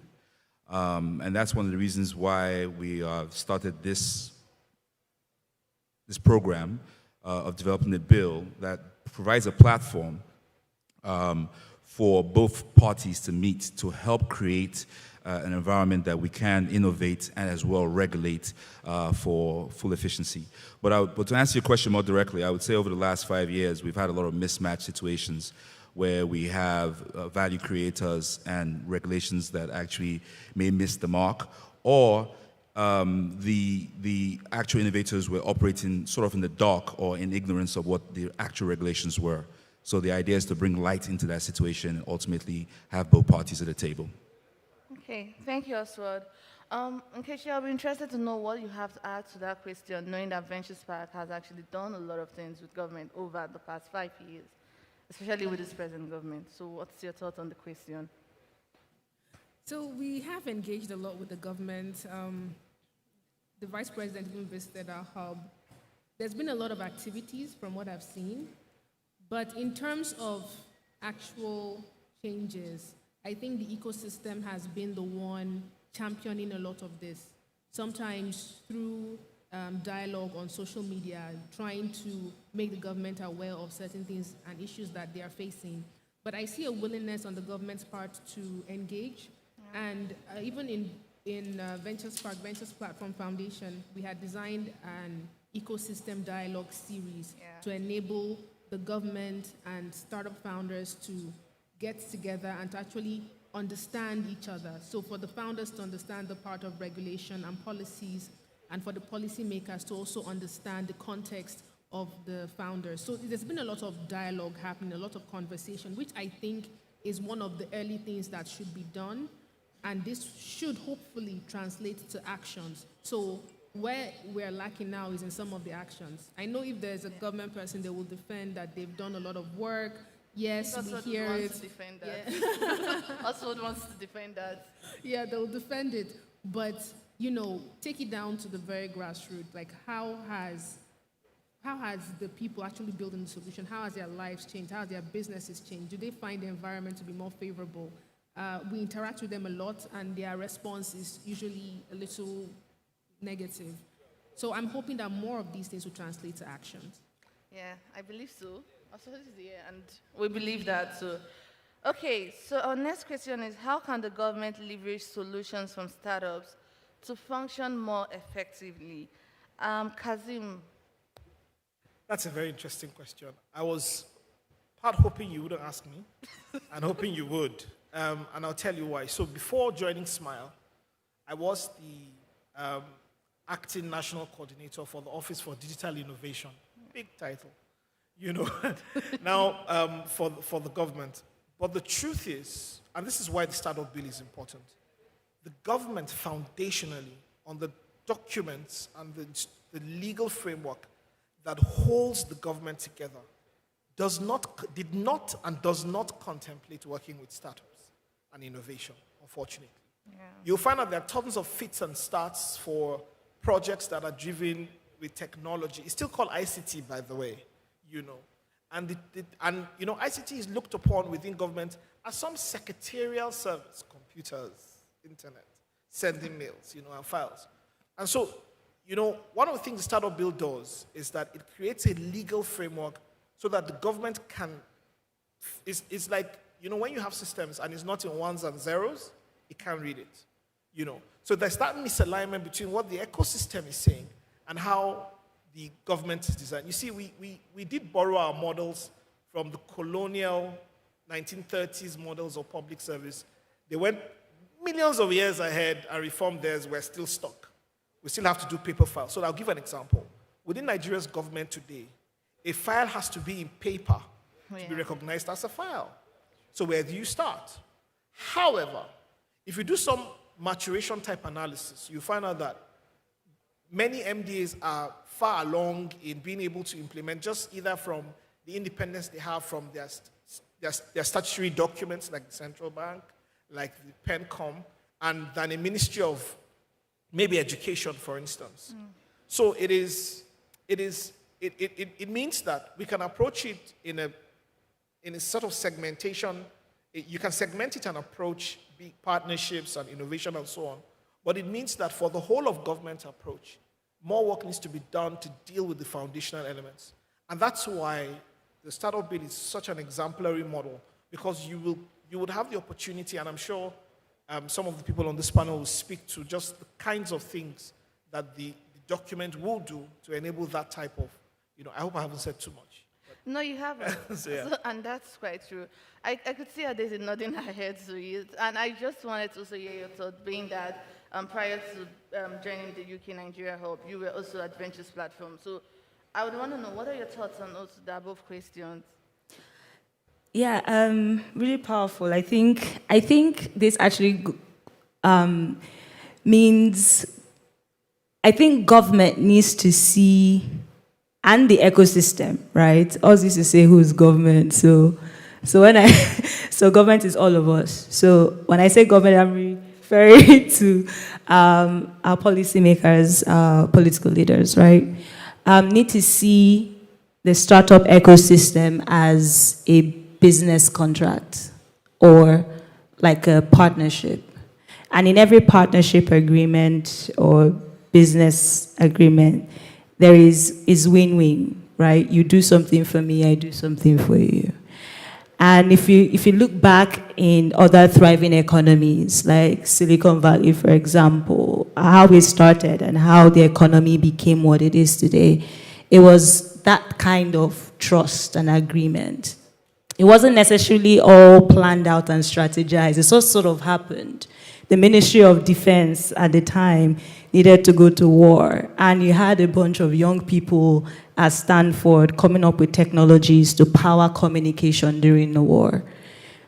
If you even move further down in Rwanda, the whole government working with Zipline to deliver health services in Rwanda. And what was even happening in Senegal with COVID and government. So I think that this thinking about answering that question is, can we begin to look at this as an agreement? What do I want? Government wants a better economy, innovation, protecting the consumer. Startups want to deliver services and build sustainable businesses. And how can we work together to do that? And how can we build trust? So if we have that agreement and everybody plays their part, then we are not only building trust, but we are also building the foundations for a thriving economy. Thank you, Adesi. It's good you mentioned it and you saying trust, because the next question we're going to Nkechi, and I know one of the things is there's this kind of gap, it's government and it's the ecosystem. So I think there's this divide. This is government, this is the ecosystem, and it would be interesting to find out how that trust will play out over time. So Nkichi, I would like to ask, what values will startup be looking at in a government-startup collaboration, and what are they willing to give in return? Sorry, can you repeat that? What values will startups be looking at in a government-startup collaboration, and what are they willing to give in return? Wow.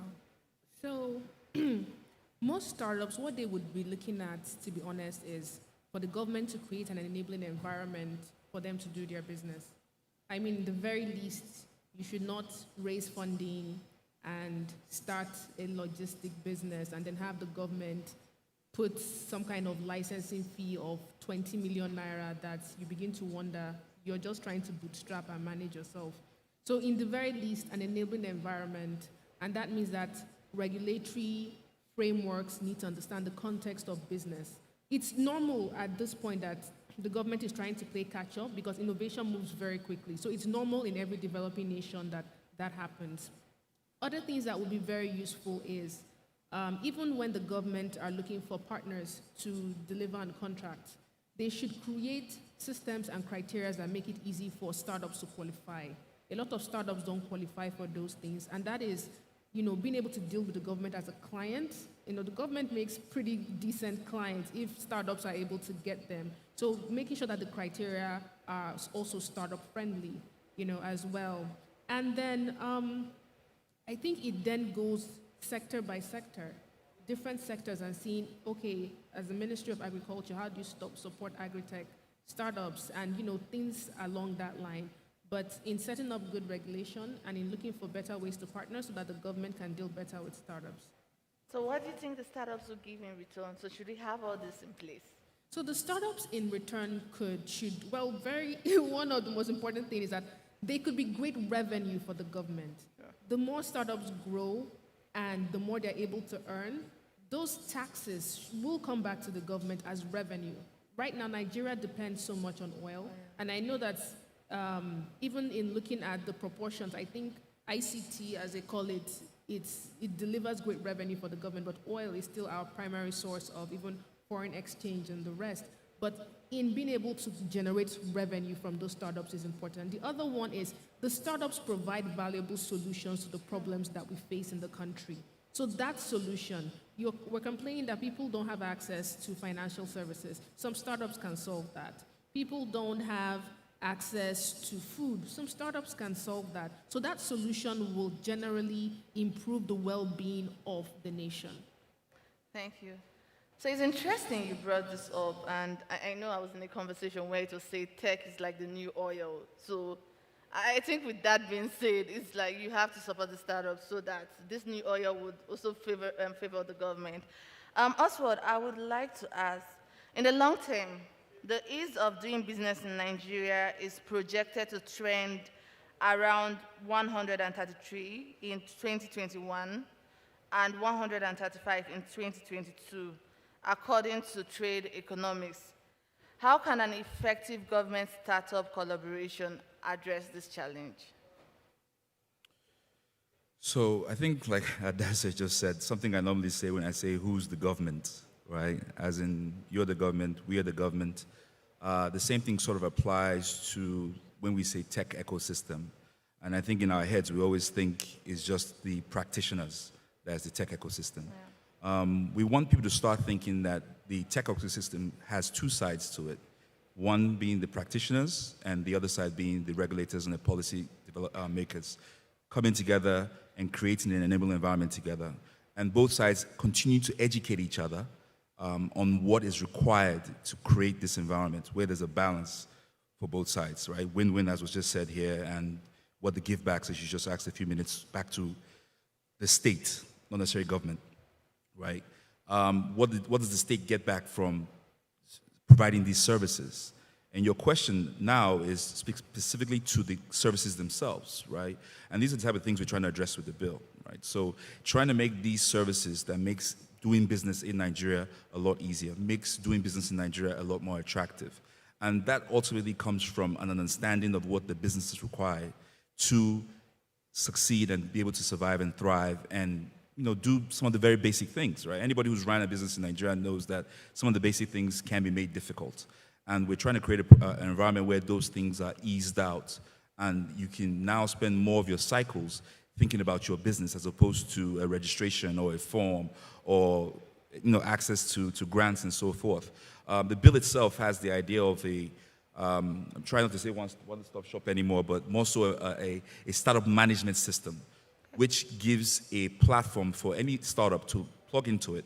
And once you have a sense of, once you qualify, once you qualify, you now have access to a number of information, access to a number of agencies that may be difficult to get into. So if you're trying to do your pension stuff, or you're trying to do, registrations, name registrations, or a number of things you're trying to register as patent registrations, you have access to it. You also have access to grants and a number of things that are out there, because there's a lot of things that are out there from an incentives perspective, but a lot of people just don't know about them. So this also creates information parity where you have access to information, which is key for any business. Knowing that something that's designed for you actually exists is one of the biggest problems. So I think once you start, lack of better words, bulldozing through these somewhat issues, that would directly address your question on how do we improve our ease of doing business, right? So that's is one of the key things that we're trying to achieve with this bill, ultimately by making Nigeria a go-to location for startups. Thank you. I think I like that word, bulldozing through these challenges, and I hope that works too. That's going to be my new word. Adeze, as a support organization, how best do you think government and startups can work together to create a thriving economy? There are three ways. I already mentioned the first one, which is trust. Trust means if I said I was going to do this, then I'll do it. And this is both on the startup side and on the government side. So if we're saying from your previous question, how do we get the ease of doing business index, how do we come up? And that could be a point of collaboration. And government and everybody wants to be up with the ease of doing business. And we say if we take one example, which is the ease of registration, which is one of the indicators for an environment that has a good ease of doing business. In the bill, I know we say why do we keep calling it one-stop shop, but yeah, so there's that management system that makes it easy for people to acquire licenses and registration. So if we sign that into law, everybody has to play their part. Government has to make sure that we abide by the law and the policies that we set to ensure that registration is easier. Startups have to comply with the law. And that way, if we work together, then we can achieve that result. So there's that trust, which doesn't come by just talking on both ends. We have to stop paying lip service and actually act. The second step is the big tent approach. And I'm sure we keep hearing it. We heard in the last panel from Ife. And I think it was us that coined this. The big tent approach is this form of collaboration.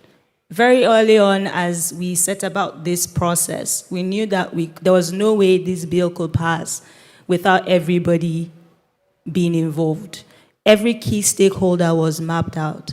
And there was a Presidential Strategic Advisory Group which had representation of every stakeholder to think through the entire process, to map out a vision which was to pass this bill. And not just to pass any bill, it was to pass a bill that was co-created by everyone and a bill that will work to deliver the outcomes that everybody wants.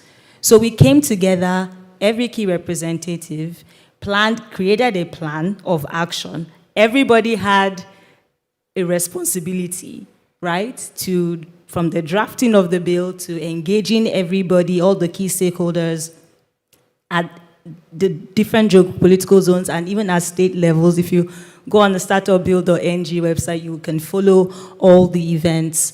And there was accountability. So every month, people had day jobs, and this was a night job, and everybody was working round the clock to meet with the plan.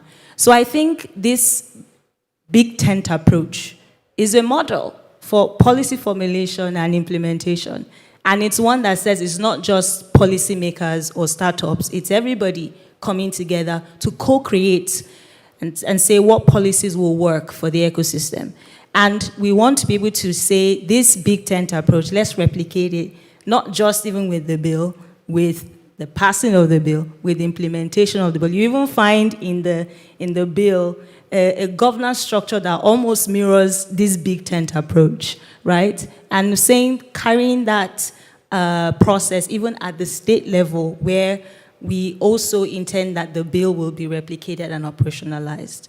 So there is the trust and there is the big tent approach. And then lastly is also that business contract where, you know, we continue to say it was at the NESG summit where somebody was saying that as a government we needed like $1 trillion.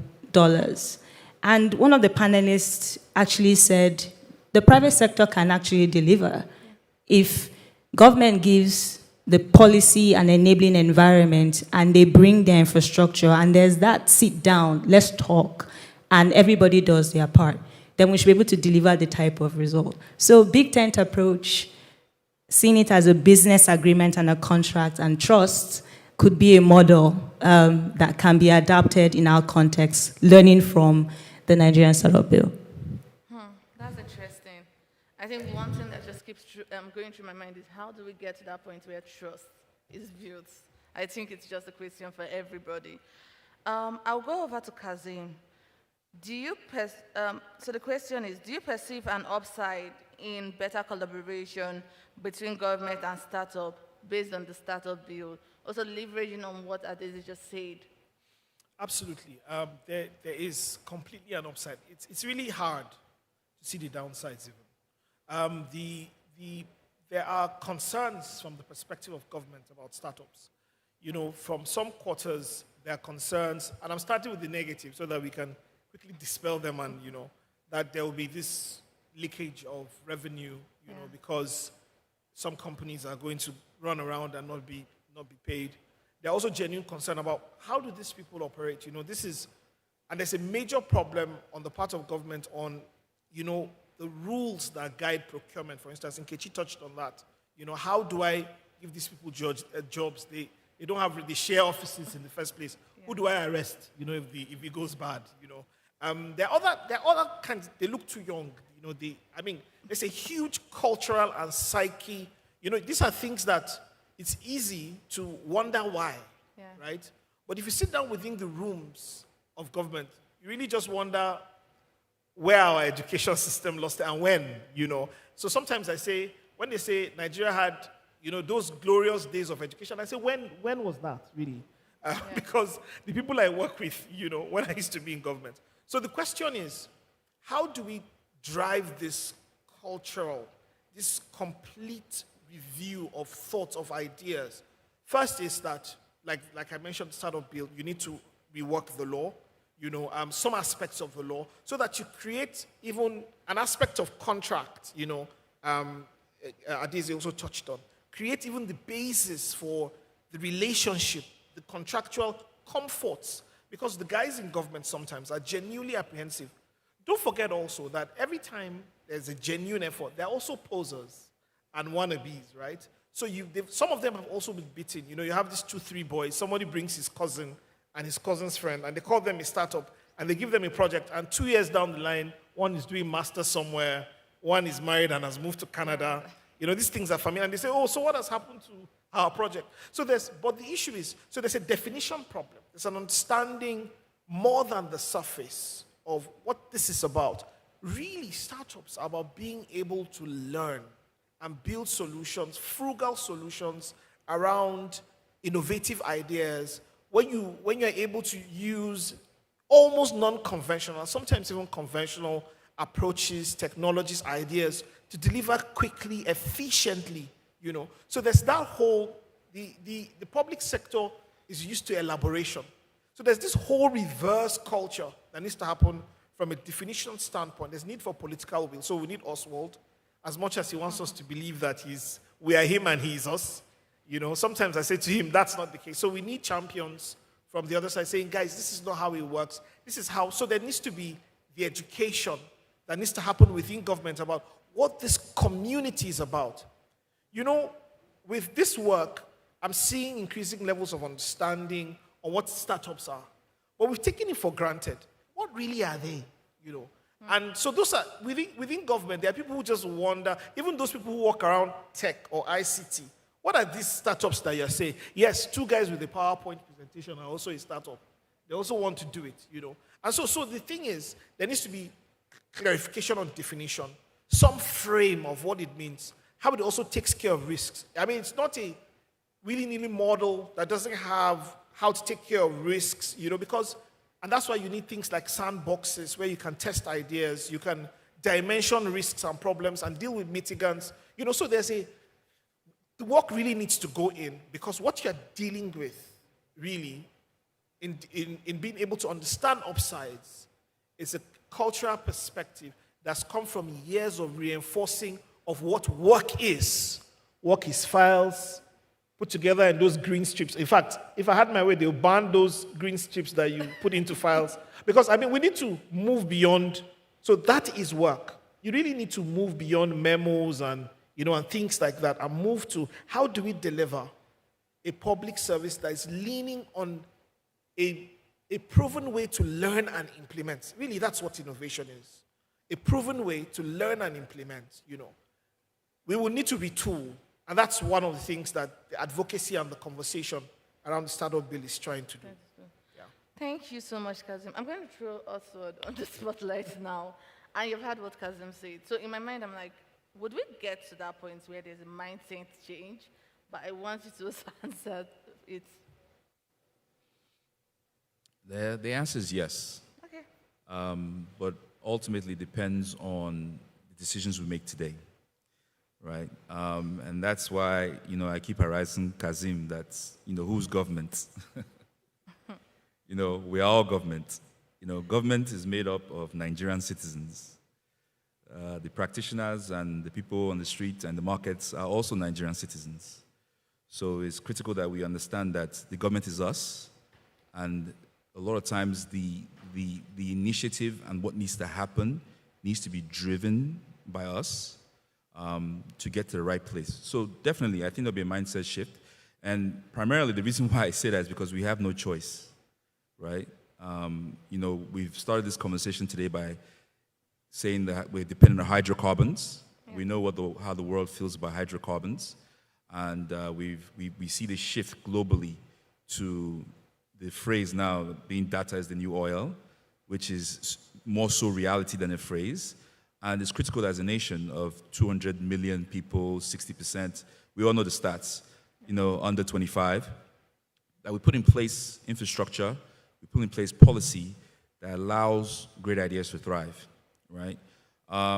You know, I've long time said, you know, or a friend of mine has actually said that in Nigeria, the idea of creating a startup from a garage doesn't exist, right? Because simply we don't have garages, right? So we need rules that work for us, right? What we have is a gateman and a gatehouse. You can't do your startup there because somebody already lives there. But I would love to see us get to a place where startups actually start from our villages, right? Where the idea was made by a guy who maybe worked in Lagos or worked in the startup in the main town in his state and goes back and sits in his village and comes up with an idea and runs from there, which will need us to have the right infrastructure in place, right? We have 4 to 5 unicorns now. It'd be great to see where we get to a place when we have 50 or 100. But more important than having 50 unicorns is having 1,000 companies that make a decent amount of money and hire 50 to 100 to 200 people and adding value, right? Regardless of being the billion-dollar status, $1 million, 100 million naira, but it's actually creating jobs and creating value in the environment. So that's ultimately the goal that we're trying to achieve, right? But once again, this build is just one of many things that will get us there. Thank you so much, Oswald. My last question before I take 1 or 2 questions from the audience to be thrown at Daisy and Nkechi, and it's how can startups be better sensitized on understanding that the government cannot be isolated from the ecosystem. I really like this question because I feel that that's what's happening today, right? When we see that, oh, the government do not understand, or it's going to take a while, like Kazim has been saying, by the time, before the fight even gets to the right person, what we need. So you see the innovation ecosystem just backing out, and they're like, let government people stay. So I want to know, we'll start with Nkechi, and then Adeze, you share your thoughts on that. Okay. I think that's beginning to happen with everything that's been happening in Nigeria, and just even looking at the issue in Lagos where people with laptops and phones are being harassed and picked up. So founders are realizing that they need to find a way to engage with government because the environment seems very hostile to them. And even looking at regulation, look at what happened with Gokada after raising so much money and then having their business model just destroyed with just one simple thing that came in. So startups are beginning to realize that they do need to engage. But how to engage is the problem. What I've noticed is that for startups that are very early stage and are still building, they feel, let's just do this behind the curtain until we're big enough, then we'll find a way to engage. Because now that no one has looked for us, let's not now be the ones to carry ourselves to go and do that. But the good thing is lots of startups have grown. Now we have ones like Flutterwave, Paystack, and the rest that have gone ahead and have seen the need to actively engage with government. And in doing so, they are clearing the path for the other ones that are coming because they are actually building better pathway for them, better engagement with government so that the government understands the build of these startups. So I think that we're going to see more engagement from startups. The bigger players would obviously take the lead, but the smaller ones would also back with their voices and in just putting their opinions forward as well. As with this bill, it's a collaborative effort. But there are other very smaller players that their names are not on this, but they are backing, even if it's just by sharing information about the bill and things like that, but they are all in support. And that's why I know that more of this engagement is going to continue. Thank you, Nkechi. Daisy? So yeah, just echoing the same point on engaging. And just having, so we need to be able to be open enough on both sides to understand that we're all championing the same objective, at least. Again, the objective of regulation, I believe, is to promote innovation and economic growth and development and to protect the consumer. And the reason why it's important that everybody dialogues, because sometimes each party can be selfish. Right? Startups want to just build businesses and be profitable, and there's nothing wrong with that, right? But you also have to understand that there are risks that you might not be paying attention to. On the other side, government is, enshrined with the sole purpose of protecting the consumer, making sure there are no security threats and all of that, but also can be sidelined by the benefits that come out from startups. So it's until everybody comes to the table to have a conversation with an open mind that we are all trying to achieve the same objective versus I just want to shut you up because you're government, I want to shut you up because you're youth. So if we have that mindset, then it sets the tone for how that conversation will go. Even during the NSB process, like we had to have everybody. There had to be an Oz from the presidency, and Ife, a Kasim, and Nkechi, different types of people having conversations. And were there disagreements or misunderstandings? Yes.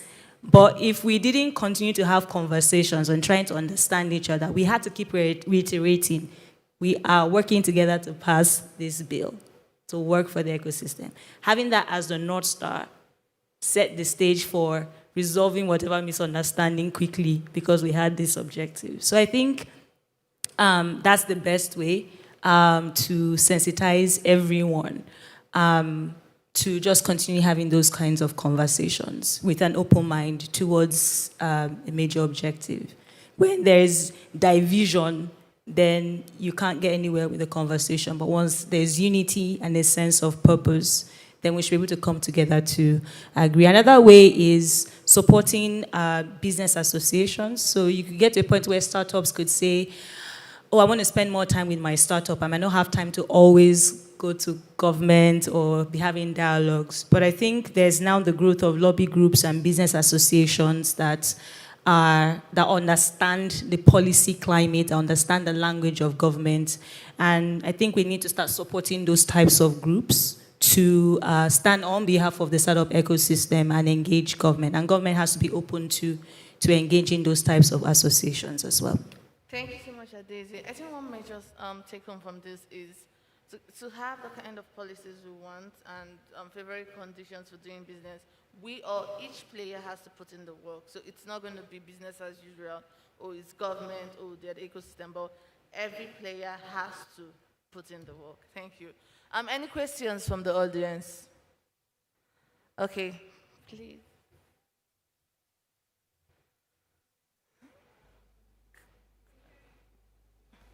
I think you need to, okay, can you hear her? Okay.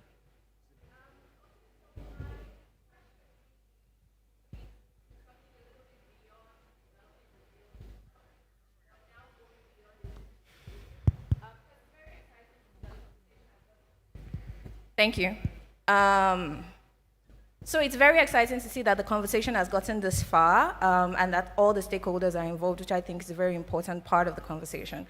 But listening to public opinion and people interacting about the bill, what happens after the bill is passed? Everybody's really scared of regulators in Nigeria for reasons you're probably very well aware of, which is that at the point of implementation, there's very often a power imbalance. Government can very easily implement, but then what happens to the startups is that every time there's a dispute, they're stuck in lengthy court process to say, oh, I paid my licensing fees as requested, or I did what I was supposed to do, and now government is reneging. So are there thoughts around how do we maintain that equality within the position after the bill has been passed? How do we give, because if you're developing trust, then people have to know that at the end of the day, it's not going to be one startup against CBN, where CBN gets to say, I block your account. But then you want to fight back, and there's no Twitter anymore.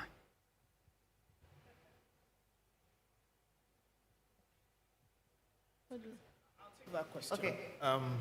It's a very, very important question, and it's one that the group has had to think about and respond to non-flippantly, because, I mean, your words will age, right?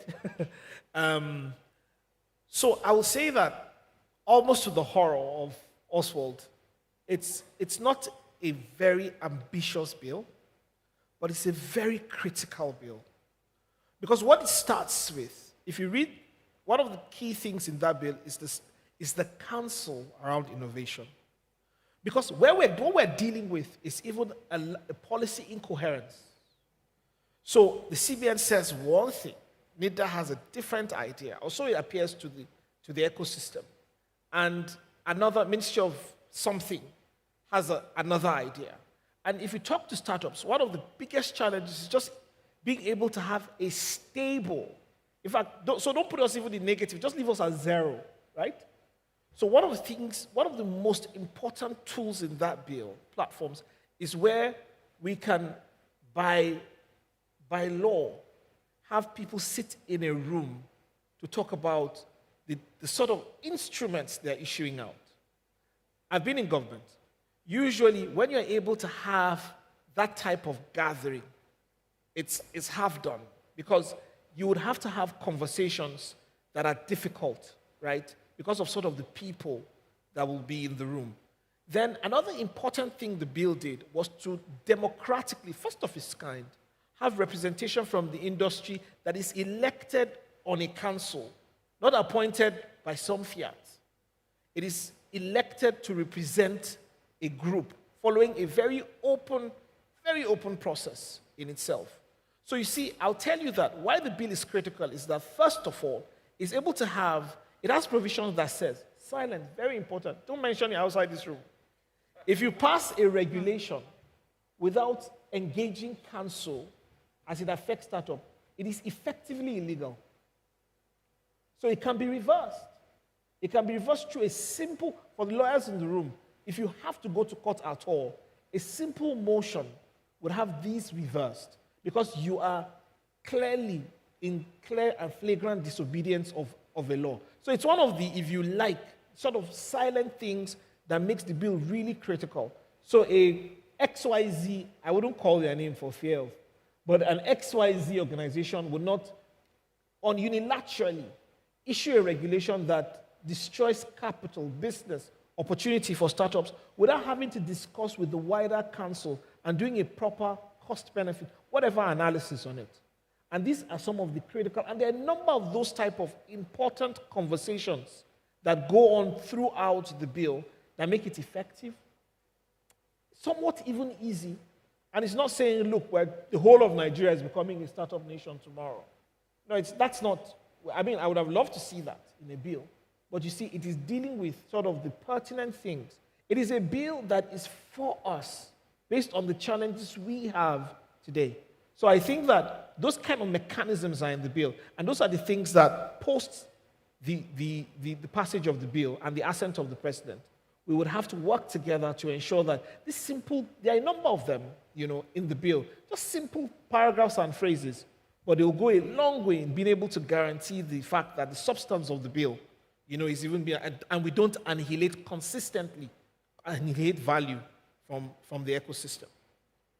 Okay, thank you. Let me add to that. Okay. Yeah, so my chairman, Kazim, has elaborately covered the mechanisms within the bill.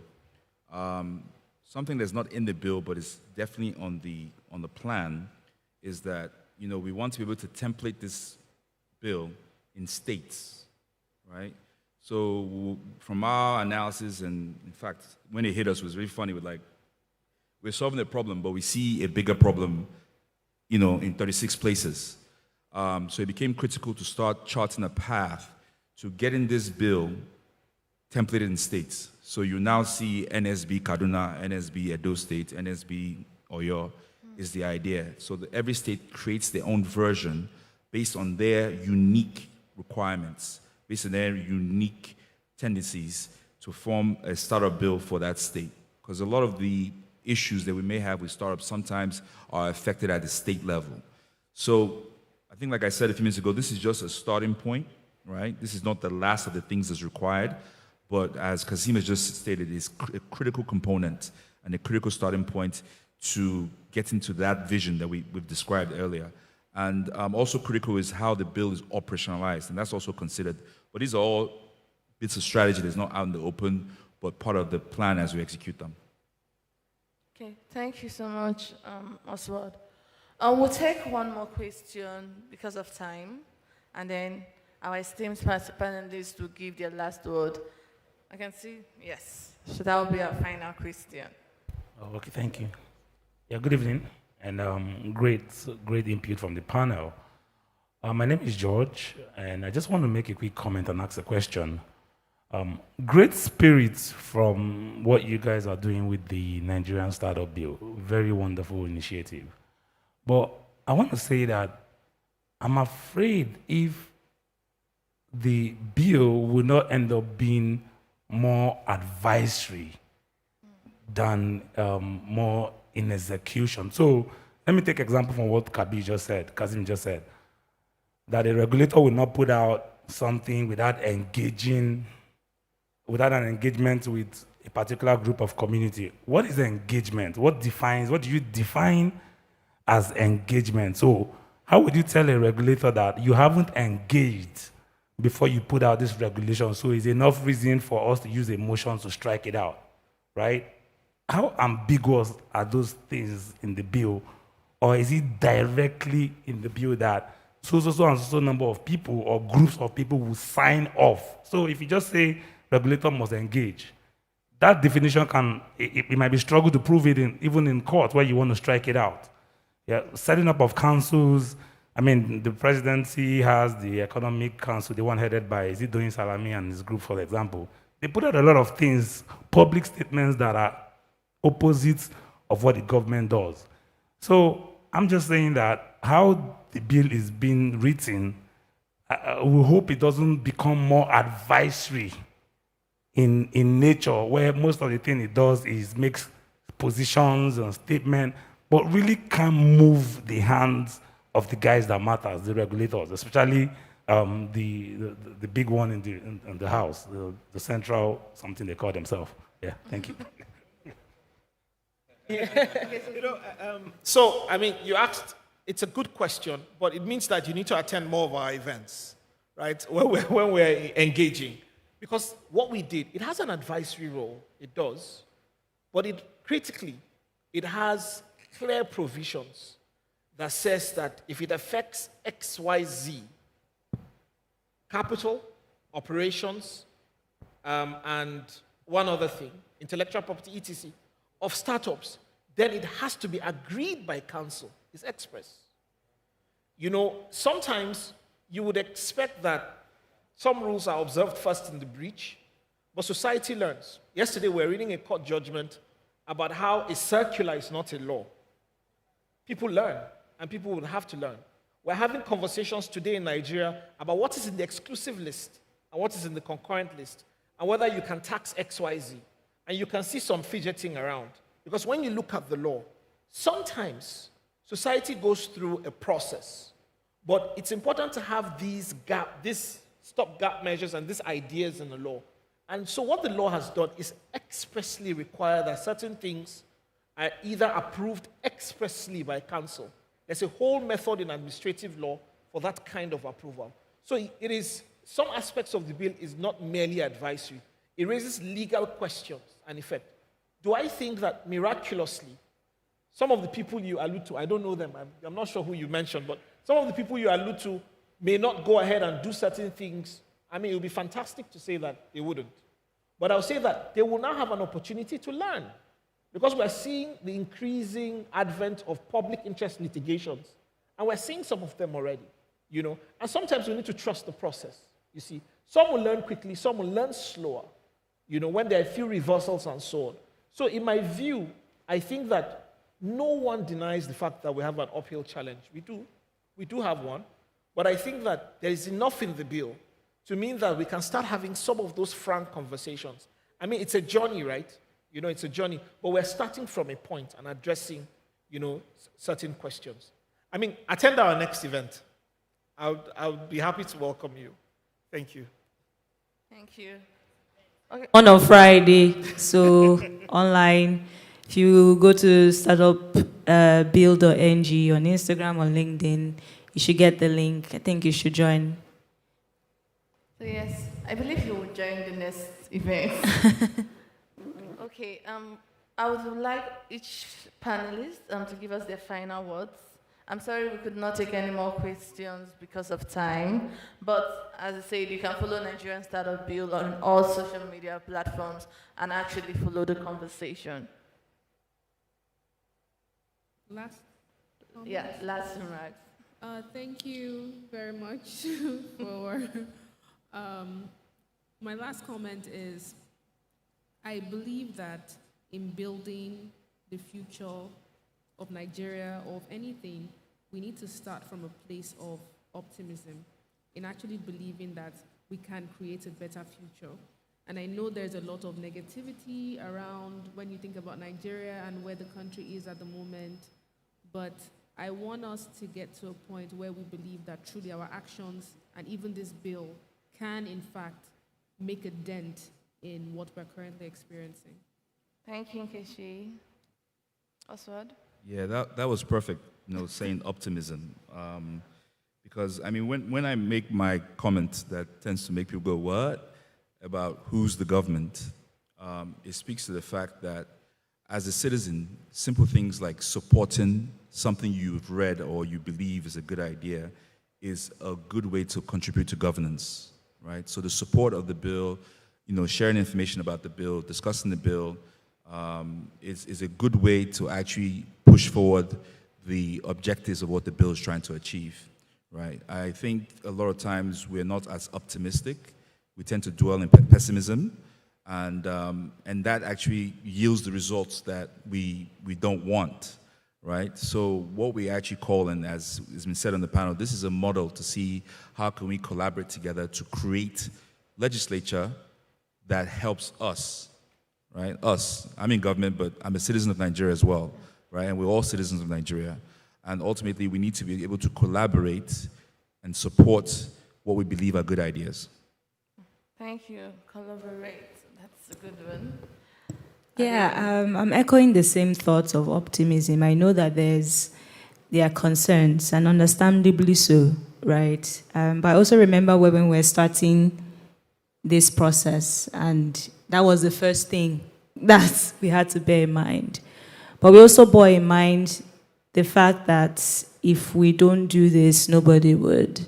And just echoing Oz's point on who government is. Oz is government, as we define it, right? And I wish there was a way we had documentaries of all the times, or video clips of all the times we've been working. I haven't seen so much passion and determination. You see that from one government official, and you're like, yes, there is hope. Recently, we heard the Honorable Minister of Communications and Digital Economy speak passionately at the Nigerian Economic Summit Group pre-summit about his hopes for this bill, clearly understanding the value that startups have for the economy and how he's willing to pour in as much support into seeing this through. That gives hope, right? We had the Minister of Finance even acknowledge that sometimes government doesn't know what to do. And so they are counting on all of us that have an idea of the best path to have conversations. Even if the bill doesn't pass, we believe it will pass, and we are working hard for it to pass. But we believe that there's still success because everybody came together with shared determination to even produce a bill. This is not the first time a bill was being talked about, by the way, in Nigeria. There have been talks about bills and nothing happened until now because we had willpower from all sides.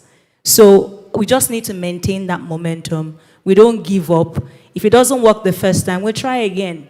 So it's that hope that keeps us alive. It's that hope that makes us achieve the dreams that we want. So let's stay optimistic. Thank you. And Kazim.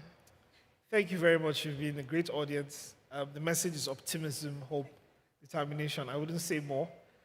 Thank you for the session. Thoroughly enjoyed myself. Thanks. Yeah. Thank you, everyone, for joining today's session.